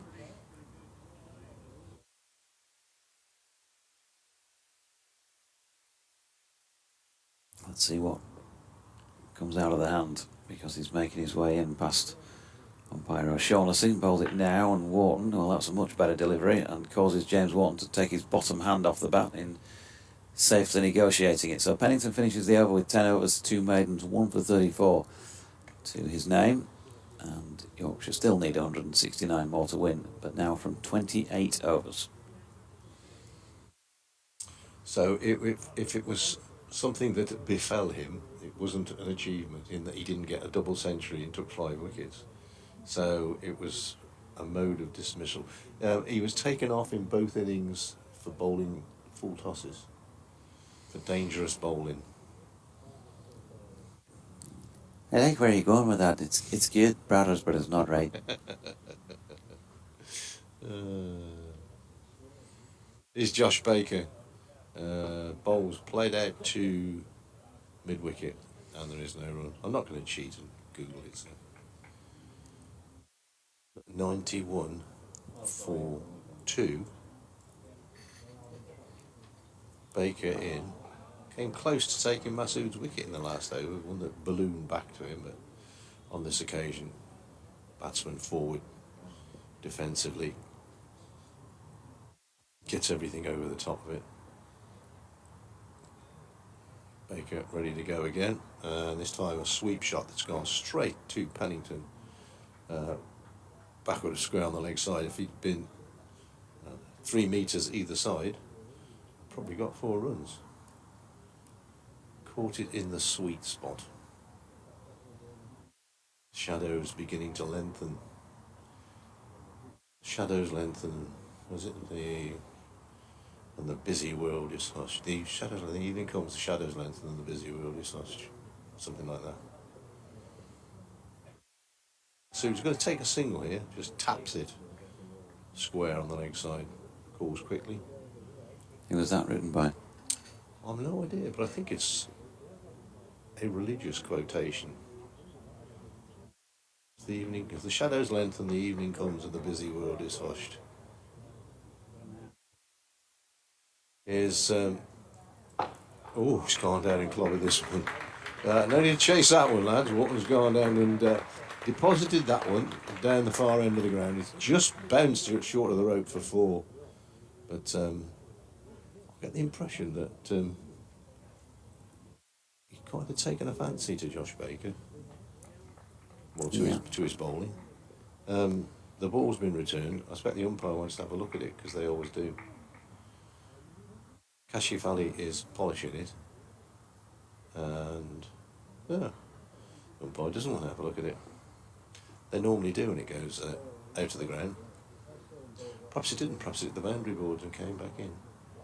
Here is Baker's next ball short. And cut away down backward of square on the offside to a shortish third man position, and at the end of the over, Yorkshire are 196 for 2.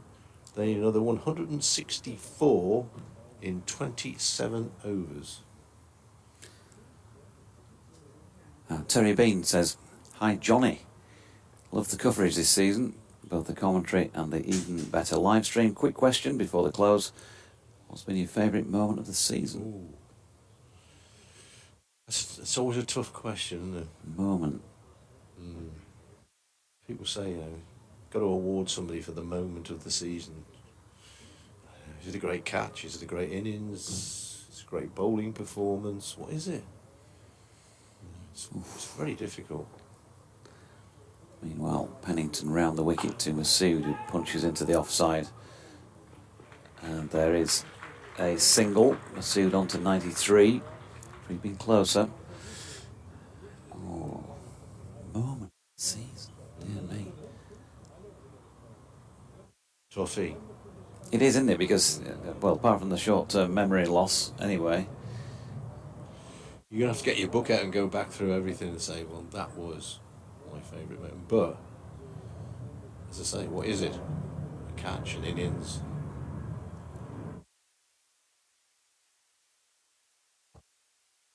Pennington turns. Comes in to bowl here to James Wharton, who gets a straight delivery and punches it to mid-on. Thinks about a single, but then decides against it.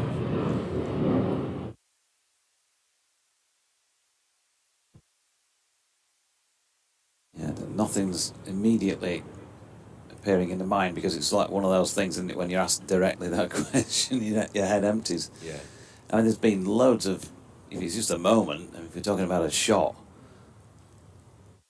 you know, you see plenty of good stuff. I'm trying to think of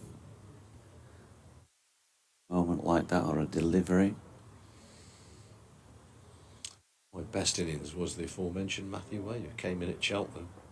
Worcestershire looking for some quick runs, and he smashed it everywhere.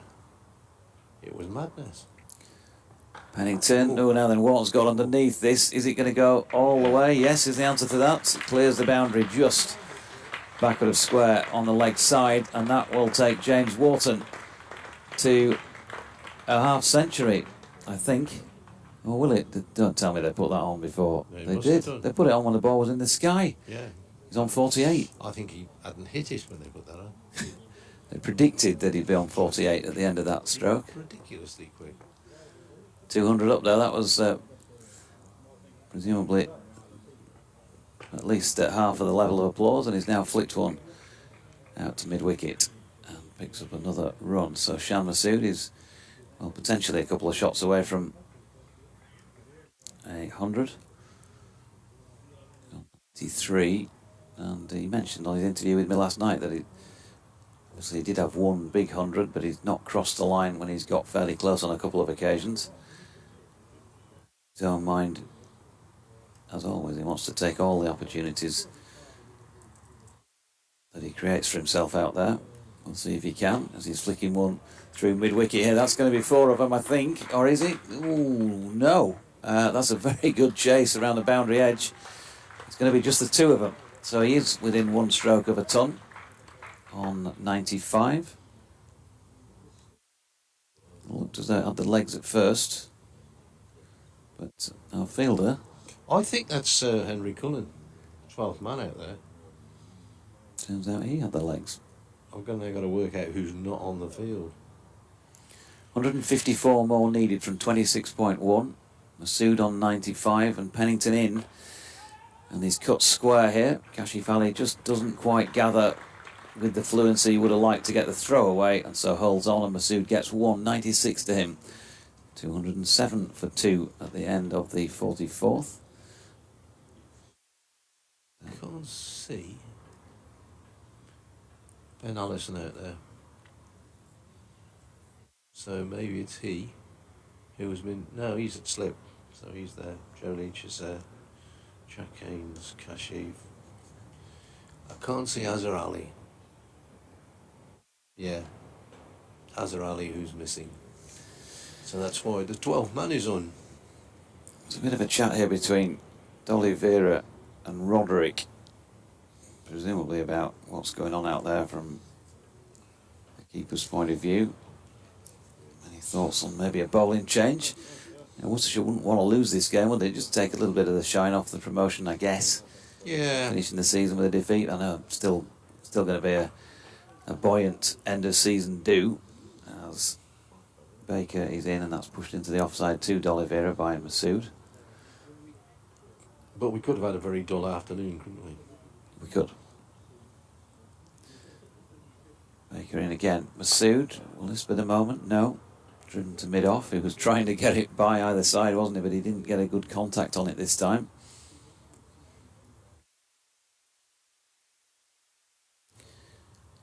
He'll wait again. Baker is in, and he's going to nudge this one into the leg side and take another single. 97 to him. Gets a round of applause from the balcony beneath, which I was outside on the 3rd floor a bit earlier. You could see down there that plenty of players out on the balcony enjoying a bit of sunshine.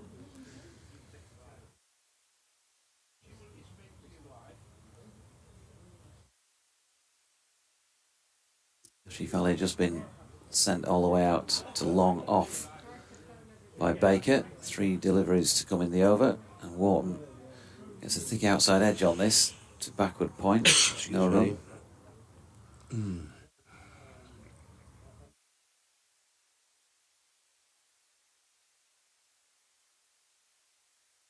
I should let you do the James Wharton ball, shouldn't I? Why? Well, you're right, mate. Baker to Wharton, who strokes it up to long on. There you go. That applause will tell you that he has made it to a half century. James Wharton, it's been a pretty good season. He's building in his first-class career to 4th first-class half century. He's got a highest of 58 not out. That one's taken him 71 deliveries, 6 fours and 2 sixes, 83 minutes of batting. And of course, he'll want to tick that box of a personal best if he can. Another 9 runs needed. Meanwhile, Masood cuts one to D'Oliveira out there in the covers, and that completes Baker's latest over. 1 for 48 off 12. I reckon is roughly 4 and over. Yeah, could be. 25 overs remain, 151 needed, and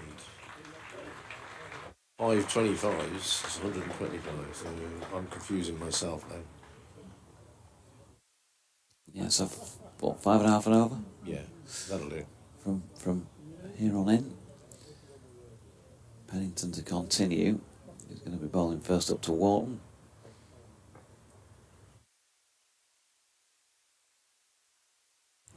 And in he comes.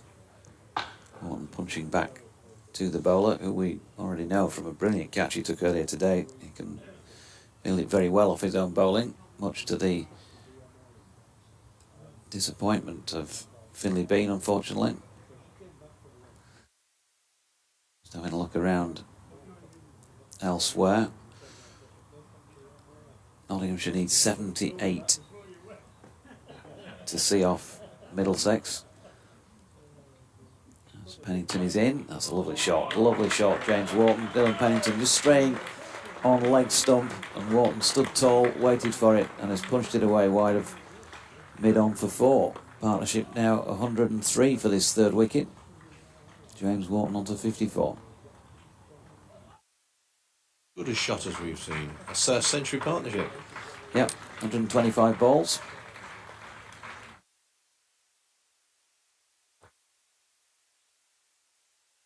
That's, by the way, 2 down, needing 78 to win from 29 overs with 8 wickets in hand, so they should see that through to victory against Middlesex at Trent Bridge. And send them tumbling. Yep. Pennington is in, and a straight blade from Wharton punching back to him. Glamorgan Derbyshire is going to finish, well, either in a draw or a Derbyshire win, actually. Glamorgan needs 303, but they're 4 down. Second time, they ain't going to get those runs. They might lose the wickets, you never know. Yeah. Yeah, if the pitch has gone a bit. Pennington in again. And Wharton angles it out to Kashif Ali. And they're going to get through for a single because Kashif, not sure if it took a slightly awkward bounce off maybe one of the wicket ends, but he couldn't reel it in cleanly. And so Masood called through his partner. 2 balls left in the over. Shan Masood needs 3 to make it to 100. Yeah, I think he slipped a little bit as well. He was going in for that. Didn't help his balance. I think he's getting a buffet in there, inside the ground. It's Pennington. Masood flicks off his legs. There's going to be 1. There's going to be 2 of those 3, but he's going to finish that particular shot 99 not out. 216 for 2.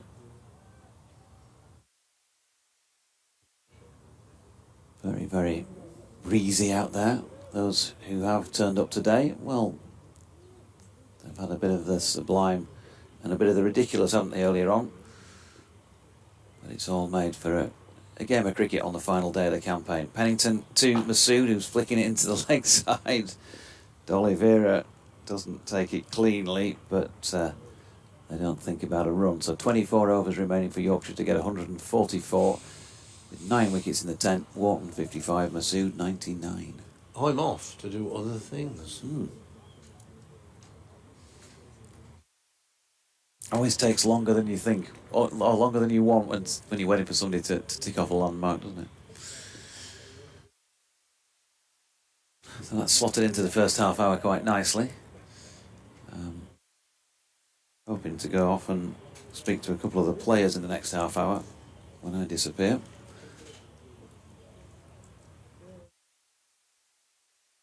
Bit of gardening from James Wharton.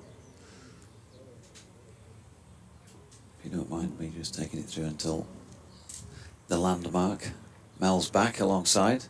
Wharton turns one round the corner. And it may not come in this delivery, although Shan Masood might try and make it do so. Yep, he's going to get back on strike because that's 3 to James Wharton. Joe Leach making a lengthy run round from deep backward square to save the boundary. 219 for 2.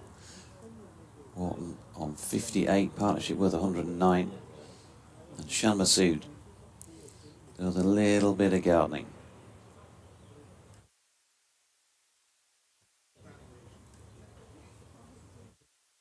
In comes Baker. Masood flicks it into the leg side, and there we go.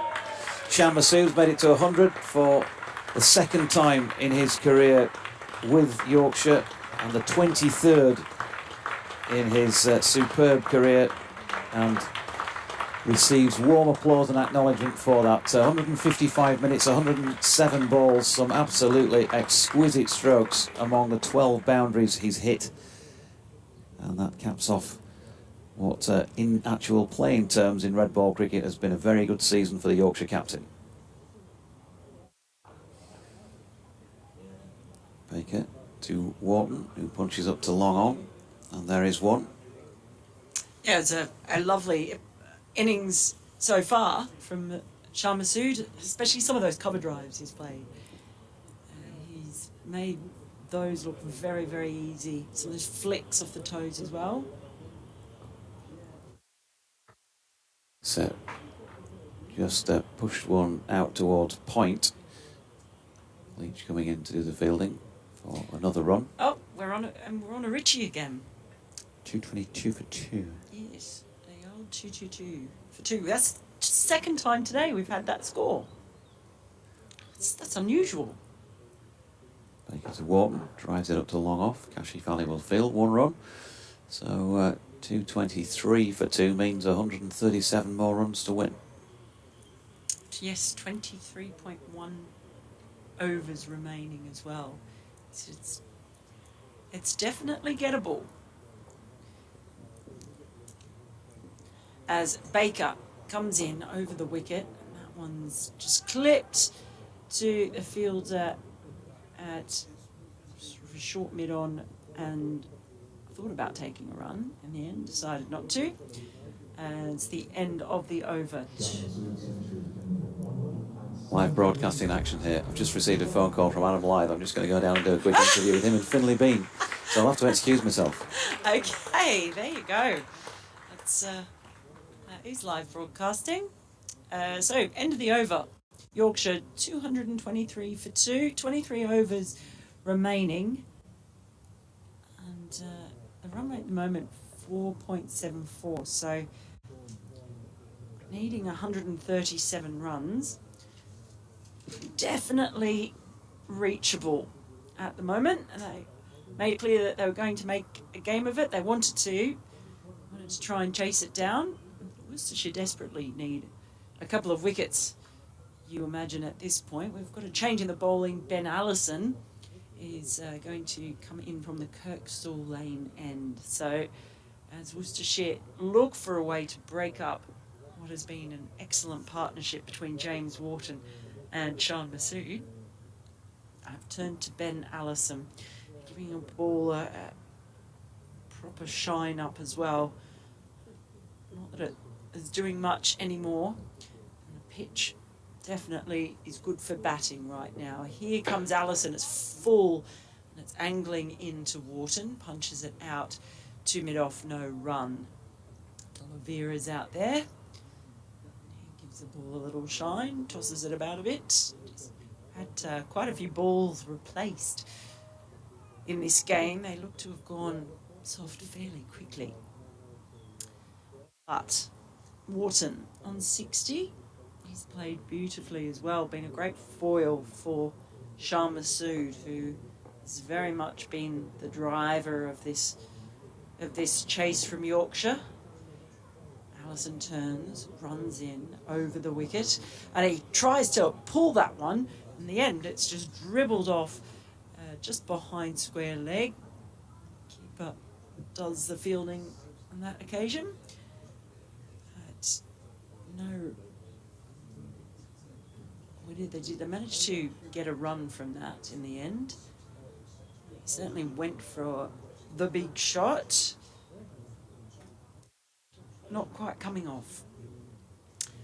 So a little chat here. The shadow's really lengthening now. The big light tower to the right of the Howard's stand has gone almost all the way across the ground.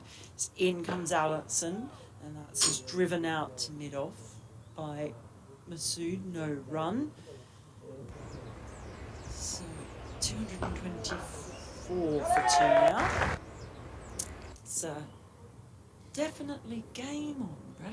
Oh yeah, I think this is Yorkshire's throw away from here. Yeah. You know, you say it's probably 6 and over, but with 8 wickets in hand, they'll be very disappointed if they don't get this done. And I mentioned the shadows of the light pole, but it's still very bright out there as Allison runs in and Massoud just carves that one away down to deep cover running in. They'll get another single, 225 for 2.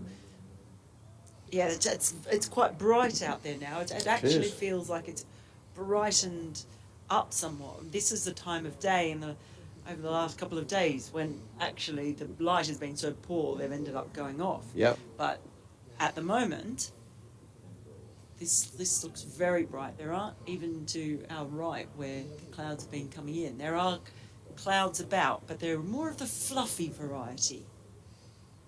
In comes Allison over the wicket. That one is just punched to mid-wicket. They won't get a run there for Wharton. Yeah, I had my doubts that we'd get 96 overs in today. We may not need 96 overs, Oh. but I had my doubts that we'd get that many in. Really going on the weather that we've had earlier this week, but Masood findings. Someone get 100 last year, and thought, ooh, he's a good player, this lad. He certainly is that. But it's Wharton on strike now as Allison's in, and he's just clipped that one off his toes, and it's good running between the wickets. They scamper a single before the ball's picked up by mid-on.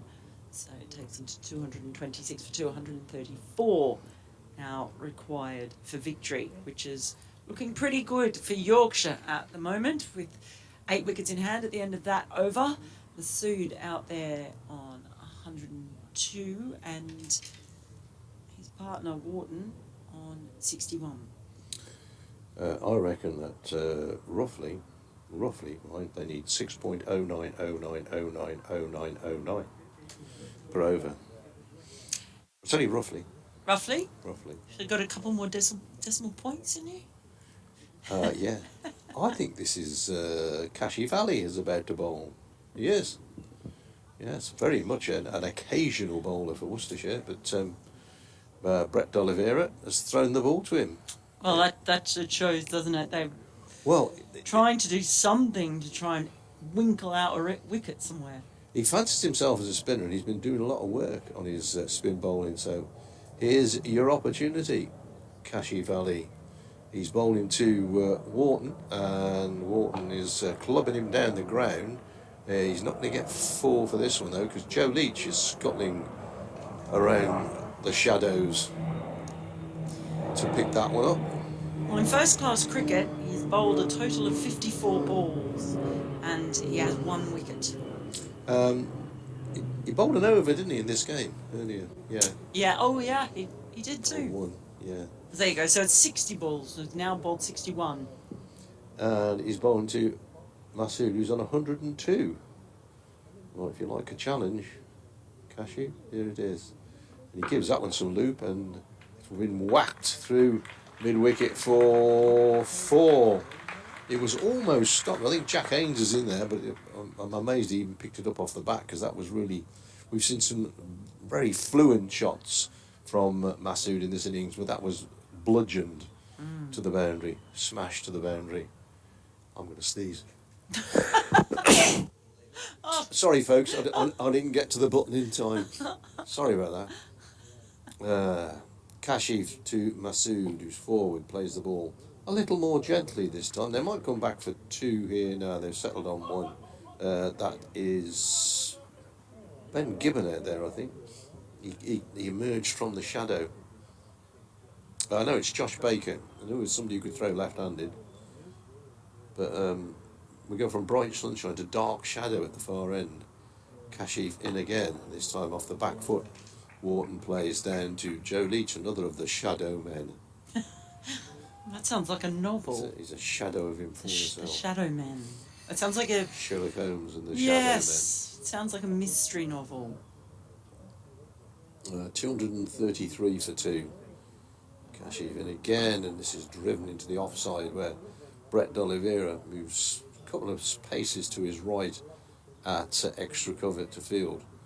And there is no run. Last ball of Kashif's over. He's gone for 7 so far off it. Twirls one in, and this is driven straight back to him. And that is the end of the over, yeah. It's all right. Umpire, he's a good umpire, umpire Shanmugam, but he tends not to be too demonstrative when he calls over. And you just sit here and think, is it the end of the over or not? It is the end of the over. It's 233 for 2. So at the moment, that makes it 127 runs required by Yorkshire to finish off their season on a high. Worcestershire, of course, have been promoted to the First Division, but they would really like to finish on a losing note after the celebrations of ensuring their spot in Division 1. So here is Allison in from the Kirkstall Lane end, and just angles that ball in. This pitch not doing much anymore. It's just thwacked out to mid-off. D'Oliveira does the fielding, no run. They need a couple of tight overs here, Worcestershire, if they can't take wickets, just to put a bit of pressure on the batsmen, because they'll know exactly, well, it's on the board, isn't it? So they know exactly what they've got to get. Run rate at the moment is 4.74, and the run rate they require is 6, but as we said before, with 8 wickets in the shed, they should get home from here. It's looking a bit comfortable as Allison runs in over the wicket. Again, that's a fuller delivery. It's just dug out towards mid-on by Wharton. So another dot ball, and that's, you're right. That's the alternative, isn't it? If you can't take wickets, at least try and build the pressure and force them to make a mistake. Because it just does look very good for batting out there, doesn't it? It's been a good pitch, this. Good pitch. Early morning, certainly on the first day, there was a fair bit in it, and the Yorkshire opening bowlers bowled really well. But if you don't get in the first 20 overs with the new ball, then it's hard work. Very hard work. It's hard work being done by Allison at the moment, and it is in down the pitch. Comes Wharton, and that one is dispatched straight down the ground. 4 runs. So a couple of dot balls there, but that one, well, Wharton charged. Yeah, he plays that shot well. And yeah, it was very commanding. So 237 for 2 now, 123 runs required by Yorkshire. Allison very slowly walking back. Has the ball disappeared? I think the ball might have disappeared. It's gone under the covers. It perhaps has. The hover covers, no, there's a hunt on for the ball just below us, where the hover covers are divided into 3 segments. Oh, I've stood up and I've knocked my chair over. Destroying the ball. Oh dear. It's all... Oh, somebody's found the ball. Somebody's found it. I'm just righting my chair. Sorry. And Allison has the ball back. He does. We can continue. He's on his merry way. He comes over the wickets.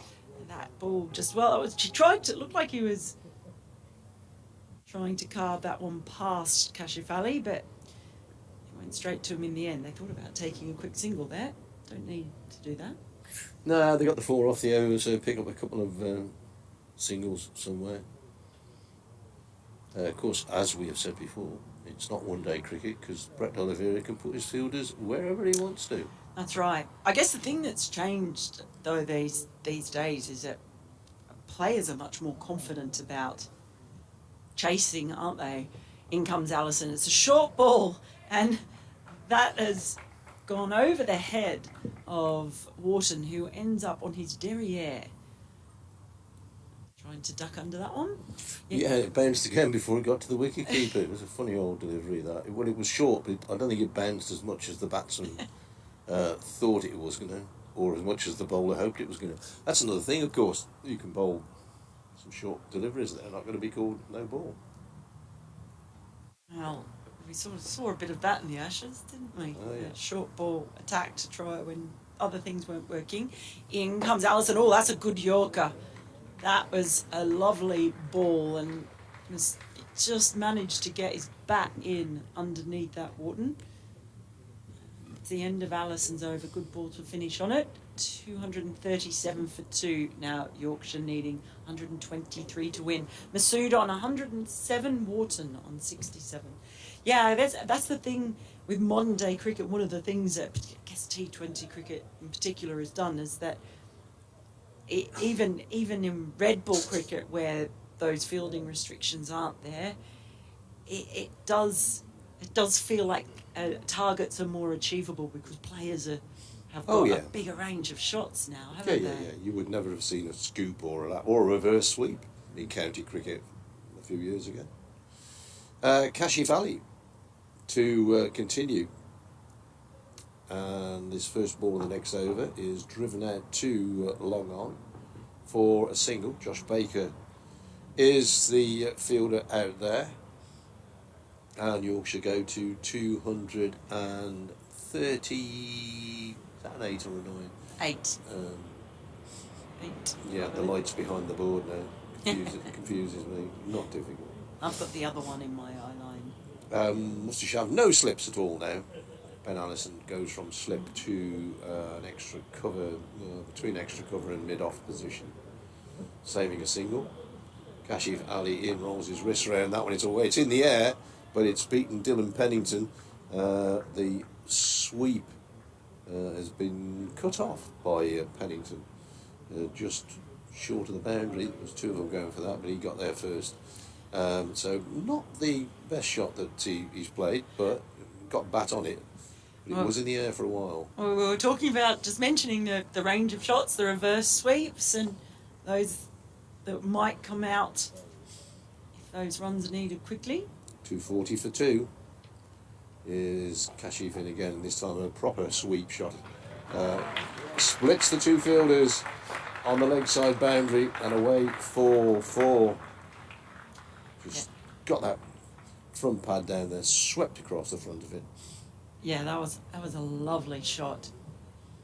Just flayed his wrists through that one. It was a terrific ball, perfectly placed. Massive gap between those two fielders out on the leg side. But at the moment, Brett D'Oliveira's gamble of giving the ball to Kashi Valley is not really working. He's gone for 14 off 9 balls. Comes in again off about 3 paces, and he rolls his wrists over that one, but pushed away by Wharton down to long off. Field changes for the left-handed Masood. So Pennington goes out to deep backward square. 1, 2, 3 on the leg side boundary. Kashif in bowls, it's away, pulled away, that's way too short. And Masood very quickly inside the line of it, clubs it away through mid-wicket for 4. That was comfortable, shall we say. Yes. Hit through the line of the ball, it was too short, and boom, away it goes. 249 for 2. And the ball's gone out of shape. Well, they're just showing the ball to the umpire, who says, nah, get on with it, lads. Kashif to Masood, and once again Masood drives on the offside, but this time straight to Brett D'Oliveira, who is not bowling himself. Well, I was just going to say, that might be the last over from Kashif Ali. 19 runs coming from his 2 overs. And where does the wicket come from? Where does Brett D'Oliveira turn at this point? He might give Joe Leach a last hurrah, maybe. So we've got Allison at this end, that we are at the Kirkstall Lane end. But at the moment, it just looks pretty benign, the pitch. Yeah, they're cruising it at the moment, Yorkshire. They need a Nelson, 111 runs to win at the moment, and it's Allison to continue over the wicket. And ball angled in, it was quite a full delivery to Wharton, just dribbles off the bat in the end, rolls down the pitch. He's bowled a couple of decent deliveries in the last few balls, ever since he got whacked back down the ground by Wharton. So. I don't think he did actually get bat on that. I think that has actually just come off pad, but it would have gone well down the leg side, the angle that Allison gets. but the end result's no run. Anyway, it's desperately looking to at least have a few dot balls, create some pressure, but quite sure where this wicket could come from. It's Allison runs in and again angles that ball in. It's just carved away behind point, and they will get a single. So another one for Wharton, another one for the score. For Yorkshire, it brings up 250 for two, requiring 110 now for victory, and they've still got 18.4 overs.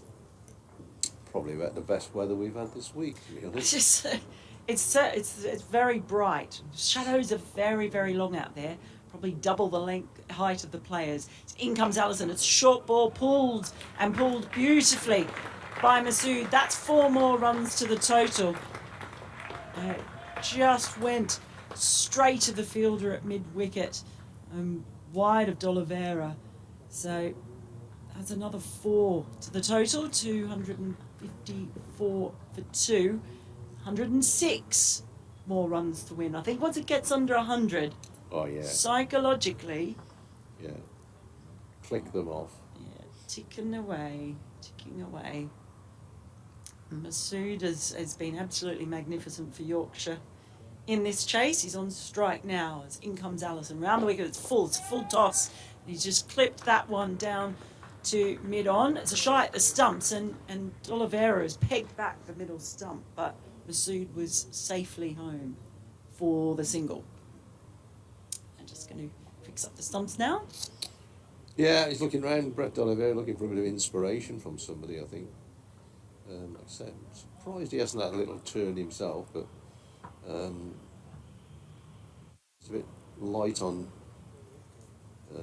Matthew Wade, of course, would have been very useful in this situation. Generally bowls a very tight line of length, but he hasn't got him in this game. Allison to Wharton. He just steps back and punches it back to the bowler. Takes it on the bounce.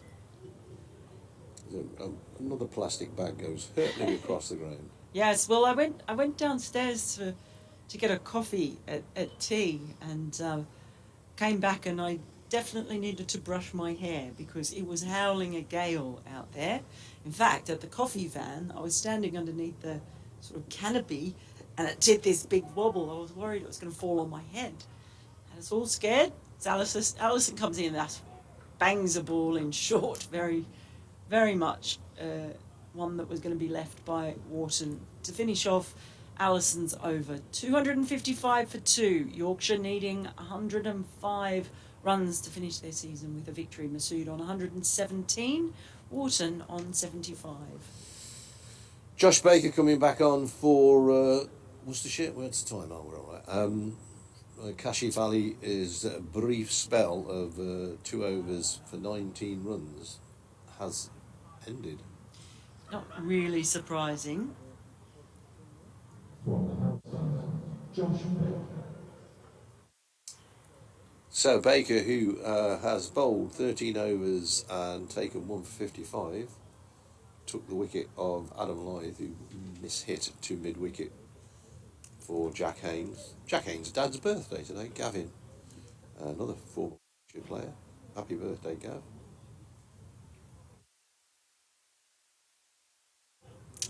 Baker, just waiting to see where, well, he's not waiting to see, he's directing fielders to various points. No slips at all. He's in bowls and it's short, and Masood goes back and cracks it into the covers, but straight to Brett D'Oliveira. It's 1, 2, 3 out on the leg side boundary. 1, 2, 2 on the offside boundary. We've got 4 in the circle, if there was a circle. Here's Baker bowls. Masood just pushes that one away on the leg side. Picks up a single. And Jake Libbyfield and Yorkshire go to 256 for 2. 104 needed for victory. I think that with this light, we're going to get at least another hour. Stays like this. Baker bowls again. Pushed out on the offside. No run. See, Yeah. the shadow from that other side, from the Howard stand, it sort of just seems to go across. It doesn't Yeah. come out. I know at the Oval, that JM Finn stand, that shadow makes its way across, and then even on a sunny day, a light becomes a problem. Baker bowls, down comes Wharton, and he can play that shot. Straight back over the bowler's head, this time one bounce for four. That, I think, is the fourth or fifth boundary he's hit straight down the ground. Yeah, he plays that shot really well, doesn't he? Likes to come down. He actually was almost had to reach for that one. 150 Again. partnership between these two from 169 balls. Wharton waits again, and he's gone down again now. Has he got all of this one? He has, yeah. Both mid-on and mid-off. Joe Leach and Kashi Valley looked interested for a while, and the umpire is actually asking Joe Leach what it was. It's 6. So Wharton, a man in a hurry, it would appear. Yeah, and he plays that shot. It's not like he comes and gets all bottom handy underneath it. He's actually a fair way away from his body still. Baker bowls again, and this time, well, pushed out on the offside for a single. A round of applause for a single. I'm not quite sure. Anyway, Yorkshire need 94 to win. 93 to win with the board. For once, I was in front of the scoreboard. That's remarkable. 267 for 2. I've got to go off and do an update, and then I'll dive back in and, well, I don't know, do all sorts of things, whatever needs doing. That's the kind of teamwork and team ethos that we love you for, brothers. Yes, it's got us through the 4 days, and it's going to be Allison continuing his spell. He's bowled 10 overs, none for 52. He hasn't been able to find that breakthrough, but then it's been hard for everyone. D'Oliveira looking for inspiration, and Jonathan is back. Yeah, and I'll have a BBC Radio Leeds update to do it. Well, I think 4:30, but judging by the 2:30 one, it could be any second now. I better pick up with Allison into Wharton, who toe ends one down to the incoming long leg for a single. 87 to him, far and away his highest first-class score.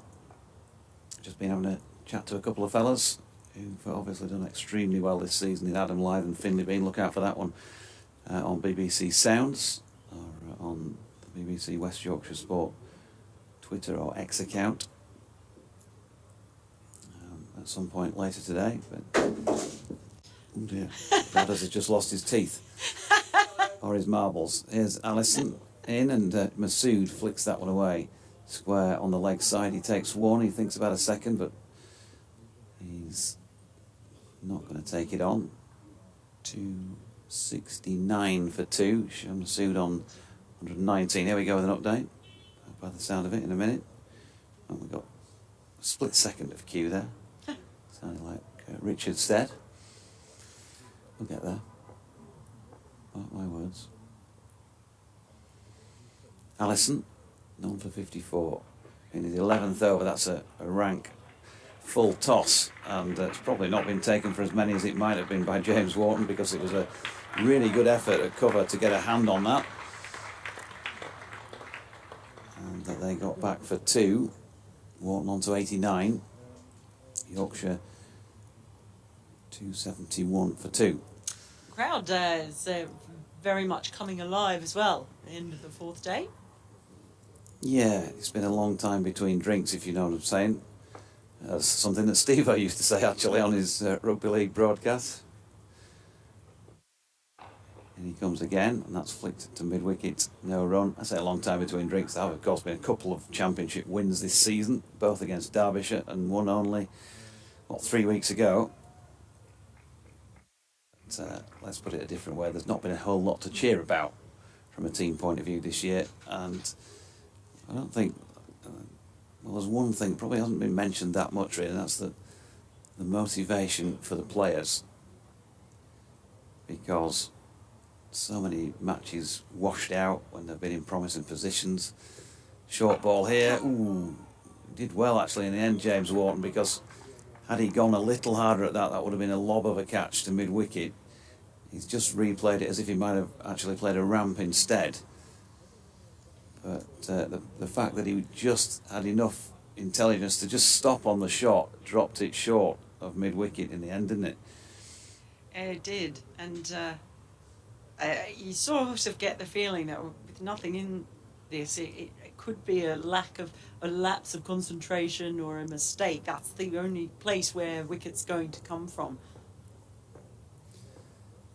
Unless someone can do something special. Allison, short again. Wharton thinks about playing, then pulled his bat underneath it. End of the over. 271 for 2. A further 89 needed from 16 overs precisely. But yeah, just talking about motivation, some people might be scratching their head and saying, yeah, motivation, well, playing for Yorkshire's motivation enough, all those sort of things. And that may be easily enough for some players, but you know, they are professional players because they're competitive and they want to win. And when you're not able to do so, like this season, because 37% of your playing hours have been lost to the weather, and then of course for the 48-point deduction, you know, you're placed in a position down at the foot of the table, and you want to feel like you can compete and win something, don't you? So it must have been difficult as well at times for the lads. Absolutely. As Baker continues over the wicket to Masood and delicately carves that one down to backward point, but won't get a run. With me in 2 minutes apparently for the update. Okay, there you go. Might be enough to get this over in. We'll see. It's Baker again into Masood over the wicket. He just turns this one to mid-wicket, straight there, so no run. Yeah, and even if I think with that, yes, the players still want to win, but there's that underlying psychological effect that must be hard as Baker comes in. This one just delicately turned around the corner, down deep square, running in. They're coming back for a second, and that's well run. Appreciated by the crowd as well. Wanting to see their side finish on a high note. 272 for 2 now. Yorkshire needing 87 for victory as Baker is in, loops that one up, and it's just sent straight back to the bowler by Masood. So we might be able to get this over in because he's getting through it quite quickly. Baker has got another 2 deliveries. This is the penultimate one of the over. He's bowling to Masood, who just leans back and sends this one down to deep point. Get a single. Brings Wharton on to strike. And he's been quite aggressive in taking on Baker in his previous over, certainly. It'll be interesting to see if he comes down the pitch again this time. He's round the wicket, Baker. No, he's back and he's bowled. Well, he just tried to dab that one onto the offside. Update time, sorry Mel. Yes, my colleague Mel was trying to describe the wicket there, unfortunate wicket of James Wharton, who's just achieved his highest first-class score, Richard, of 89, but in trying to cut a ball from left-arm spinner Josh Baker, he's missed it and he's gone for 89, so he's 11 shy of a first-class century. He'll be disappointed about that, but it's a great way still for him to end the season. 123 minutes, 107 balls, 10 fours and 3 sixes, full of attacking shots, and well played, young man. And there'll be other times, I'm sure, for him to try and get across the line and achieve that landmark. Speaking of which, Adam Lyth ticked the landmark of 1,000 runs in a first-class season, or championship season, for the 4th time in his career. A little earlier today, Finley Bean, unfortunately, finished 17 runs short. Yorkshire are 274 for 3. They've taken down off the scoreboard how many they need at this moment in time, and my maths ain't good enough to work it out, but it's 80-odd runs off about 15 overs to finish 87, thank you, Rich, off 15 overs and some deliveries to finish the first-class season with a win, and after some pretty dark times throughout. And I've just been talking about how have the players managed to motivate themselves through all of this? They've lost 37% of the first-class season to the weather. They've had 48 points deducted on the back of the racism row, or racism scandal. And with 15 overs to go, Rich, 86 more needed to win. They could finish the season on a little bit of a high.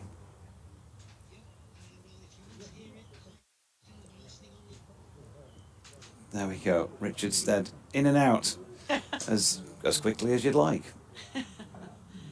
Well, we're saying that a mistake might come from a lapse of concentration, just a mistake from the batter, and that's how it's transpired in the end. Yeah. But most of the hard work has been done. And well done to Josh Baker, 2 for 70 Yeah. for him now from 15 overs. It's going to be Allison, none for 56 from 11 from the Kirkstall lane end. Round the wicket, Masood punching out into the offside, no run. I think in all of that, we missed out the fact that Sean Masood has scored his second century of the campaign for Yorkshire. Sorry, Sean, I don't think he'll hold it against me. He's not that type, is he? I'm No, going to, so he's just punched a single. end of this over, I'm going to duck out and let Oh yeah, bring it home with bring it Bradders, home maybe. with Bradders. Yeah. I don't think they're going to be called off for bad light in the next hour. Oh, you've I'm confident. Put your neck on the block now. Yeah. Oh, You can I'll tell have you. to do that. You can tell you're not quite local just yet. Well, it's very bright. It's lovely, actually, right now. Autumn sunshine. Well, listen then to Yorkshire's new batter, George Hill, who turns it to mid-wicket. And there is no run. If you're going to duck out then for the rest of the match, I suppose I should let you do your last 4 balls. Well, I don't know if it is for the. I might be though. Mightn't it? Oh, okay. It could be possibly. It could be.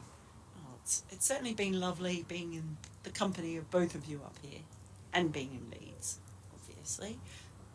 And Ticking all the right Yorkshire. boxes there. I am, aren't I? Crawling my way out of commentary as in comes Allison, not crawling, running in. He is over the wicket to Hill, who just plays it out into the covers, no run.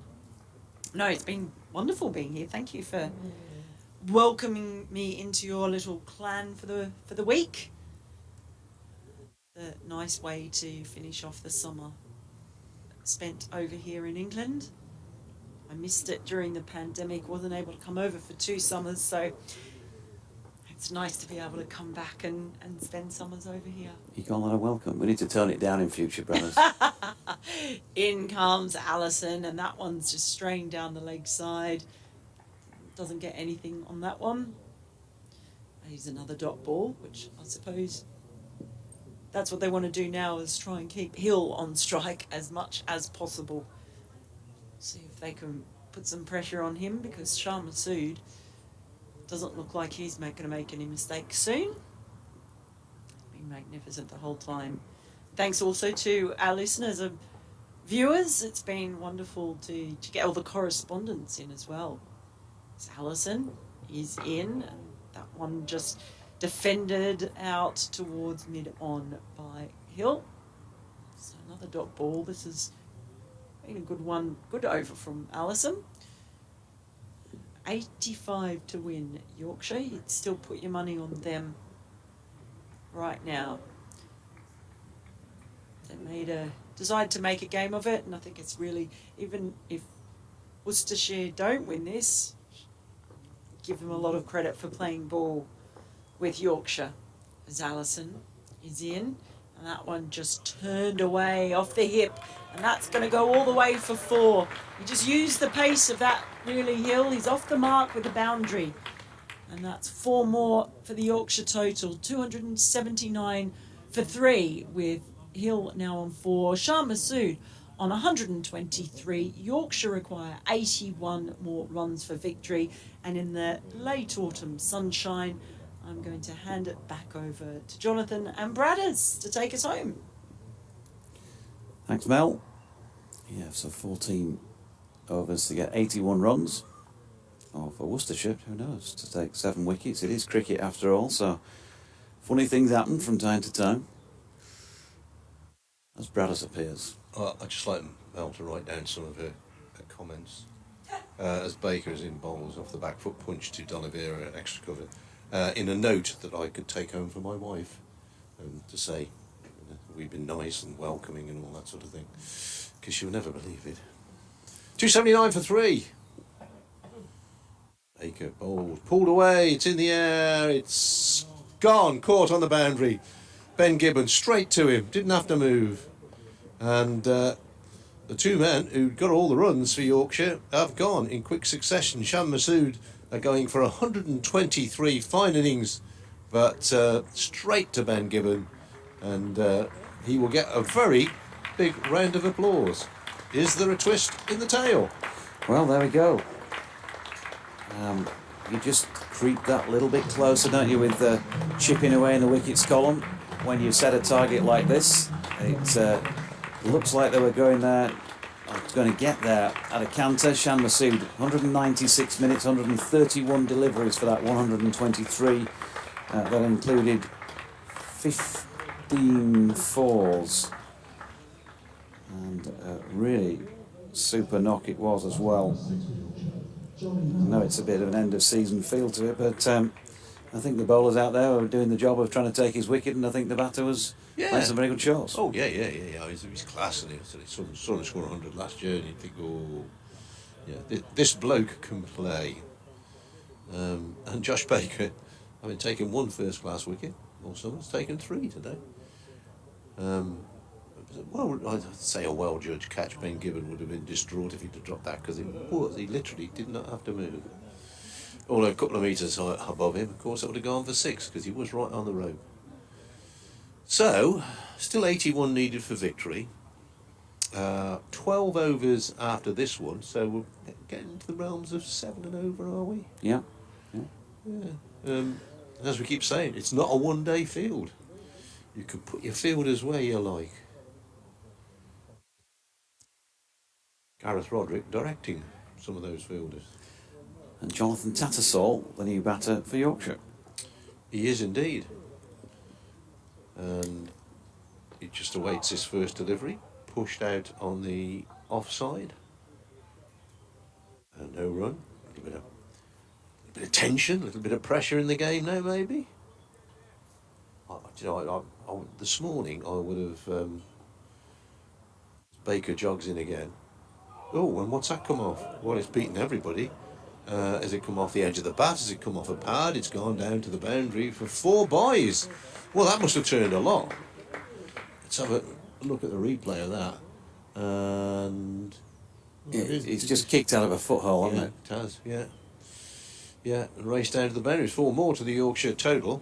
I was saying I would have given you good money that we would not have been playing cricket at 4:45 today. Judging by the weather of the last 3 days, but we are. On a lovely summer's evening. Well, a lovely autumn evening. So that has prompted Worcestershire to bring a slip in. Ben Allison coming in to a slip, 283 for 4, Yorkshire, and this is pushed away on the offside. They will remain on 283 for 4. 77 to win. Baker twirls away, Tattersall comes down, plays a nice shot out to... what's he done there? Henry Cullen, I think, it is fielding 12th man down there, and the ball has gone straight between his hands, straight between his legs, and away for 4. So that little bit of pressure that Worcestershire were trying to build up has gone there with 4 boys and then 4 rather gifted. That's one for the That's So Village account.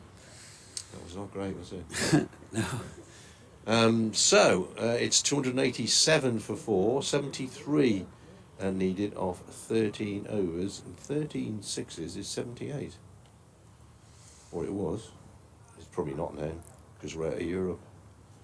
Probably changed in our mathematical system. I bet you still blame Wilson, don't you? Harold. Yeah. Or Macmillan, one of those two. Ben Gibbon coming back on then at the Kirkstall Lane, 7 overs for 50 so far in this innings. He had a bit of success in Yorkshire's first innings, 8.3 overs, 2 for 37. just like I think all the pitches this year, it does not get any easier for the bowlers as the match goes on here, unless there is some juice around and the overheads are good. And of course today's been good for batting. The sun's been out, the wind's been blowing, the moisture's been drawn out of the pitch, and George Hill has been drawn into playing a pull shot there out to mid-wicket, and will pick up 1 run. Short ball from Ben Gibbon. There was a shout to catch there, but I'm not sure how long it was in the air for. Probably about 2/3 of the way to the field, that was about all, wasn't it, really? No slips in. He's right across the other side of the ground now, Henry Cullen.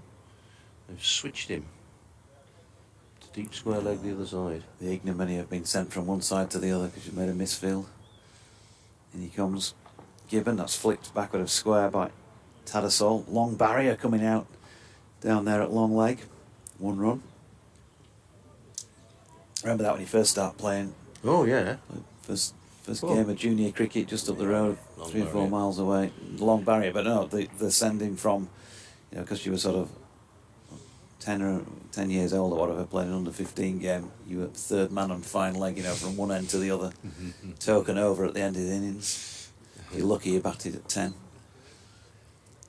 Hill, meanwhile, not batting at 10 and batting very well in this case, because he's just got a ball offering a bit of width, around about 4.5 stump, 5 stumps width sort of thing, and he's got his hands through that and driven it through extra cover. Mid off. 4 runs, 9 to him, 293 for 4, 67 needed from 12.3.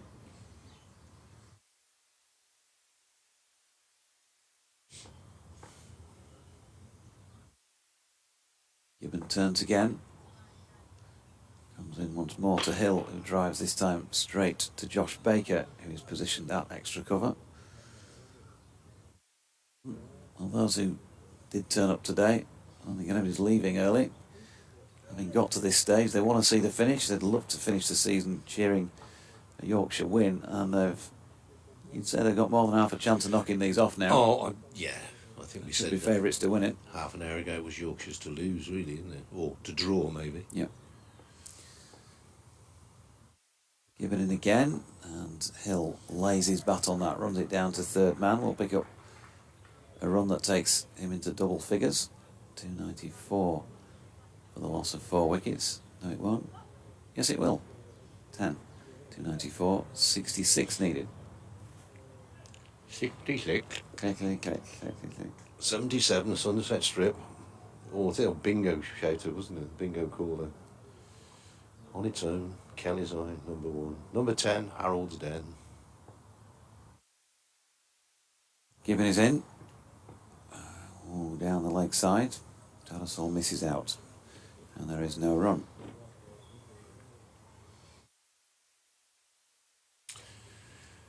What's the 66 off 12? 12 sixes 72. So, and the current run rate is 5.07.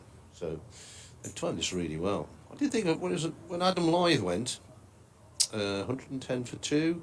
Thought he had some tight bowling here from Worcestershire, put a bit of pressure on, pick up some wickets. But Wharton and Masood batted beauty. What did they put on? 164 in fairly quick time. But both have gone. Can Worcestershire chip another couple out and make it super tense? Josh Baker, 3 for 74 off 16 overs. And he's bowling to Hill, who's down, away, in the air, over extra cover. That looks as if it's going to race away for 4 to me. Yeah, good work from the batsman. Got across inside the line and just lifted it over extra cover. He knew once he got it over Jack Haynes, it was pretty safe. So Yorkshire are 298 for 4. Baker in again, this time played back to the bowler. Some shouts of I'm not quite sure what that was about. Looked as if the batsman got loads of timber on it to me. Breeze across the ground, just ruffling the shirts. Next ball from Baker, floats it in on, all towards leg stump, driven straight to mid-wicket, where is that? Ben Gibbon is the fielder. So long on, long off, out straight, and they won't be brought into this as it's patted back down the pitch. The 429th aircraft this week. Baker in again, and trying to come down and play that, almost repeat that shot, I think, there, George Hill, but he didn't quite get to it there. It was a slightly quicker delivery from Baker. Used his feet well, but didn't quite get to it. Last ball of Baker's over. This time he does go down and drive, but straight to Jack Haynes at extra cover. And that's the end of the over. 298 for 462 needed for victory. 11 overs remain. So just shy of one a ball still, which is obviously very much on when you've got 6 wickets in the tent and you bat pretty deep as Yorkshire do. Andy says, thanks for your company in my home office all season. Time to bunker down now for a few months until we hope for drier times in 2024. Winter well to you and BBC cricket friends, and to you too, Andy. Forever Dormo says, well, this is most unexpected. Yorkshire now in with a decent shout of pulling off a win in the final game of the season against the promoted county, despite the loss of play due to rain. Here, meanwhile, is Ben Gibbon bowling to Johnny Tattersall, who's just laid his bat on one, as he tends to do, and run it down to third man where Leach fielded. They got 1 run. And Forever Dormo follows up by saying, Walton will rue my earlier tweet as he was out in sight of a maiden ton, but there's still a chance to win this and end the season on a joyous high. And there is. Joyous might be overstating it slightly, but it'd be a bit of a high.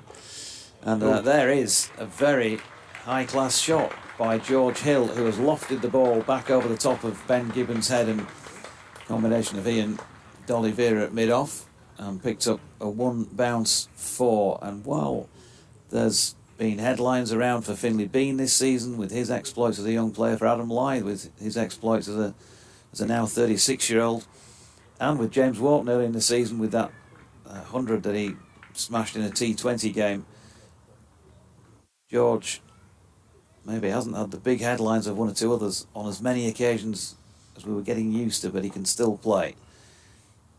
And towards the back end of this season, I think he's showing us much more of his kind of old self, if that's not the wrong expression to use for a player who's still making his way in the game. He's just driven a single from the bottom of his bat right on cue. We've seen a lot of straight drives, haven't we, today? Yeah. Which is, I think, an indication that the batsmen trust the pitch. They know the bounce is going to be true and it's coming onto the bat. Very good for a 4th day pitch. Gibbon over the wicket to Tattersall, who tries to play that little out shot again down to third man, but can't get it past Kashif Ali.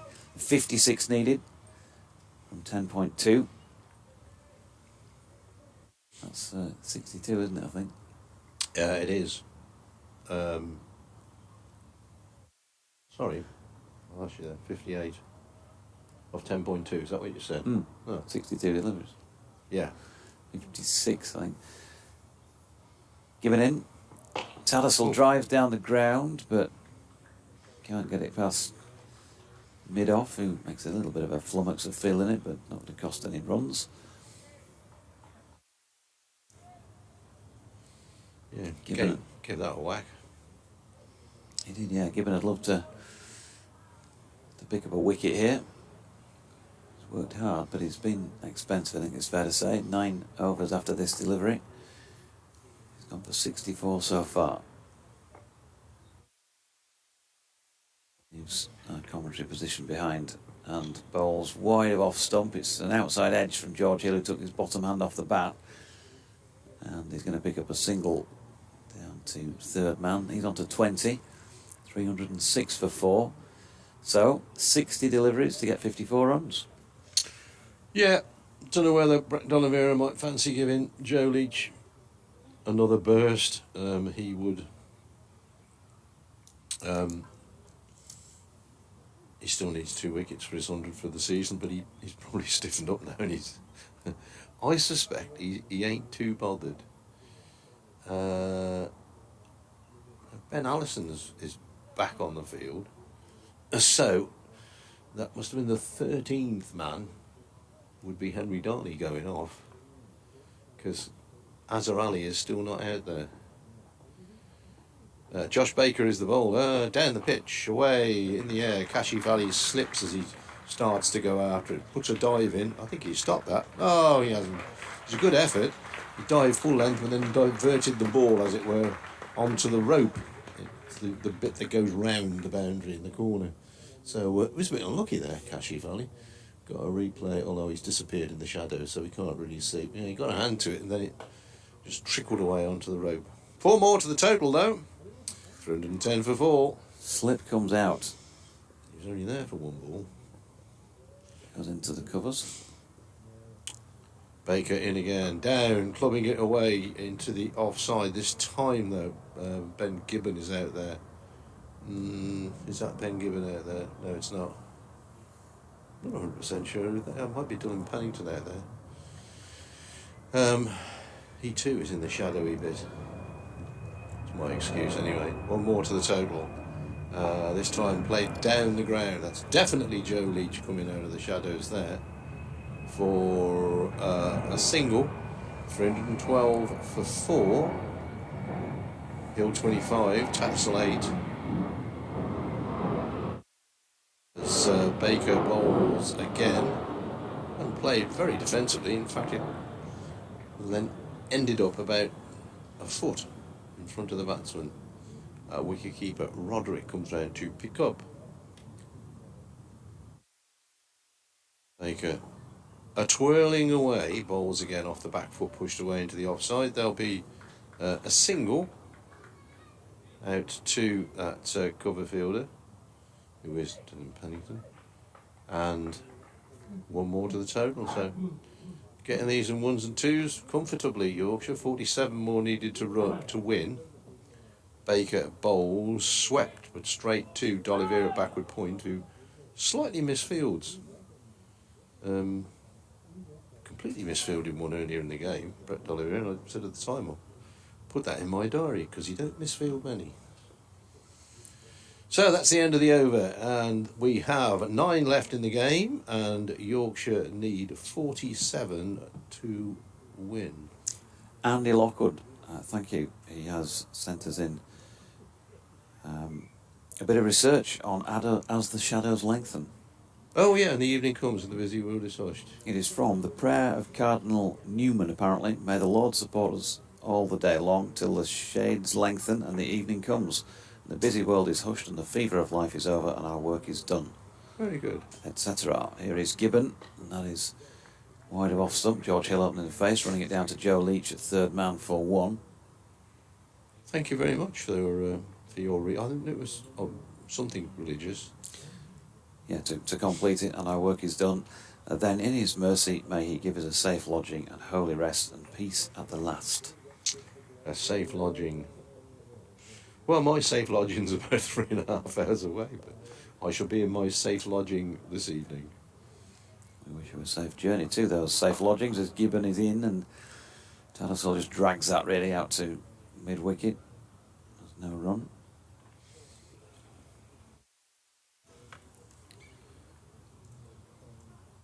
So thanks, Cottingham Andy. Yeah, thank you for that.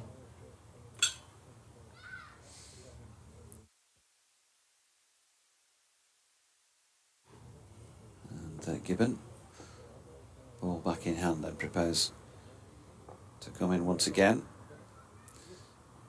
Bangs one in short. Tattersall takes on the pull and will get 4. He bisects the 2 men out there square and at deep. It's a long leg. Backward of square and moves on to 12. 318 for 4. So just 42 needed now by Yorkshire and 8.3. 532 runs in the day, and I know a lot of those were gifts this morning, but so far, that ain't bad for a last day pitch. Given to Tattersall, who pushes it straight back to the bowler. No run. I mentioned bisects because one of our colleagues earlier in the season without realising it, said that it dissects the field there. Dissect. Guts everywhere. Yeah. So James Wharton's 89 took him to 349 in his 10 innings this season. That's an average of 38.77. So well done to him. Can't call it a full season, obviously, but his first real season of a few more games in first-class cricket as Tattersall drives it square into the offside, no run. Bradders For a is off to short do while. do an update. And meanwhile, Shan Masood's 123, his second ton for Yorkshire. After that big one, 192 against Glamorgan, took him to 720 for the season for Yorkshire. Ball short of length from Gibbon. Tattersall cracked that away square on the offside, and they get through for one.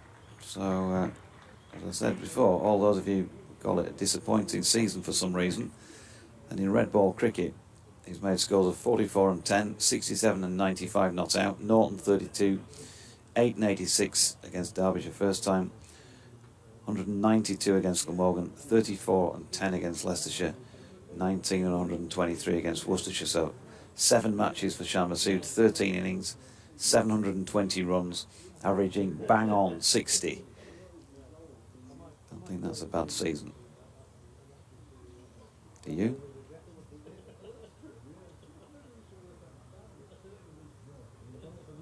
Bit of gardening from Jonathan Tattersall. Waiting for Josh Baker to start here. Baker from the Howard stand end then. 41 needed for Yorkshire to win for the 3rd time this season. Tattersall swept this one uppishly, but he's going to drop short of the sweeper out on the mid-wicket boundary. Just the 1 run. Martin Rowe says, "Oh my God, what a pleasant surprise. We could actually win a game, Jonathan. Haven't tuned in much today as I've been watching the Ryder Cup. Masood earning his corn at last. Great to see." Well, there you go. I've just been reading out his figures. At last.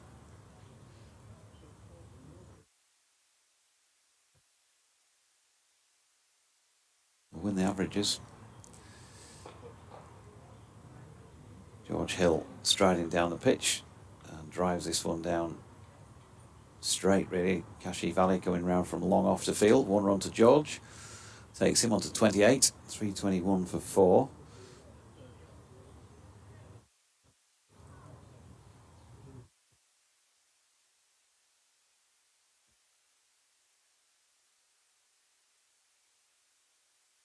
Just a change in the field with the man being brought up. Ben Gibbon back with a square leg. Johnny Tattersall plays across the line to this delivery. There's an appeal really only from Josh Baker. Not out.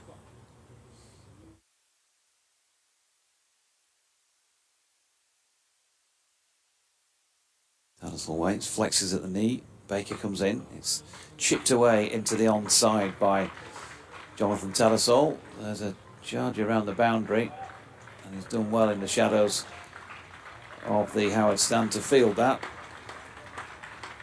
Pick up 3. Tattersall on to 17. 324 for 4, down to 36 needed from 7.2. So Brad has said it's Yorkshire's to lose from here. 6 wickets in the 10.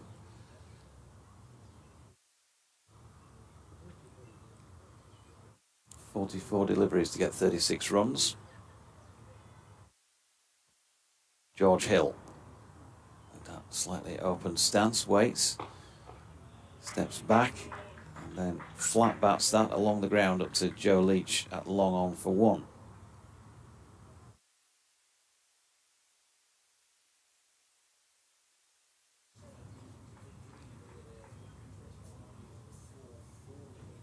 Long on and long off out. Sweeper, well, 2 of them on the leg side, 1 back with a square, 1 up mid-wicket. Cover sweeper as well. 4 fielders split 2 either side up on the 1. As Baker bowls to Tattersall, who sweeps that for a single to complete the over. 326 for 4. Tattersall on 18. Hill 29. Yorkshire require 34 more runs for their 4th highest successful run chase of all time.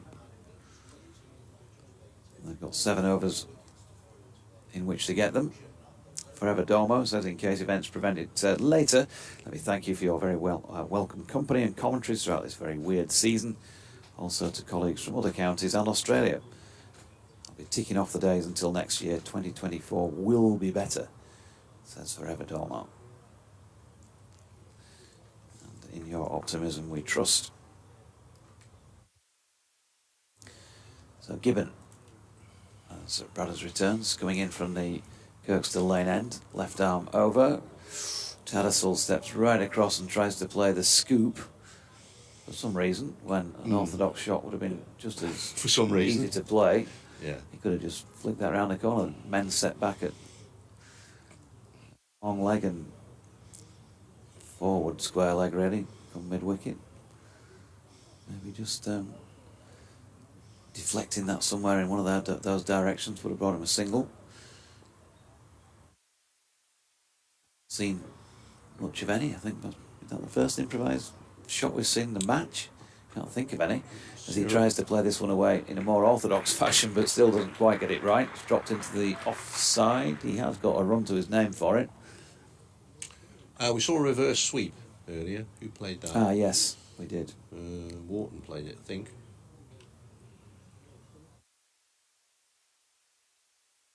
Yeah. So the second improvised shot in the entire 4 days, I think. Sunshine, 33 to win, 6.4 overs in which to get him. George Hill on strike, and he's on 29, and in comes Gibbon to bowl to him, and he has to wait a long time and stretch as well to just ease that into the offside, where it's fielded at cover. 1 run. Potentially a couple of nice little red inkers for this pair if they can see it through. Yeah, all looks good at the end of the season. I mean, Jack Haynes has not had a great season with the bat for Worcestershire. He'd admit that. His 113 not out will do those averages a little bit of good. Given to Tattersall, who has clothed this one to mid-on and looks at the bottom of his bat after doing so. It looked like he was giving it the big heave, but the ball bounced well short of mid-on. Richard Wilkinson tweets, or X's, Yorkshire have had a good season with the bat. Bowling being too samey is the issue now. What was the Lewis Rees answer? Thanks for the comms. What was the Lewis Rees answer? Gibbon bowling to Tattersall. Has to jab down on this one into the leg side. No run. Lewis Rees will go down in cricketing history as being the first player in the county championship to be given out LBW by a woman. Ah, Sue Redfern. Sue Redfern, yes, good. Like that. That'll never happen again. Well, it will happen again, but he won't be the first. Oh, right. Good one, that. Who sent that in? That's a good one. Thank you. It was Richard Levin on the back stairs who said to me, there's a teaser for your listeners, as Tattersall, again, sort of cloths the drive. He's not timing it that well out there, isn't JT, in the final innings of the season. 8 and 19 to him. 328 for 4. 6 overs to get 32 runs. The run rate just goes up very slightly. Run rate required. I think that's Henry Cullen bringing the bits and pieces on for Worcestershire. So, who's that down a deep square leg? A young Henry Darley. Yeah, I think it is. Getting a bit of first team experience, these boys. 12th man in games like this. Baker, you're looking quizzically at me. What's the matter? When you say young, I mean, Yeah. 18. are not all the team young? Well, I'm not sure. I mean, what's the I'm context? not sure Joe Leach would go into, by his own admission, but not go into your Dolly. No. They're all young compared to us. Oh, compared to us, they're infants, babes. Here's Josh Baker. He's bowling, and he has been clubbed away on the leg side for a single. I think these 50 partnership. 50 partnership. Well batted. I think they're going to clap every run from now on the ground. Well, why not?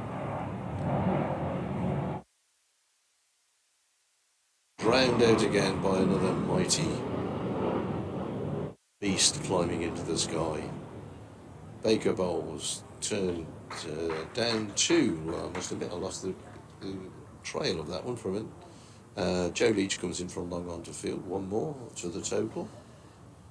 Yorkshire lad said he's watching live on the big screen at the bridge in Washford. That's going well, and looking forward to seeing him at the Ousburn CC Awards dinner later tonight. Well done. And forward, playing the ball out to long on is Hill. He goes to 33. Tattersall has 20. My invitation to the Ousburn CC Awards dinner must have been lost in the post. Lost, yeah. It's because you keep moving about, mate. Here's the next ball coming down and driving straight back to the bowler. Yeah. It's because they keep moving you on in your caravan. You're not in the same place, so you don't get the mail. 331 for 4 Yorkshire, 29 needed to win. And there's probably 4 of those lifted out over extra cover. Kashifali doesn't get there. He may not have timed that as well as I thought. Dylan Pennington got round. So a couple to the total. Tattersall goes to 22. Hill to 32. 3, 3, 3, 4, 4. 27 needed for Yorkshire to win. 6 wickets needed for Worcestershire to win. Unlikely. And that's a lovely cut shot. Just waited for that one and leant on it and eased it backwards probably through a 3rd slip position down to the boundary. And that is Tattersall going to 26. 6 or an 8. Let me have a look on the other board. 26. Yorkshire 337 for 4. 23 needed for victory. What? The delivery. I'm a cricket commentator, get me out of it. Dylan Pennington is going to have his final burst in a Worcestershire shirt. Is he? Yes, Ben Gibbons putting his cap back on. Won't be playing for Worcestershire next season. It's been a long season, hasn't it? Oh, mate. Brothers. It all gels into one.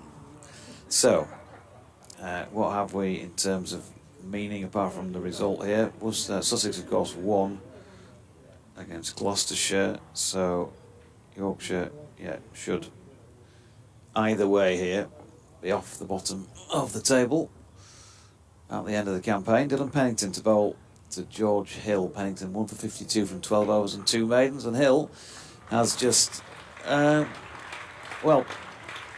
extolling the virtues of George earlier in the day. He's sort of yanked that one really over the top of mid-wicket through cow corner for 4. So it'll do. He answers the call of 4 more runs. 19 needed.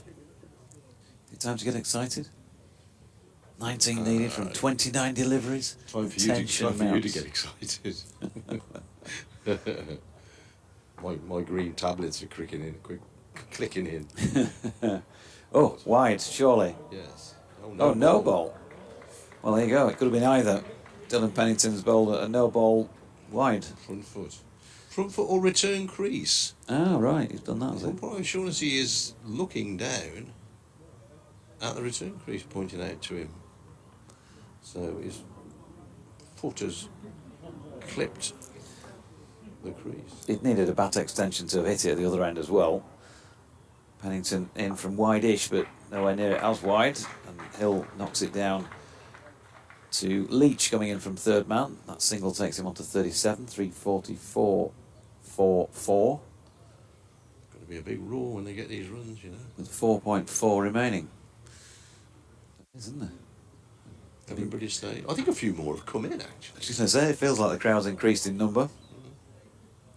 Nottinghamshire, by the way, need 14 to what we think would sink Middlesex to Division 2, as Pennington is in, and that's cut by Tattersall to Cashy Valley. No run.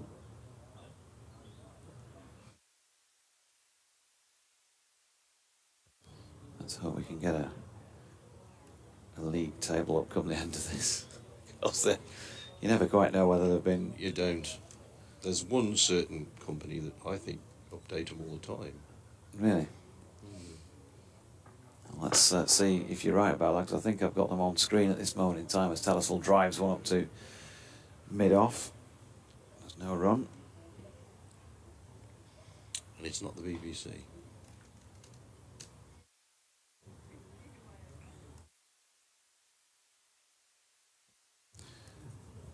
Pennington then, just flicking the ball up from one hand to t'other and turns, comes in once again, short ball. Tattersall has to wait quite a long time for that, but waited long enough to turn it round the corner. And he's picked up 2 out to long leg. 28 to Tattersall, 346 for 4. 14 needed to win.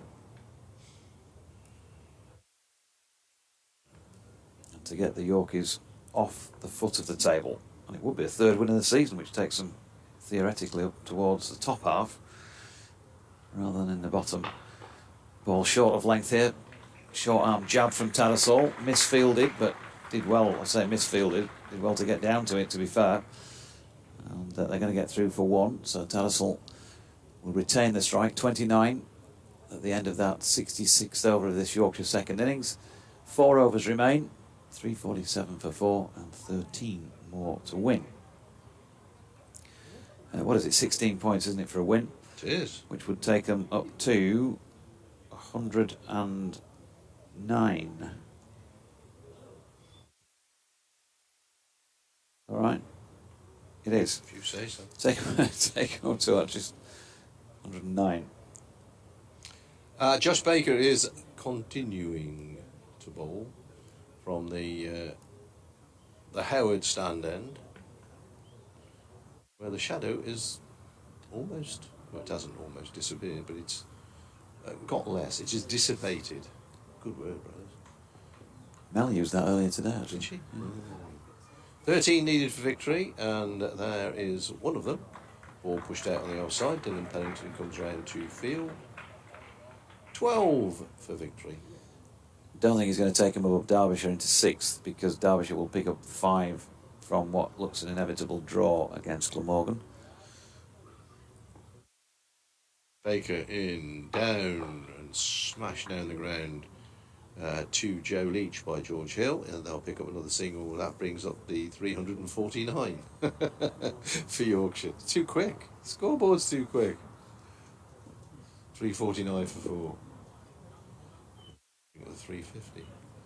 Baker in, and plays and misses outside the off stump there. There's Tattersall trying to repeat that shot he played in the last over from Baker, when he just clipped it backward of square on the offside down to 3rd man, but he didn't get a bat on it. He got a bat on this, and that's gone a long way. He's got a lot of bat on that. Smashed it down the ground. Is it 6? Is it 4? It's 6. Not messing about here. That does bring up the 350, and Tattersall goes to 38. They both got 30. No, he's got 36. 38 to Hill. 5 needed for victory. Is he going to go for it in spectacular fashion, we ask ourselves? Shall I? Yeah, by all means. Okay, 355 for 4. Tattersall facing Baker. Lofted this one over the top of mid-on. Joe Leach giving chase. It's plugged, I think, on the softened outfield, has it? No. Well, not to the extent that it wouldn't cross the boundary, because the sweeper out there hasn't managed to reel it in. And so that boundary takes the scores level. 3 overs and 1 ball remain, and 1 run for Yorkshire to win it. Still a sweeper out for some reason. Maybe just enjoying a bit of sunshine out in the distance on the east side of the ground. Here's Baker to Tattersall, who plays the paddle, and that will be 4, and that will be that. 363 for the loss of 4 wickets. Yorkshire finished with a 6-wicket win against Worcestershire in the final match of the 2023 campaign that has seen all sorts of ups and downs, but they'll at least be glad to have finished on a little bit of a high. Hill 38 not out, Tattersall 44 not out, a partnership unbroken of 84 for that 5th wicket, and Yorkshire have just completed their 4th highest run chase in the club's history and got themselves off the bottom of the Division 2 table, taking into account a 48-point deduction for failings identified by the Cricket Disciplinary Commission. Handshakes all round out there in the middle. Congratulations to the visitors, Worcestershire, for having earned promotion back to Division 1 earlier in this game. And congrats to the Yorkshire boys, because they have managed to keep going. We did get obviously a bit of a contrived finish here today, but they've managed to see the job through, and that's just going to make whatever it is that they party with this evening taste a little bit sweeter. Yeah, and well done. And as you say, well done to both teams for setting it up. Yorkshire declared, obviously, behind yesterday and set up a game and lobbed some up this morning. But, yeah, well played, Yorkshire. As my very good friend Jonathan Boyd says, a bright future, methinks, for some of these young lads who've endured a tough old summer, but hopefully... Well, we all start next April, probably about the 6th, with a clean sheet, don't we? Everybody's level. We do. All the best in... well, I say this with a slight tinge of sadness, because always great to sit alongside and commentate with you, so we're going to miss at least 4, if not 8 days of that next year. You're not coming to New Road, are you? Well, we'll might turn up in a T20 game, maybe, or possibly even in a one-day cup match, but I'll put the kettle on. on. All right. Thanks, JD. Safe journey back. Pleasure to come here. Most enjoyable 4 days, despite the rain and everything else. Nice there to see the Adam Lythe clapping the crowd, taking the trouble to go around and thank the crowd. Good effort. Right, I'll go off. It's time to go off and do something else anyway. JD, I will see you at a later time. Thanks to Mel, who's been with us as well this week. And nice to see Jane Powell again this morning. Was it this morning or this afternoon? This afternoon. Hadn't seen her for many years since we both attempted to play cricket together. Thanks, everybody. I'll catch you soon. Thanks, brothers. Just to wrap up the minors, as it were, on the match. The bowling figures for Worcestershire, for those interested. Yorkshire, by the way, completing that victory in 67 overs. 66.6, if you like. 363 for 4. Jonathan Tattersall, 44 from 38 deliveries, including 5 fours and a 6. George Hill, 38 from 32 deliveries, including 6 fours. Joe Leach, 8 overs, 1 maiden, none for 26. Dylan Pennington, 13 overs, 2 maidens, 1 for 62. Ben Allison, 12 overs, no maidens, none for 61. Ben Gibbon, 11 overs, no maidens, none for 73. Josh Baker, 21 overs, no maidens, 3 for 117. And Kashi Ali, 2 overs, no maidens, none for 19. Matthew Revis, Don Best, Jordan Thompson, Matt Mills and Ben Code did not bat in the second innings, but were all part of a winning Yorkshire side to complete the season, with 3 of those against their name. And when the points go on, I think I'm right in saying that lifts them off the bottom of the table. We'll see that in the fullness of time. At this moment in time, though, all that remains for me to say is, well, thanks very much to all my colleagues on the BBC throughout this campaign, and particularly to Bradders and to Mel Farrell during this match. Thank you to you for all of your correspondence during the season. We do try and get, obviously, the vast majority of that out on air. And thanks to Yorkshire County Cricket Club as well for their cooperation, of course, as far as the broadcasts are concerned, and all the players and coaching staff and all the rest of it, the staff at the club. to help us with the smooth running process of all of these broadcasts, and to the lads for their appearances on air as well as the campaign has gone on. So that's it really from us, from the commentary box at Headingley for 2023. We'll see you in Division 2 once again in 2024. But from me, JD, goodbye.